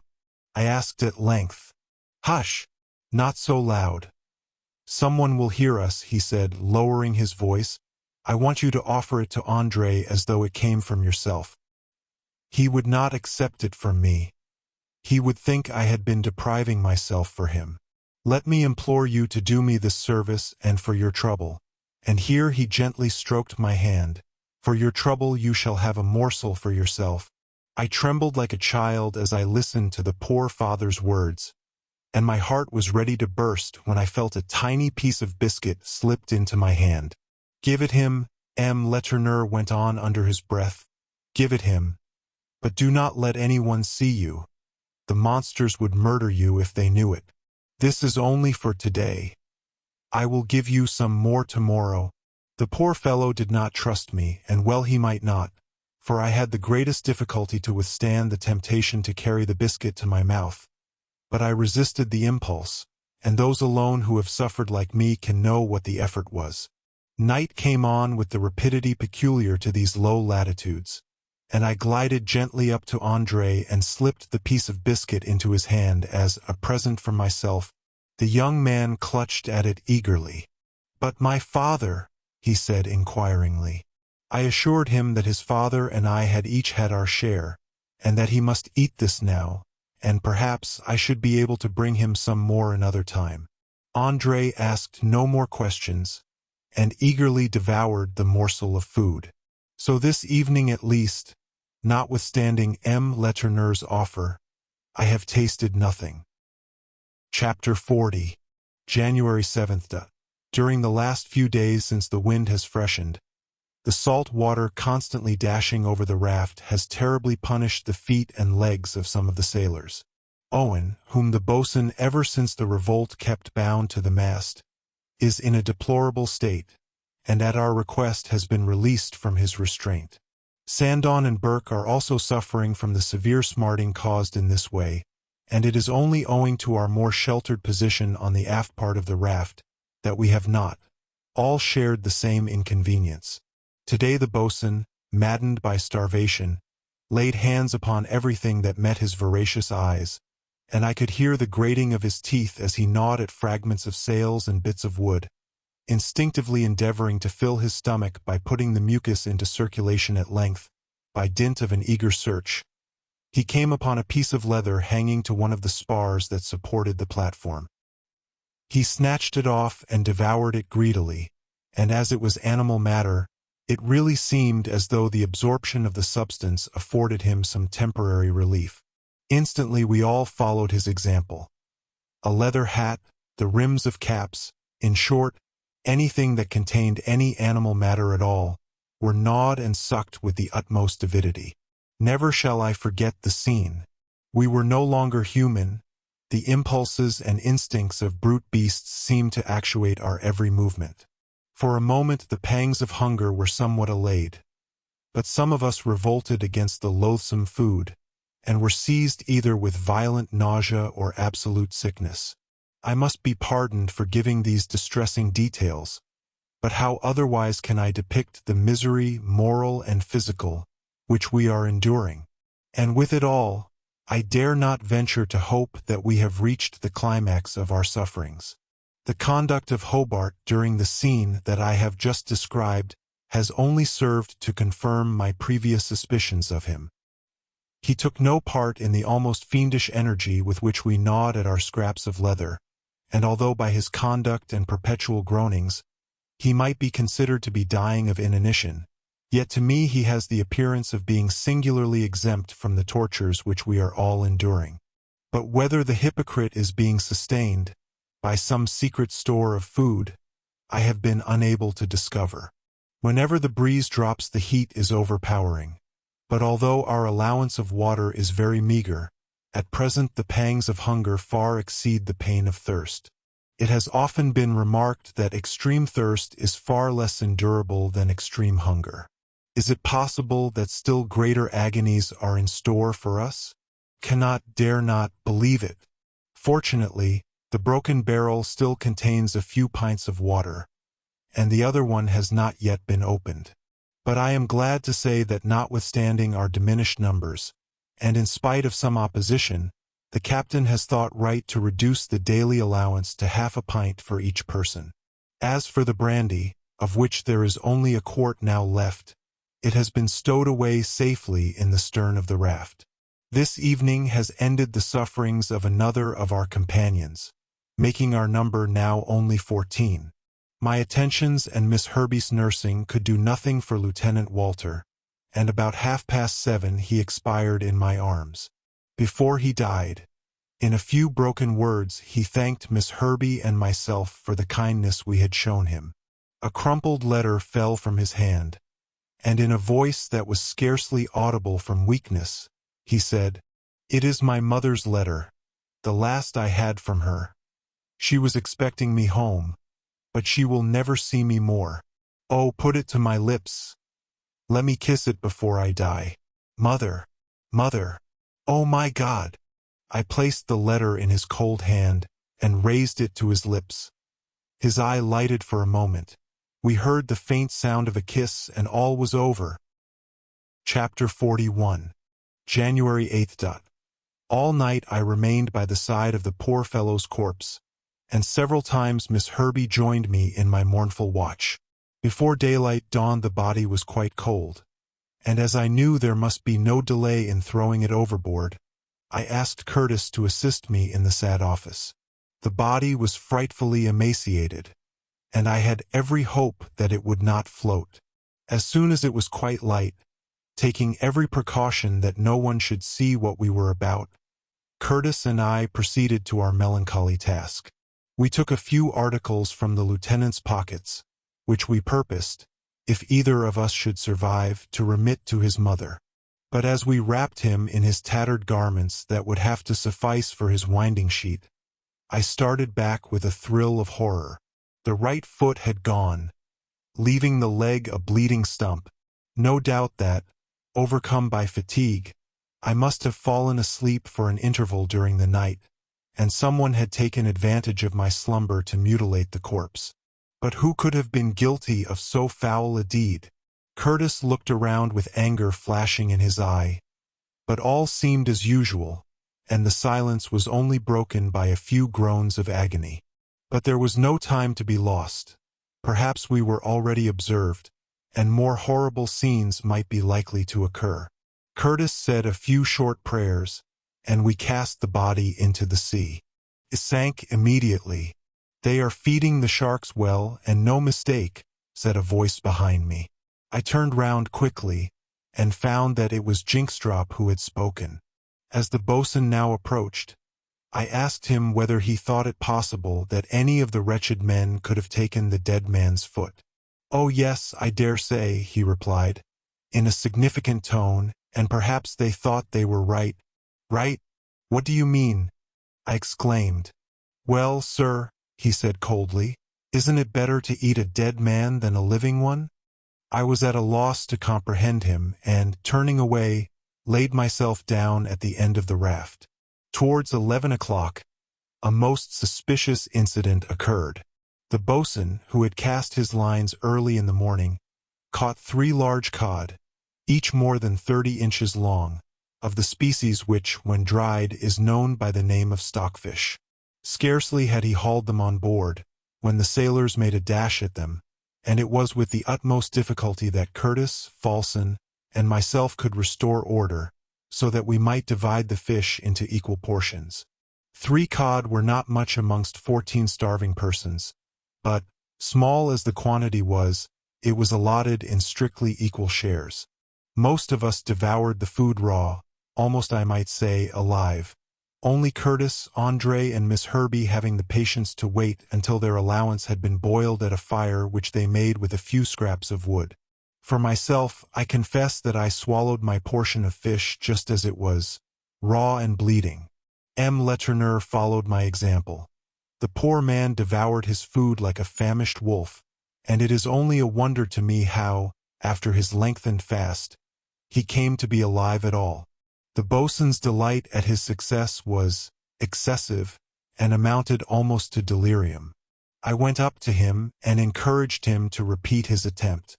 "Oh yes," he said, "I'll try again. I'll try again." "And why not try at once?" I asked. "Not now," he said evasively. "The night is the best time for catching large fish. Besides, I must manage to get some bait, for we have been improvident enough not to save a single scrap. But you have succeeded once without bait. Why may you not succeed again?" "Oh, "I had some very good bait last night," he said. I stared at him in amazement. He steadily returned my gaze, but said nothing. "Have you none left?" at last I asked. "Yes." He almost whispered and left me without another word. Our meal, meager as it had been, served to rally our shattered energies. Our hopes were slightly raised. There was no reason why the boatswain should not have the same good luck again. One evidence of the degree to which our spirits were revived was that our minds were no longer fixed upon the miserable present and hopeless future, but we began to recall and discuss the past. And M. Letourneur, André, Mr. Falson, and I held a long conversation with the captain about the various incidents of our eventful voyage, speaking of our lost companions, of the fire, of the stranding of the ship, of our sojourn on Ham Rock, of the springing of the leak, of our terrible voyage in the top masts, of the construction of the raft, and of the storm. All these things seemed to have happened so long ago, and yet we were living still. Living, did I say? If such an existence as ours could be called a life, 14 of us were living still. Who would be the next to go? We should then be 13. An unlucky number, said André with a mournful smile. During the night the boatswain cast his lines from the stern of the raft, and, unwilling to trust them to anyone else, remained watching them himself. In the morning I went to ascertain what success had attended his patience. It was scarcely light, and with eager eyes he was peering down into the water. He had neither seen nor heard me coming. "Well, boatswain," I said, touching him on the shoulder. He turned round quickly. "Those villainous sharks have eaten every morsel of my bait," he said, in a desponding voice. "And you have no more left?" I asked. "No more," he said. Then, grasping my arm, he added, "And that only shows me that it is no good doing things by halves." The truth flashed upon me at once, and I laid my hand upon his mouth. Poor Walter. Chapter 42. January 9th and 10th. On the 9th the wind dropped, and there was a dead calm. Not a ripple disturbed the surface of the long undulations as they rose and fell beneath us, and if it were not for the slight current which is carrying us we know not whither, the raft would be absolutely stationary. The heat was intolerable, our thirst more intolerable still, and now it was that for the first time I fully realized how the insufficiency of drink could cause torture more unendurable than the pangs of hunger. Mouth, throat, pharynx, all alike were parched and dry, every gland becoming hard as horn under the action of the hot air we breathed. At my urgent solicitation the captain was for once induced to double our allowance of water, and this relaxation of the ordinary rule enabled us to attempt to slake our thirst 4 times in the day, instead of only twice. I use the word attempt advisedly, for the water at the bottom of the barrel, though kept covered by a sail, became so warm that it was perfectly flat and unrefreshing. It was a most trying day, and the sailors relapsed into a condition of deep despondency. The moon was nearly full, but when she rose the breeze did not return. Continuance of high temperature in daytime is a sure proof that we have been carried far to the south, and here, on this illimitable ocean, we have long ceased even to look for land. It might almost seem as though this globe of ours had veritably become a liquid sphere. Today we are still becalmed, and the temperature is as high as ever. The air is heated like a furnace, and the sun scorches like fire. The torments of famine are all forgotten. Our thoughts are concentrated with fevered expectation upon the longed-for moment when Curtis shall dole out the scanty measure of lukewarm water that makes up our ration. Oh, for one good draught, even if it should exhaust the whole supply. At least, it seems as if we then could die in peace. About noon we were startled by sharp cries of agony, and looking round I saw Owen writhing in the most horrible convulsions. I went towards him, for, detestable as his conduct had been, common humanity prompted me to see whether I could afford him any relief. But before I reached him, a shout from Flaypole arrested my attention. The man was up in the mast, and with great excitement pointing to the east. "A ship!" "A ship," he cried. In an instant all were on their feet. Even Owen stopped his cries and stood erect. It was quite true that in the direction indicated by Flaypole there was a white speck visible upon the horizon. But did it move? Would the sailors with their keen vision pronounce it to be a sail? A silence the most profound fell upon us all. I glanced at Curtis as he stood with folded arms intently gazing at the distant point. His brow was furrowed, and he contracted every feature, as with half-closed eyes. He concentrated his power of vision upon that one faint spot in the far-off horizon. But at length he dropped his arms and shook his head. I looked again, but the spot was no longer there. If it were a ship, that ship had disappeared. But probably it had been a mere reflection, or, more likely still, only the crest of some curling wave. A deep dejection followed this phantom ray of hope. All returned to their accustomed places. Curtis alone remained motionless, but his eye no longer scanned the distant view. Owen now began to shriek more wildly than ever. He presented truly a most melancholy sight. He writhed with the most hideous contortions, and had all the appearance of suffering from tetanus. His throat was contracted by repeated spasms, his tongue was parched, his body swollen, and his pulse, though feeble, was rapid and irregular. The poor wretch's symptoms were precisely such as to lead us to suspect that he had taken some corrosive poison. Of course, it was quite out of our power to administer any antidote. All that we could devise was to make him swallow something that might act as an emetic. I asked Curtis for a little of the lukewarm water. As the contents of the broken barrel were now exhausted, the captain, in order to comply with my request, was about to tap the other barrel, when Owen started suddenly to his knees, and with a wild, unearthly shriek exclaimed, "No! No! No! Of that water I will not touch a drop." I supposed he did not understand what we were going to do, and endeavored to explain, but all in vain. He persisted in refusing to taste the water in the second barrel. I then tried to induce vomiting by tickling his uvula, and he brought off some bluish secretion from his stomach, the character of which confirmed our previous suspicions, that he had been poisoned by oxide of copper. We now felt convinced that any efforts on our part to save him would be of no avail. The vomiting, however, had for the time relieved him, and he was able to speak.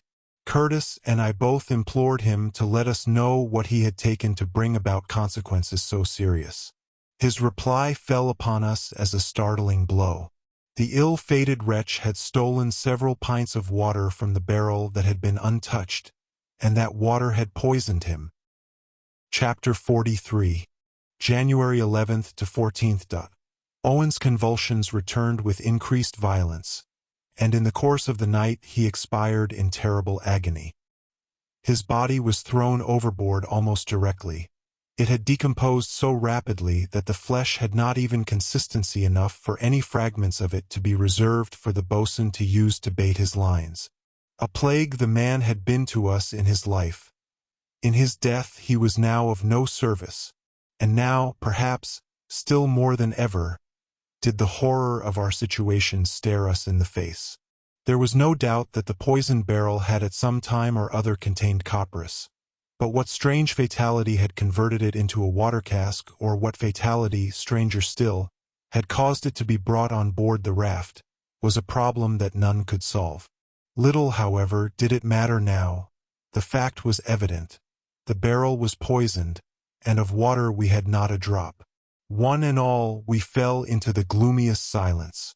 We were too irritable to bear the sound of each other's voices, and it did not require a word, a mere look or gesture was enough, to provoke us to anger that was little short of madness. How it was that we did not all become raving maniacs, I cannot tell. Throughout the 12th no drain of moisture crossed our lips, and not a cloud arose to warrant the expectation of a passing shower. In the shade, if shade it might be called, the thermometer would have registered at least 100 degrees. And, perhaps, considerably more. No change next day. The salt water began to chafe my legs, but although the smarting was at times severe, It was an inconvenience to which I gave little heed. Others who had suffered from the same trouble had become no worse. Oh, if this water that surrounds us could be reduced to vapor or to ice, as particles of salt extracted, it would be available for drink. But no, we have no appliances and we must suffer on. At the risk of being devoured by the sharks, the boatswain and 2 sailors took a morning bath, and as their plunge seemed to refresh them, I and 3 of my companions resolved to follow their example. We had never learnt to swim, and had to be fastened to the end of a rope and lowered into the water, while Curtis, during the half-hour of our bath, kept a sharp lookout to give warning of any danger from approaching sharks. No recommendation, however, on our part, nor any representation of the benefit we felt we had derived, could induce Miss Herbey to allay her sufferings in the same way. At about 11 o'clock, the captain came up to me and whispered in my ear, "Don't say a word, Mr. Kazalin. I do not want to raise false hopes, but I think I see a ship." It was as well that the captain had warned me. Otherwise, I should have raised an involuntary shout of joy. As it was, I had the greatest difficulty in restraining my expressions of delight. "Look behind to larboard," he continued in an undertone. Affecting an indifference which I was far from feeling, I cast an anxious glance to that quarter of the horizon of which he spoke, and there, although mine is not a nautical eye, I could plainly distinguish the outline of a ship under sail. Almost at the same moment the boatswain, who happened to be looking in the same direction, raised the cry, "Ship ahoy!" Whether it was that no one believed it, or whether all energies were exhausted, certain it is that the announcement produced none of the effects that might have been expected. Not a soul exhibited the slightest emotion, and it was only when the boatswain had several times sung out his tidings that all eyes turned to the horizon. There, most undeniably, was the ship, and the question rose at once to the minds of all, and to the lips of many, would she see us? The sailors immediately began discussing the build of the vessel, and made all sorts of conjectures as to the direction she was taking. Curtis was far more deliberate in his judgment. After examining her attentively for some time, he said, "She is a brig running close upon the wind, on the starboard tack. If she keeps her course for a couple of hours, she will come right athwart our track." A couple of hours. The words sounded to our ears like a couple of centuries. The ship might change her course at any moment. Closely trimmed as she was, it was very probable that she was only tacking about to catch the wind, in which case, as soon as she felt a breeze, she would resume her larboard tack and make away again. On the other hand, if she were really sailing with the wind, she would come nearer to us, and there would be good ground for hope. Meantime, no exertion must be spared, and no means left untried, to make our position known. The brig was about 12 miles to the east of us, so that it was out of the question to think of any cries of ours being overheard. But Curtis gave directions that every possible signal should be made. We had no firearms by which we could attract attention, and nothing else occurred to us beyond hoisting a flag of distress. Miss Herbey's red shawl, as being of a color most distinguishable against the background of sea and sky, was run up to the masthead, and was caught by the light breeze that just then was ruffling the surface of the water. As a drowning man clutches at a straw, so our hearts bounded with hope every time that our poor flag fluttered in the wind. For an hour our feelings alternated between hope and despair. The ship was evidently making her way in the direction of the raft, but every now and then she seemed to stop, and then our hearts would almost stand still with agony lest she was going to put about. She carried all her canvas, even to her royals and staysails, but her hull was only partially visible above the horizon. How slowly she advanced! The breeze was very, very feeble, and perhaps soon it would drop altogether. We felt that we would give years of our life to know the result of the coming hour. At 12:30 the captain and the boatswain considered that the brig was about 9 miles away. She had, therefore, gained only 3 miles in an hour and a half, and it was doubtful whether the light breeze that had been passing over our heads had reached her at all. I fancied, too, that her sails were no longer filled, but were hanging loose against her masts. Turning to the direction of the wind, I tried to make out some chance of a rising breeze. But no, the waves were calm and torpid, and the little puff of air that had aroused our hopes had died away across the sea. I stood aft with M. Letourneur, André, and Miss Herbey, and our glances perpetually wandered from the distant ship to our captain's face. Curtis stood leaning against the mast, with the boatswain by his side. Their eyes seemed never for a moment to cease to watch the brig, but their countenances clearly expressed the varying emotions that passed through their minds. Not a word was uttered, nor was the silence broken, until the carpenter exclaimed, in accents of despair, "She's putting about!" All started up, some to their knees, others to their feet. The boatswain dropped a frightful oath. The ship was still 9 miles away, and at such a distance it was impossible for our signal to be seen. Our tiny raft, a mere speck upon the waters, would be lost in the intense irradiation of the sunbeams. If only we could be seen, no doubt all would be well. No captain would have the barbarous inhumanity to leave us to our fate. But there had been no chance. Only too well we knew that we had not been within the range of sight. "My friends," said Curtis, "we must make a fire. It is our last and only chance." Some planks were quickly loosened and thrown into a heap upon the fore part of the raft. They were damp and troublesome to light, but the very dampness made the smoke more dense, and ere long a tall column of dusky fumes was rising straight upwards in the air. If darkness should come on before the brig was completely out of view, the flames we hoped might still be visible. But the hours passed on. The fire died out, and yet no signs of help. The temper of resignation now deserted me entirely. Faith, hope, confidence, all vanished from my mind, and like the boatswain, I swore long and loudly. A gentle hand was laid upon my arm, and turning round I saw Miss Herbey with her finger pointing to the sky. I could stand it no longer, but gliding underneath the tent I hid my face in my hands and wept aloud. Meanwhile the brig had altered her tack, and was moving slowly to the east. 3 hours later, and the keenest eye could not have discerned her topsails above the horizon. Chapter 44. January 15th. After this further shattering of our excited hopes, death alone now stares us in the face. Slow and lingering as that death may be, sooner or later it must inevitably come. Today some clouds that rose in the west have brought us a few puffs of wind, and in spite of our prostration we appreciate the moderation, slight as it is, in the temperature.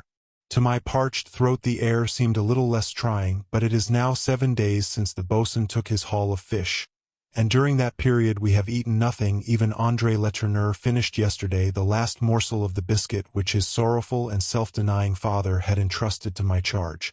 Jinxtrop the Negro has broken loose from his confinement, but Curtis has taken no measures for putting him again under restraint. It is not to be apprehended that the miserable fellow and his accomplices, weakened as they are by their protracted fast, will attempt to do us any mischief now. Some huge sharks made their appearance today, cleaving the water rapidly with their great black fins. The monsters came close up to the edge of the raft, and Flaypole, who was leaning over, narrowly escaped having his arm snapped off by one of them. I could not help regarding them as living sepulchres, which ere long might swallow up our miserable carcasses. Yet, withal, I profess that my feelings were rather those of fascination than of horror. The boatswain, who stood with clenched teeth and dilated eye, regarded these sharks from quite another point of view. He thought about devouring the sharks, not about the sharks devouring him, and if he could succeed in catching one, I doubt if one of us would reject the tough and untempting flesh. He determined to make the attempt, and as he had no whirl which he could fasten to his rope, he set to work to find something that might serve as a substitute. Curtis and Dowlas were consulted, and after a short conversation, during which they kept throwing bits of rope and spars into the water in order to entice the sharks to remain by the raft, Daulos went and fetched his carpenter's tool, which is at once a hatchet and a hammer.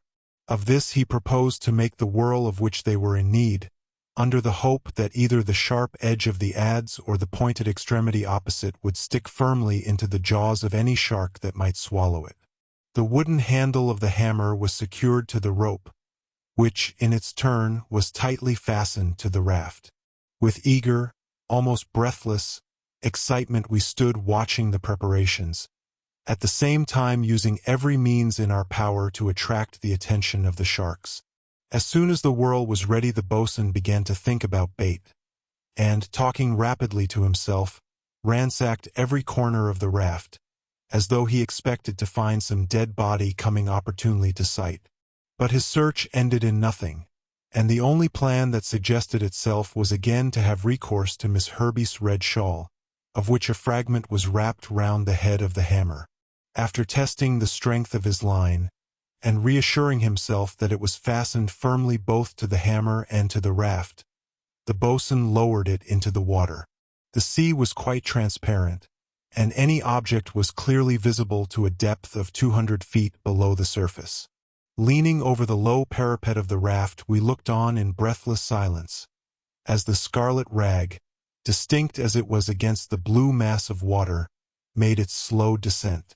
But one by one the sharks seemed to disappear. They could not, however, have gone far away, and it was not likely that anything in the shape of bait dropped near them would long escape their keen voracity. Suddenly, without speaking, the boatswain raised his hand and pointed to a dark mass skimming along the surface of the water, and making straight in our direction. It was a shark, certainly not less than 12 feet long. As soon as the creature was about 4 fathoms from the raft, the boatswain gently drew in his line until the whirl was in such a position that the shark must cross right over it. At the same time he shook the line a little, that he might give the whirl the appearance, if he could, of being something alive and moving. As the creature came near, my heart beat violently. I could see its eyes flashing above the waves, and its gaping jaws, as it turned half over on its back, exhibited long rows of pointed teeth. I know not who it was, but someone at that moment uttered an involuntary cry of horror. The shark came to a standstill, turned about, and escaped quite out of sight. The boatswain was pale with anger. "The first man who speaks," he said, "I will kill him on the spot." Again he applied himself to his task. The whirl again was lowered, this time to the depth of 20 fathoms, but for half an hour or more not a shark could be distinguished. But as the waters far below seemed somehow to be troubled, I could not help believing that some of the brutes at least were still there. All at once, with a violent jerk, the cord was wrested from the boatswain's hands. Firmly attached, however, as it was to the raft, it was not lost. The bait had been seized by a shark, and the iron had made good its hold upon the creature's flesh. "Now then, my lads," cried the boatswain, "haul away." Passengers and sailors, one and all, put forth what strength they had to drag the rope, but so violent were the creature's struggles that it required all our efforts, and it is needless to say that they were willing enough, to bring it to the surface. At length, after exertions that almost exhausted us, the water became agitated by the violent flappings of the tail and fins, and looking down I saw the huge carcass of the shark writhing convulsively amidst waves that were stained with blood. "Steady, steady," said the boatswain, as the head appeared above. The whirl had passed right through the jaw into the middle of the throat, so that no struggle on the part of the animal could possibly release it. Daulos seized his hatchet, ready to dispatch the brute the moment it should be landed on the raft. A short sharp snap was heard. The shark had closed its jaws, and bitten through the wooden handle of the hammer. Another moment and it had turned round and was completely gone. A howl of despair burst from all our lips. All the labor and the patience, all had been in vain. Daulos made a few more unsuccessful attempts, but as the whirl was lost, and they had no means of replacing it, there was no further room for hope. They did, indeed, lower some cords twisted into running knots, but, as might have been expected, These only slipped over without holding the slimy bodies of the sharks. As a last resource, the boatswain allowed his naked leg to hang over the side of the raft. The monsters, however, were proof even against this attraction. Reduced once again to a gloomy despondency, all turned to their places, to await the end that cannot now be long deferred. Just as I moved away, I heard the boatswain say to Curtis, "Captain, when shall we draw lots?" The captain made no reply. Chapter 45. January 16th. If the crew of any passing vessel had caught sight of us as we lay still and inanimate upon our sailcloth, they would scarcely, at first sight, have hesitated to pronounce us dead. My sufferings were terrible.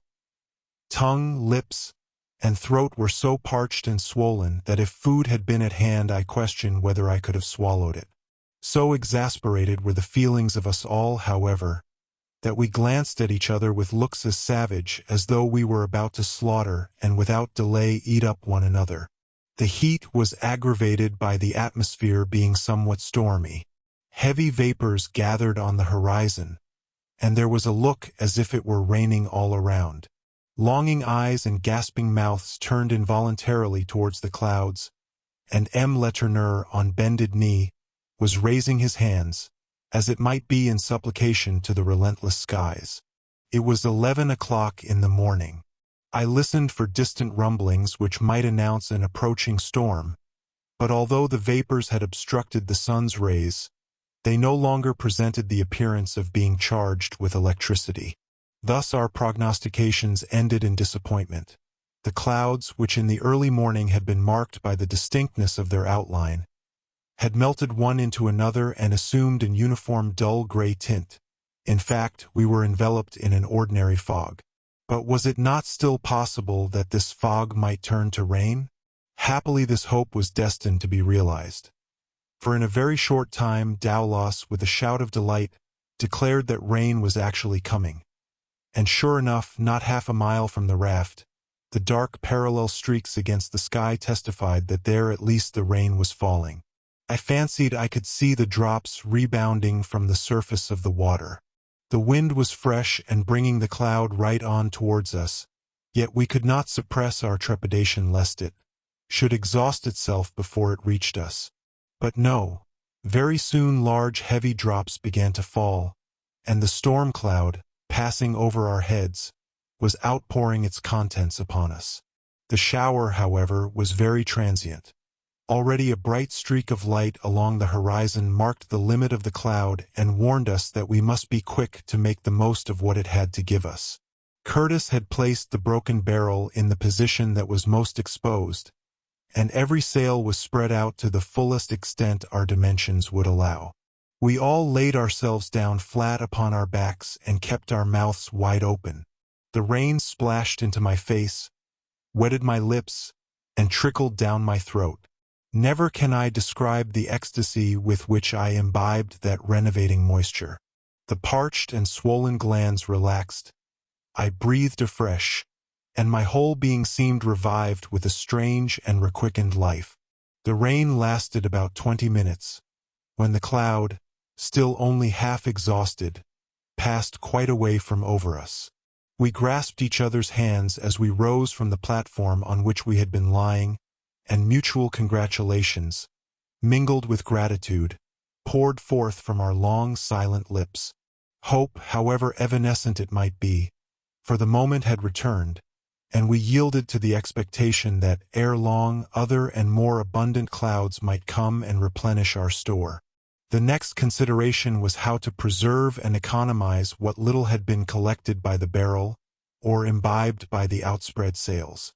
It was found that only a few pints of rainwater had fallen into the barrel. To this small quantity, the sailors were about to add what they could by wringing out the saturated sails, when Curtis made them desist from their intention. "Stop, stop," he said. "We must wait a moment. We must see whether this water from the sails is drinkable." I looked at him in amazement. Why should not this be as drinkable as the other? He squeezed a few drops out of one of the folds of a sail into the tin pot, and put it to his lips. To my surprise, he rejected it immediately, and upon tasting it for myself I found it not merely brackish, but briny as the sea itself. The fact was that the canvas had been so long exposed to the action of the waves, that it had become thoroughly impregnated by salt, which of course was taken up again by the water that fell upon it. Disappointed we were, but with several pints of water in our possession, we were not only contented for the present, but sanguine in our prospect for the future. Chapter 46. January 17th. As a natural consequence of the alleviation of our thirst, the pangs of hunger returned more violently than ever. Although we had no bait, and even if we had we could not use it for want of a whirl, we could not help asking whether no possible means could be devised for securing one out of the many sharks that were still perpetually swarming about the raft. Armed with knives, like the Indians in the pearl fisheries, was it not practicable to attack the monsters in their own element? Curtis expressed his willingness personally to make the attempt, but so numerous were the sharks that we would not for one moment hear of his risking his life in a venture of which the danger was as great as the success was doubtful. By plunging into the sea, or by gnawing at a piece of metal, we could always, or at least often, do something that cheated us into believing that we were mitigating the pains of thirst. But with hunger it was different. The prospect, too, of rain seemed hopeful, whilst for getting food there appeared no chance. And, as we knew that nothing could compensate for the lack of nutritive matter, we were soon all cast down again. Shocking to confess, it would be untrue to deny that we surveyed each other with the eye of an eager longing, and I need hardly explain to what a degree of savageness the one idea that haunted us had reduced our feelings. Ever since the storm cloud brought us the too transient shower, the sky has been tolerably clear, and although at that time the wind had slightly freshened, it has since dropped, and the sail hangs idly against our mast. Except for the trifling relief it brings by modifying the temperature, we care little now for any breeze. Ignorant as we are as to what quarter of the Atlantic we have been carried by the currents, it matters very little to us from what direction the wind may blow if only it would bring, in rain or dew, the moisture of which we are so dreadfully in need. The moon was entering her last quarter, so that it was dark till nearly midnight, and the stars were misty, not glowing with that luster which is so often characteristic of cool nights. Half frantic with that sense of hunger which invariably returns with redoubled vigor at the close of every day, I threw myself, in a kind of frenzy, upon a bundle of sails that was lying on the starboard of the raft, and leaning over, I tried to get some measure of relief by inhaling the moist coolness that rarely fails to circulate just above the water. My brain was haunted by the most horrible nightmares. Not that I suppose I was in any way more distressed than my companions, who were lying in their usual places, vainly endeavoring to forget their sufferings in sleep. After a time I fell into a restless, dreamy doze. I was neither asleep nor awake. How long I remained in that state of stupor I could hardly say, but at length a strange sensation half brought me to myself. Was I dreaming, or was there not really some unaccustomed odor floating in the air? My nostrils became distended, and I could scarcely suppress a cry of astonishment. But some instinct kept me quiet, and I laid myself down again with the puzzled sensation sometimes experienced when we have forgotten a word or name. Only a few minutes, however, had elapsed before another still more savory puff induced me to take several long inhalations.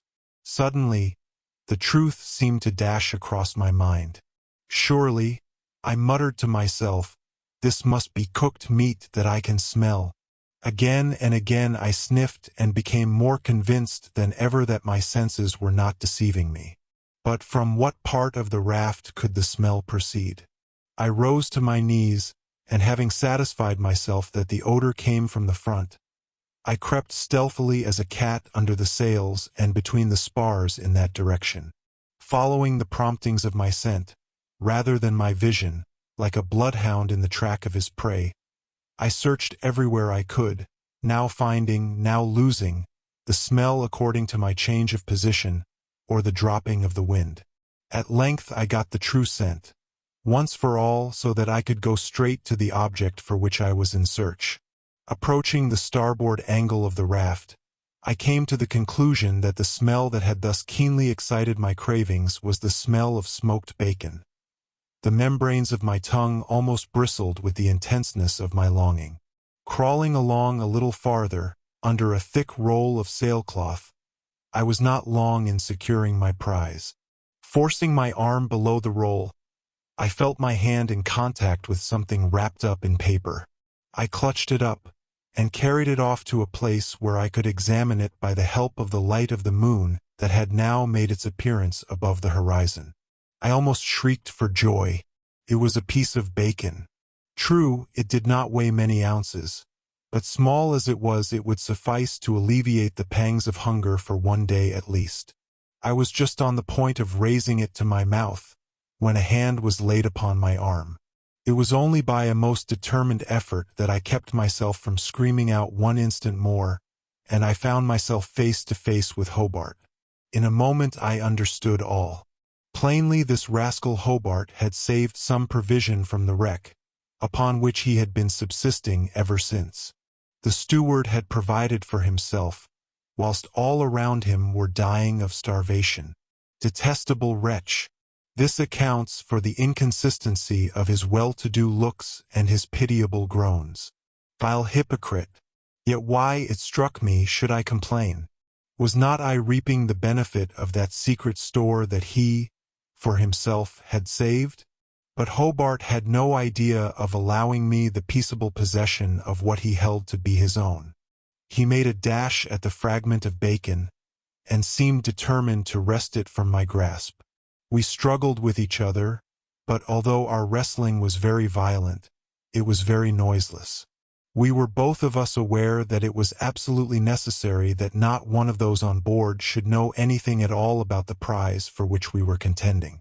Nor was my own determination lessened by hearing him groan out that it was his last, his only morsel. I thought, it shall be mine now. And still careful that no noise of commotion should arise, I threw him on his back, and grasping his throat so that it gurgled again, I held him down until, in rapid mouthfuls, I had swallowed up the last scrap of the food for which we had fought so hard. I released my prisoner, and quietly crept back to my own quarters. And not a soul is aware that I have broken my fast. Chapter 47. January 18th. After this excitement I awaited the approach of day with a strange anxiety. My conscience told me that Hobart had the right to denounce me in the presence of all my fellow passengers. Yet my alarm was vain. The idea of my proceedings being exposed by him was quite absurd. In a moment he would himself be murdered without pity by the crew, if it should be revealed that, unknown to them, he had been living on some private store which, by clandestine cunning, he had reserved. But, in spite of my anxiety, I had a longing for day to come. The bit of food that I had thus stolen was very small, but small as it was it had alleviated my hunger, and I was now tortured with remorse, because I had not shared the meager morsel with my fellow sufferers. Miss Herbie, Andre, his father, all had been forgotten, and from the bottom of my heart I repented of my cruel selfishness. Meantime the moon rose high in the heavens, and the first streaks of dawn appeared. There is no twilight in these low latitudes, and the full daylight came well nigh at once.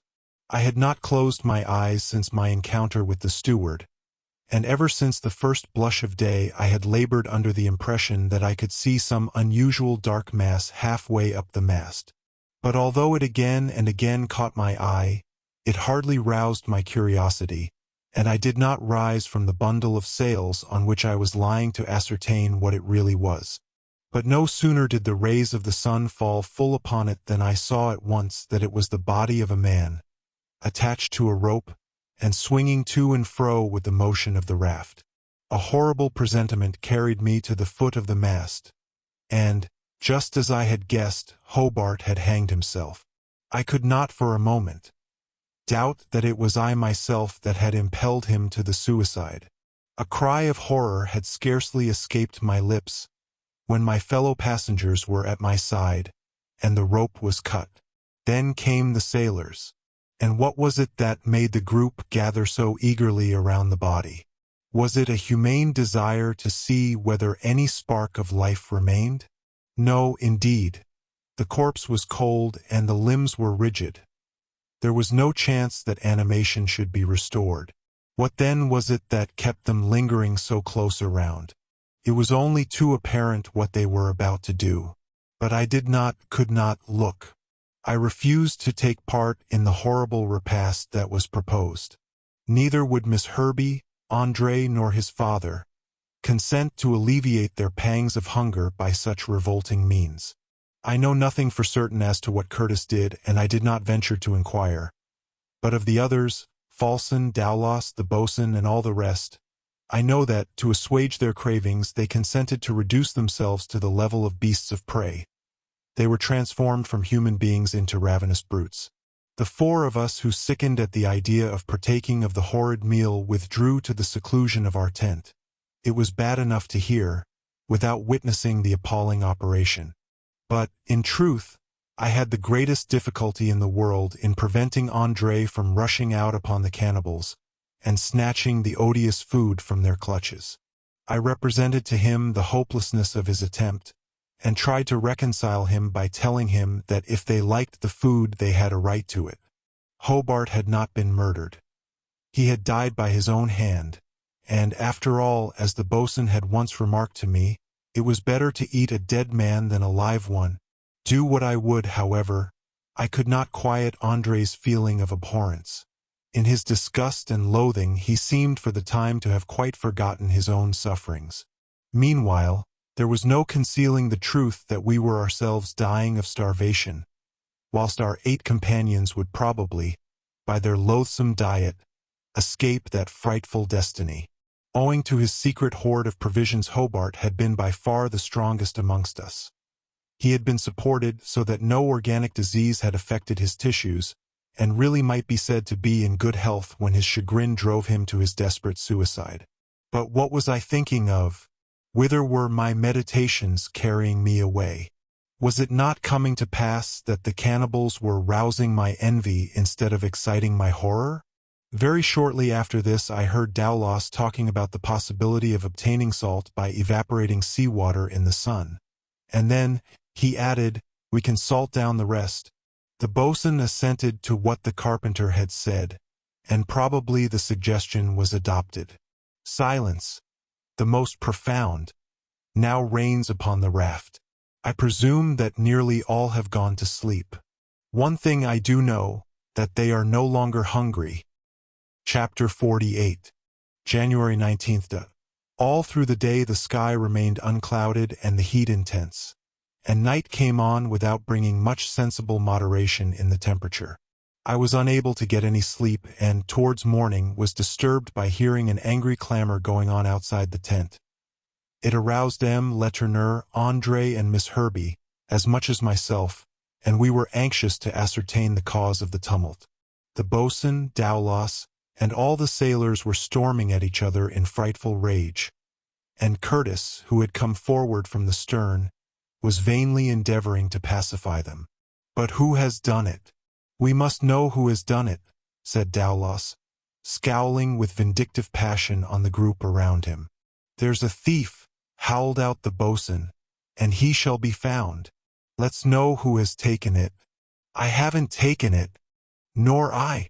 Nor I, cried the sailors one after another. And then they set to work again to ransack every quarter of the raft.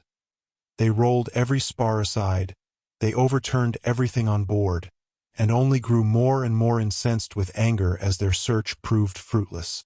Can you tell us, said the boatswain, coming up to me, who is the thief?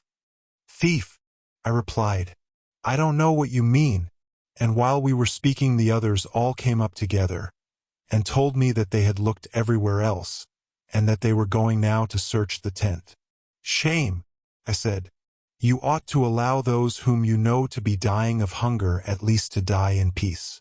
There is not one of us who has left the tent all night. Why suspect us? Now just look here, Mr. Cazalan, said the boatswain, in a voice which he was endeavoring to calm down into moderation. We are not accusing you of anything. We know well enough you and all the rest of you had a right to your shares as much as anybody. But that isn't it. It's all gone somewhere. Every bit. Yes, said Sandon gruffly. It's all gone somewheres, and we are going to search the tent. Resistance was useless, and Miss Herbie M. Letourneur and André were all turned out. I confess I was very fearful. I had a strong suspicion that for the sake of his son, for whom he was ready to venture anything, M. Letourneur had committed the theft. In that case I knew that nothing would have prevented the infuriated men from tearing the devoted father to pieces. I beckoned to Curtis for protection, and he came and stood beside me. He said nothing, but waited with his hands in his pockets, and I think I am not mistaken in my belief that there was some sort of a weapon in each. To my great relief, the search was ineffectual. There was no doubt that the carcass of the suicide had been thrown overboard, and the rage of the disappointed cannibals knew no bounds. Yet who had ventured to do the deed? I looked at M. Letourneur and Miss Herbie, but their countenances at once betrayed their ignorance. André turned his face away, and his eyes did not meet my own. Probably it is he, but if it be, I wonder whether he has reckoned up the consequences of so rash an act. Chapter 49. January 20th to 22nd. For the day or two after the horrible repast of the 18th, those who had partaken of it appeared to suffer comparatively little either from hunger or thirst. But for the 4 of us who had tasted nothing, the agony of suffering grew more and more intense. It was enough to make us repine over the loss of the provision that had so mysteriously gone. And if any one of us should die, I doubt whether the survivors would a second time resist the temptation to assuage their pangs by tasting human flesh. Before long, all the cravings of hunger began to return to the sailors, and I could see their eyes greedily glancing upon us, starved as they knew us to be, as though they were reckoning our hours, and already were preparing to consume us as their prey. As is always the case with shipwrecked men, we were tormented by thirst far more than by hunger, and if, in the height of our sufferings, we had been offered our choice between a few drops of water and a few crumbs of biscuit, I do not doubt that we should, without exception, have preferred to take the water. And what a mockery to our condition did it seem that all this while there was water, nothing but water, everywhere around us. Again and again, incapable of comprehending how powerless it was to relieve me, I put a few drops within my lips, but only with the invariable result of bringing on a most trying nausea, and rendering my thirst more unendurable than before. 42 days had passed since we quitted the sinking Chancellor. There could be no hope now. All of us must die, and by the most deplorable of deaths. I was quite conscious that a mist was gathering over my brain. I felt my senses sinking into a condition of torpor. I made an effort, but all in vain, to master the delirium that I was aware was taking possession of my reason. It is out of my power to decide for how long I lost my consciousness. But when I came to myself, I found that Miss Herbie had folded some wet bandages around my forehead. I am somewhat better, but I am weakened, mind and body, and I am conscious that I have not long to live. A frightful fatality occurred today. The scene was terrible. Jinxtrop the Negro went raving mad. Curtis and several of the men tried their utmost to control him, but in spite of everything he broke loose and tore up and down the raft, uttering fearful yells. He had gained possession of a handspike and rushed upon us all with the ferocity of an infuriated tiger. How we contrived to escape mischief from his attacks, I know not. All at once, by one of those unaccountable impulses of madness, his rage turned against himself. With his teeth and nails he gnawed and tore away at his own flesh. Dashing the blood into our faces, he shrieked out with a demoniacal grin, "Drink, drink," and flinging us gory morsels, kept saying, "Eat, eat." In the midst of his insane shrieks he made a sudden pause, then dashing back again from the stern to the front, he made a bound and disappeared beneath the waves. Falson, Dowlas, and the boatswain made a rush that at least they might secure the body, But it was too late. All that they could see was a crimson circle in the water, and some huge sharks disporting themselves around the spot. Chapter 50. January 23rd. Only 11 of us now remain, and the probability is very great that every day must now carry off at least its one victim, and perhaps more. The end of the tragedy is rapidly approaching, and save for the chance, which is next to an impossibility, of our sighting land, or being picked up by a passing vessel, ere another week has elapsed not a single survivor of the Chancellor will remain. The wind freshened considerably in the night, and it is now blowing pretty briskly from the northeast. It has filled our sail, and the white foam in our wake is an indication that we are making some progress. The captain reckons that we must be advancing at the rate of about 3 miles an hour. Curtis and Falson are certainly in the best condition amongst us, and in spite of their extreme emaciation they bear up wonderfully under the protracted hardships we have all endured. Words cannot describe the melancholy state to which poor Miss Herbie bodily is reduced. Her whole being seems absorbed into her soul, but that soul is brave and resolute as ever, living in heaven rather than on earth. The boatswain, strong, energetic man that he was, has shrunk into a mere shadow of his former self, and I doubt whether anyone would recognize him to be the same man. He keeps perpetually to one corner of the raft, his head dropped upon his chest, and his long bony hands lying upon knees that project sharply from his worn-out trousers. Unlike Miss Herbie, his spirit seems to have sunk into apathy, and it is at times difficult to believe that he is living at all, so motionless and statue-like does he sit. Silence continues to reign upon the raft. Not a sound, not even a groan, escapes our lips. We do not exchange 10 words in the course of the day, and the few syllables that our parched tongue and swollen lips can pronounce are almost unintelligible.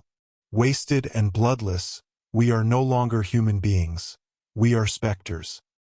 Chapter 51. January 24th.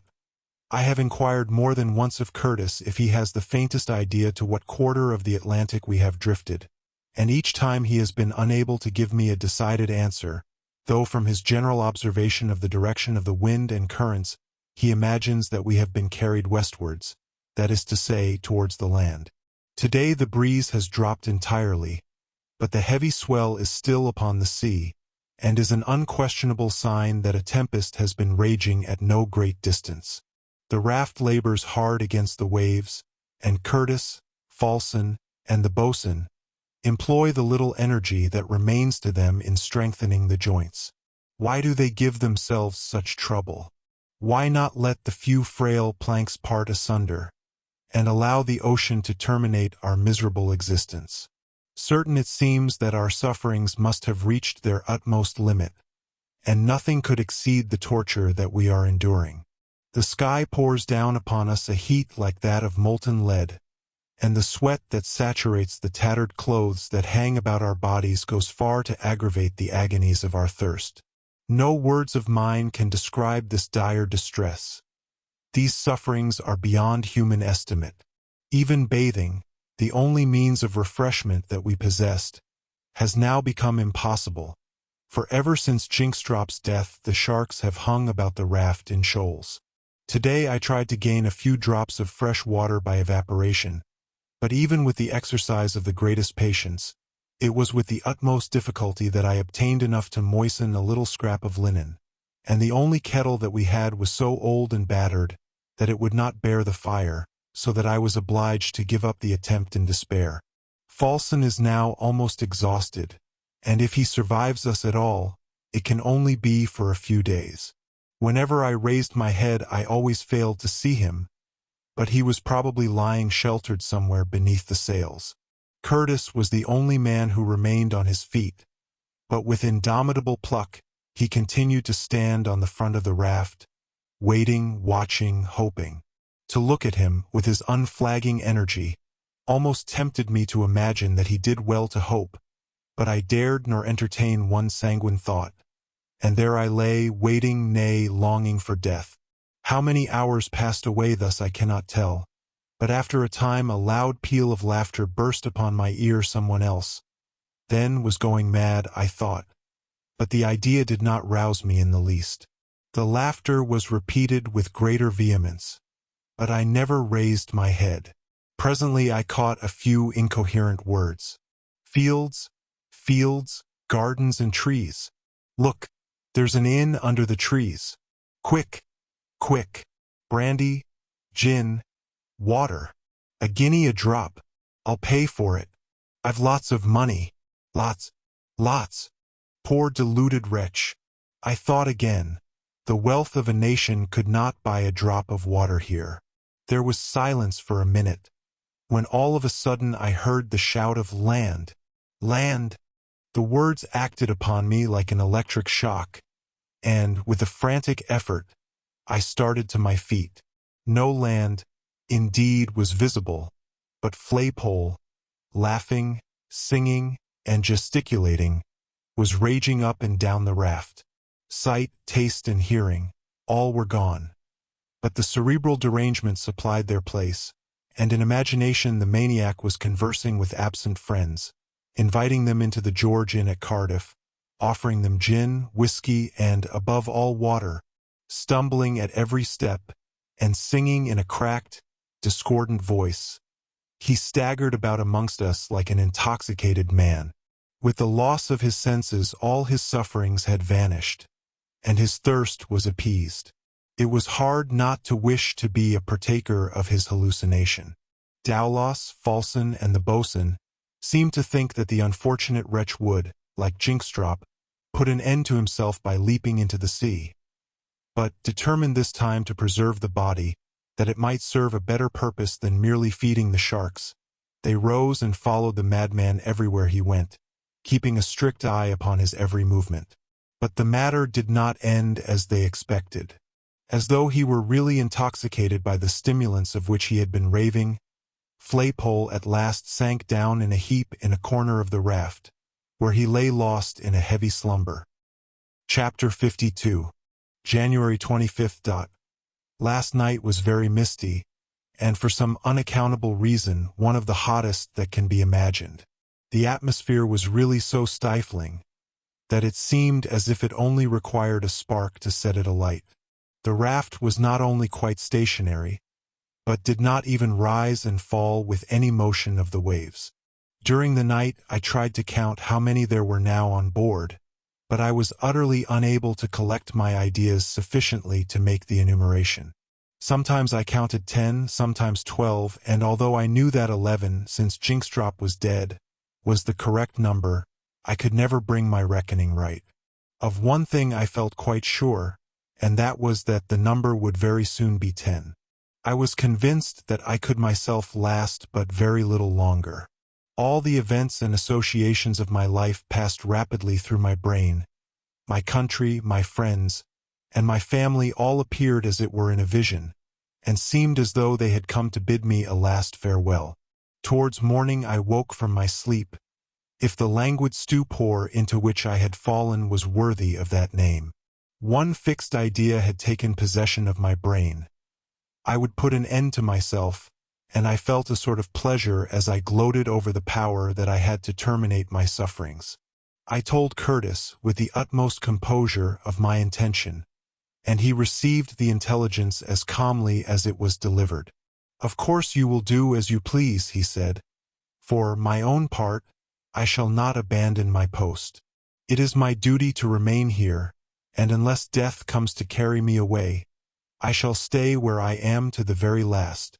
The dull gray fog still hung heavily over the ocean, but the sun was evidently shining above the mist, and would, in course of time, dispel the vapor. Towards 7 o'clock I fancied I heard the cries of birds above my head. The sound was repeated 3 times, and as I went up to the captain to ask him about it, I heard him mutter to himself, "Birds! Why, that looks as if land were not far off." But although Curtis might still cling to the hope of reaching land, I knew not what it was to have one sanguine thought. For me there was neither continent nor island. The world was one fluid sphere, uniform, monotonous, as in the most primitive period of its formation. Nevertheless, it must be owned that it was with a certain amount of impatience that I awaited the rising of the mist, for I was anxious to shake off the phantom fallacies that Curtis's words had suggested to my mind. Not till 11 o'clock did the fog begin to break, and as it rolled in heavy folds along the surface of the water, I could every now and then catch glimpses of a clear blue sky beyond. Fierce sunbeams pierced the cloud rifts, scorching and burning our bodies like red-hot iron, but it was only above our heads that there was any sunlight to condense the vapor. The horizon was still quite invisible. There was no wind, and for half an hour longer the fog hung heavily round the raft, whilst Curtis, leaning against the side, strove to penetrate the obscurity.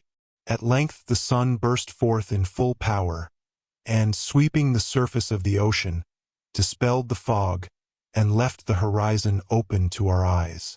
There, exactly as we had seen it for the last 6 weeks, was the circle that bounded sea and sky, unbroken, definite, distinct as ever.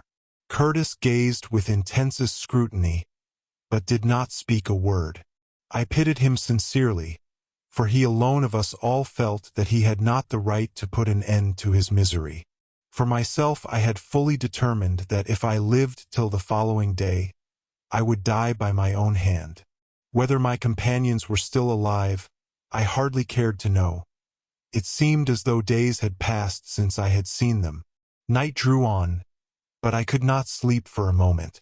Towards 2 o'clock in the morning my thirst was so intense that I was unable to suppress loud cries of agony. Was there nothing that would serve to quench the fire that was burning within me? What if instead of drinking the blood of others I were to drink my own? It would be all unavailing, I was well aware, but scarcely had the thought crossed my mind than I proceeded to put it into execution. I unclasped my knife, and, stripping my arm, with a steady thrust I opened a small vein. The blood oozed out slowly, drop by drop, and as I eagerly swallowed the source of my very life, I felt that for a moment my torments were relieved, but only for a moment. All energy had failed my pulses, and almost immediately the blood had ceased to flow. How long it seemed before the morning dawned, and when that morning came it brought another fog, heavy as before that again shut out the horizon. The fog was hot as the burning steam that issues from a boiler. It was to be my last day upon earth, and I felt that I would like to press the hand of a friend before I died. Curtis was standing near, and crawling up to him, I took his hand in my own. He seemed to know that I was taking my farewell, and with one last lingering hope he endeavored to restrain me. But all in vain. My mind was finally made up. I should have liked to speak once again to M. Letourneur, André, and Miss Herbie, but my courage failed me. I knew that the young girl would read my resolution in my eyes, and that she would speak to me of duty and of God, and of eternity, and I dared not meet her gaze, and I would not run the risk of being persuaded to wait until a lingering death should overtake me. I returned to the back of the raft, and after making several efforts, I managed to get on to my feet. I cast one long look at the pitiless ocean and the unbroken horizon. If a sail or the outline of a coast bad broken on my view, I believe that I should only have deemed myself the victim of an illusion, but nothing of the kind appeared, and the sea was dreary as a desert. It was 10 o'clock in the morning. The pangs of hunger and the torments of thirst were racking me with redoubled vigor. All instinct of self-preservation had left me, and I felt that the hour had come when I must cease to suffer. Just as I was on the point of casting myself headlong into the sea, a voice, which I recognized as Dowless's, broke upon my ear. "Captain," he said, "we are going to draw lots." Involuntarily I paused. I did not take my plunge, but returned to my place upon the raft. Chapter 53. January 26th. All heard and understood the proposition. In fact, it had been in contemplation for several days, but no one had ventured to put the idea into words. However, it was done now. Lots were to be drawn, and to each would be assigned his share of the body of the one ordained by fate to be the victim. For my own part, I profess that I was quite resigned for the lot to fall upon myself. I thought I heard André Letourneur beg for an exception to be made in favor of Miss Herbey, but the sailors raised a murmur of dissent. As there were 11 of us on board, there were 10 chances to 1 in each one's favor, a proportion which would be diminished if Miss Herbey were excluded, so that the young lady was forced to take her chance among the rest. It was then 10:30, and the boatswain, who had been roused from his lethargy by what the carpenter had said, insisted that the drawing should take place immediately. There was no reason for postponing the fatal lottery. There was not one of us that clung in the least to life, and we knew that at the worst, whoever should be doomed to die would only precede the rest by a few days or even hours. All that we desired was just once to slake our raging thirst and moderate our gnawing hunger. How all the names found their way to the bottom of a hat I cannot tell. Very likely Falsten wrote them upon a leaf torn from his memorandum book. But be that as it may, the 11 names were there, and it was unanimously agreed that the last name drawn should be the victim. But who would draw the names? There was hesitation for a moment. Then, "I will," said a voice behind me. Turning round, I beheld M. Letourneur standing with outstretched hand, and with his long white hair falling over his thin, livid face that was almost sublime in its calmness. I divined at once the reason of this voluntary offer. I knew that it was the father's devotion in self-sacrifice that led him to undertake the office. "As soon as you please," said the boatswain, and handed him the hat. M. Letourneur proceeded to draw out the folded strips of paper one by one, and after reading out aloud the name upon it, handed it to its owner. The first name called was that of Burke, who uttered a cry of delight. Then followed Flaypole and the boatswain. What his name really was I never could exactly learn. Then came Falsten, Curtis, Sandon. More than half had now been called, and my name had not yet been drawn. I calculated my remaining chance. It was still 4-1 in my favor. M. Letourneur continued his painful task.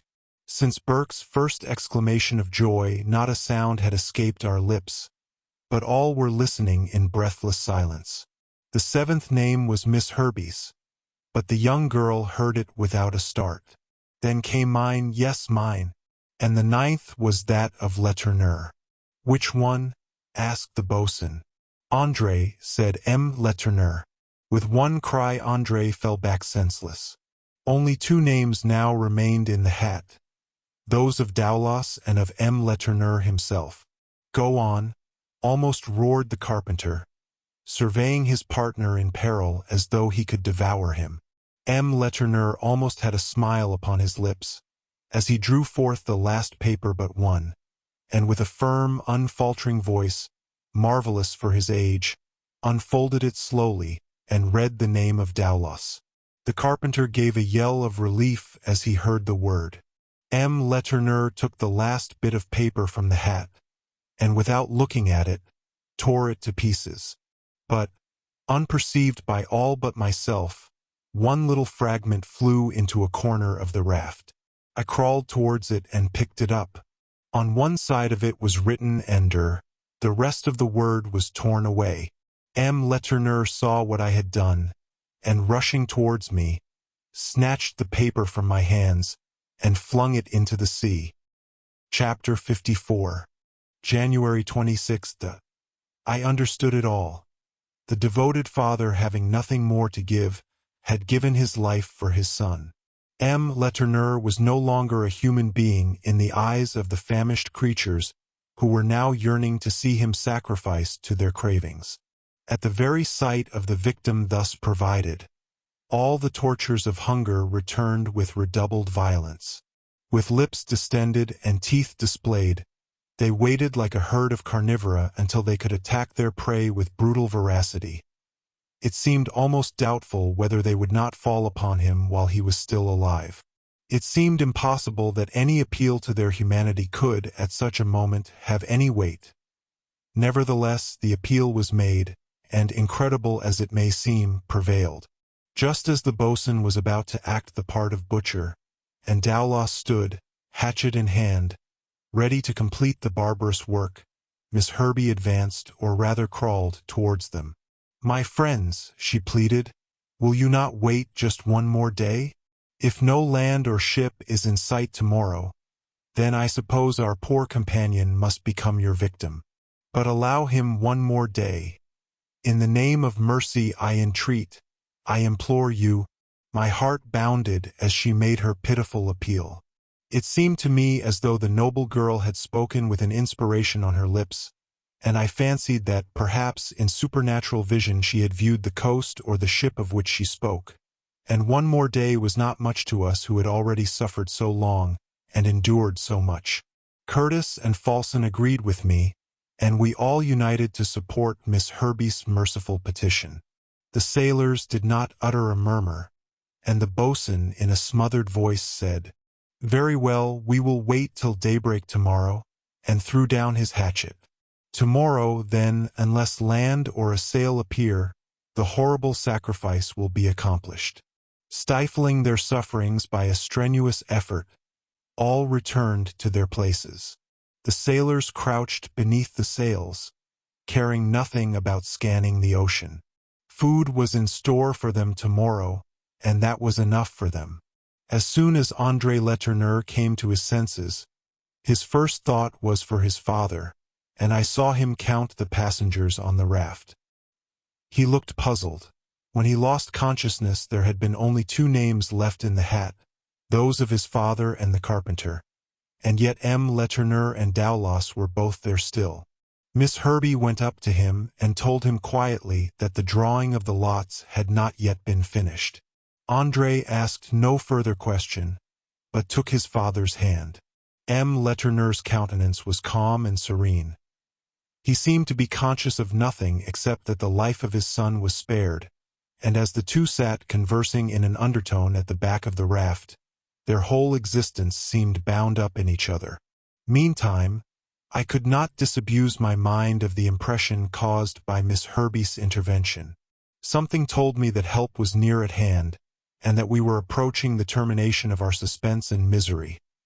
The chimeras that were floating through my brain resolved themselves into realities, so that nothing appeared to me more certain than that either land or sail, be they miles away, would be discovered somewhere to leeward. I imparted my convictions to M. Letourneur and his son. André was as sanguine as myself. Poor boy! He little thinks what a loss there is in store for him tomorrow. His father listened gravely to all we said, and whatever he might think in his own mind, he did not give us any discouragement. Heaven, he said, he was sure would still spare the survivors of the Chancellor, and then he lavished on his son caresses which he deemed to be his last. Some time afterwards, when I was alone with him, M. Letourneur whispered in my ear, "Mr. Cazalan, I commend my boy to your care, and mark you, he must never know—" His voice was choked with tears, and he could not finish his sentence. But I was full of hope, and, without a moment's intermission, I kept my eyes fixed upon the unbroken horizon. Curtis, Miss Herbey, Falson, and even the boatswain were also eagerly scanning the broad expanse of sea.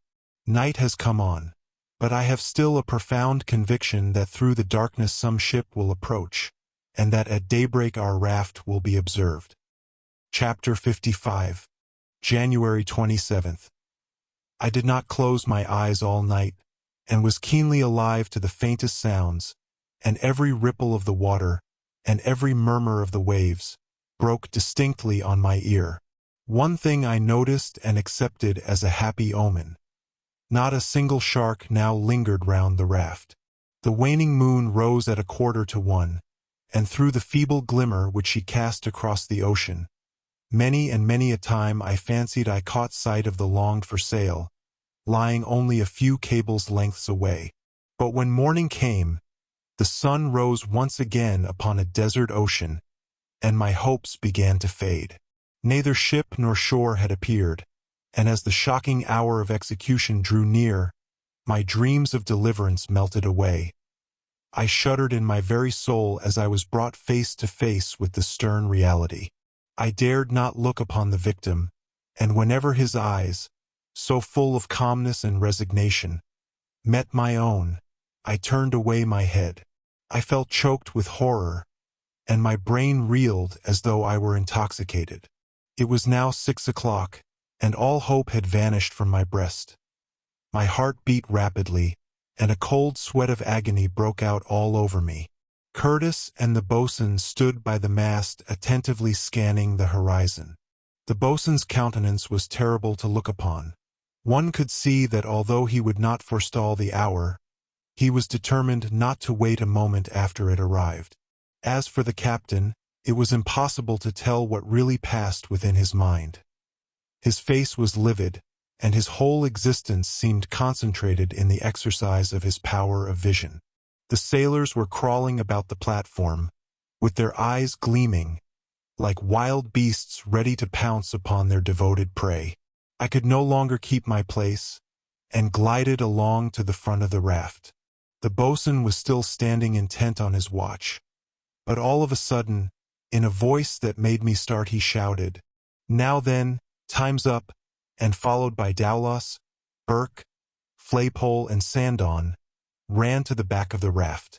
As Dowlas seized the hatchet convulsively, Miss Herbey could not suppress a cry of terror.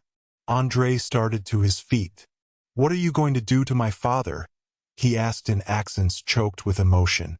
"My boy," said M. Letourneur, "the lot has fallen upon me, and I must die."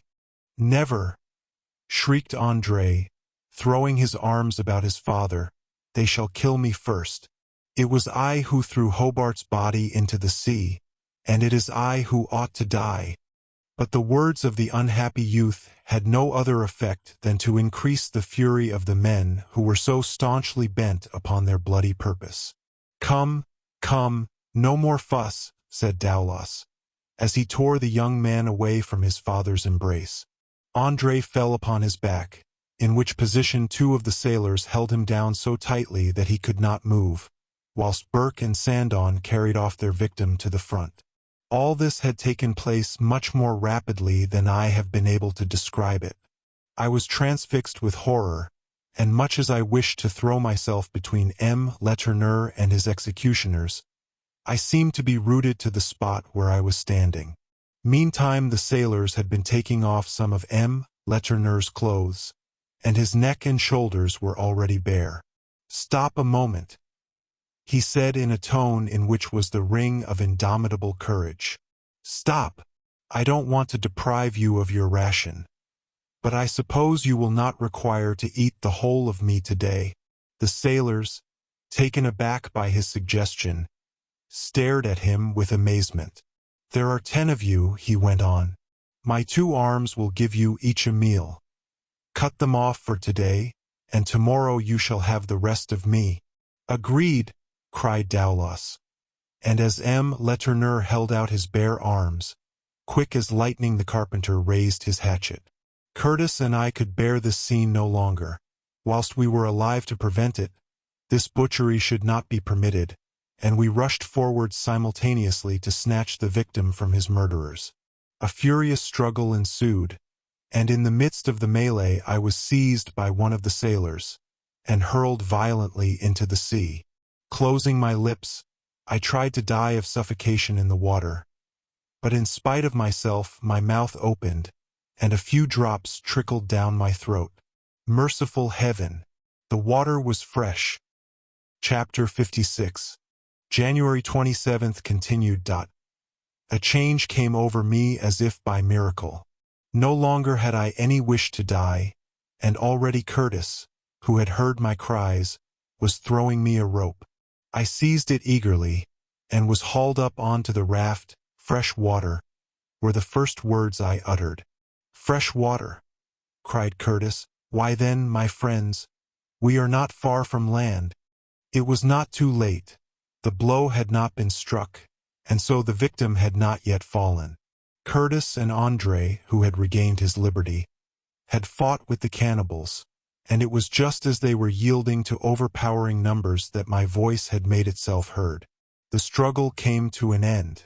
As soon as the words fresh water had escaped my lips, I leaned over the side of the raft and swallowed the life-giving liquid in greedy draughts. Miss Herbie was the first to follow my example, but soon Curtis, Falson, and all the rest were on their knees and drinking eagerly.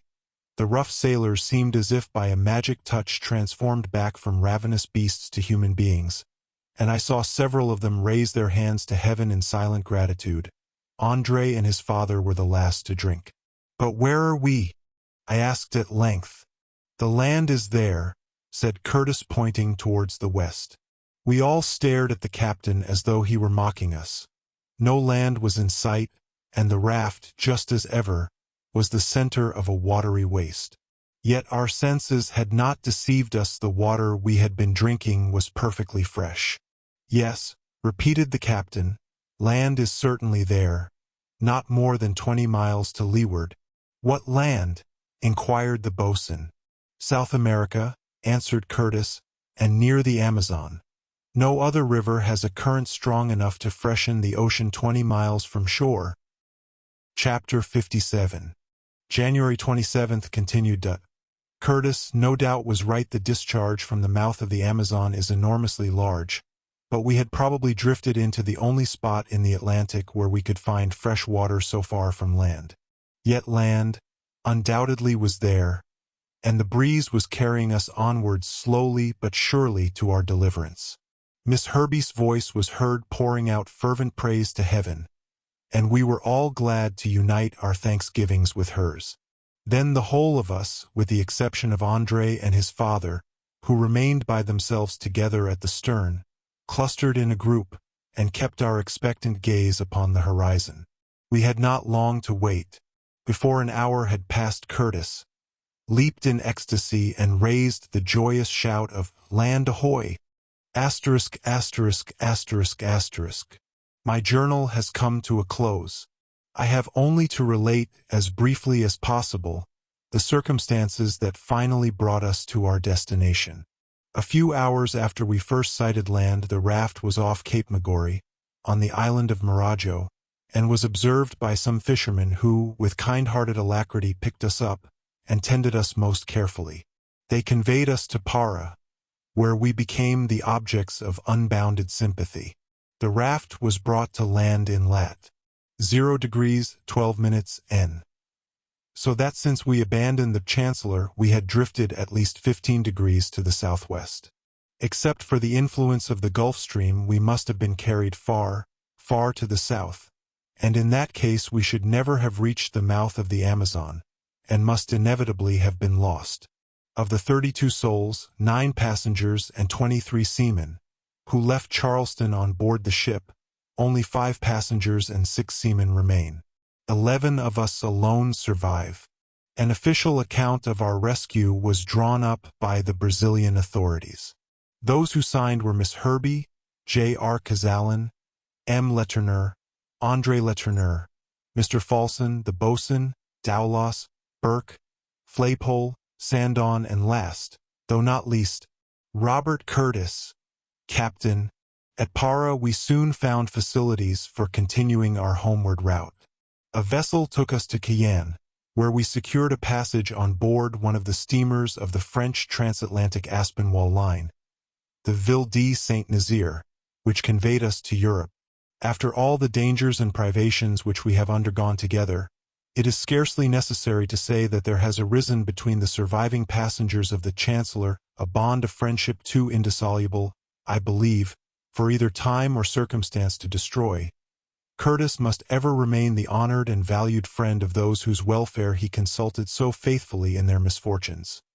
His conduct was beyond all praise. When we were fairly on our homeward way, Miss Herbie by chance intimated to us her intention of retiring from the world and devoting the remainder of her life to the care of the sick and suffering. "Then why not come and look after my son?" said M. Letourneur, adding, "He is an invalid, and he requires, as he deserves, the best of nursing." Miss Herbie, after some deliberation, consented to become a member of their family, and finds in M. Letourneur a father, and in Andre a brother. A brother, I say. But may we not hope that she may be united by a dearer and a closer tie, and that the noble-hearted girl may experience the happiness that so richly she deserves? Dear listener, we close the pages on another tale, a journey through words, imagination, and emotion. Here at the Falls Audiobook, where stories flow like a river's current, carrying you to distant worlds and uncharted depths, we thank you for joining us. As always, we invite you to linger a little longer. Subscribe to our channel to discover more stories waiting to be heard, each a cascade of voices, ideas, and artistry. And remember, every great story begins with a single word. Perhaps the next one will begin with you. Until our voices meet again, may your days be filled with quiet moments, rich pages, and the soothing sound of a story well told. This is the Falls Audiobook, signing off.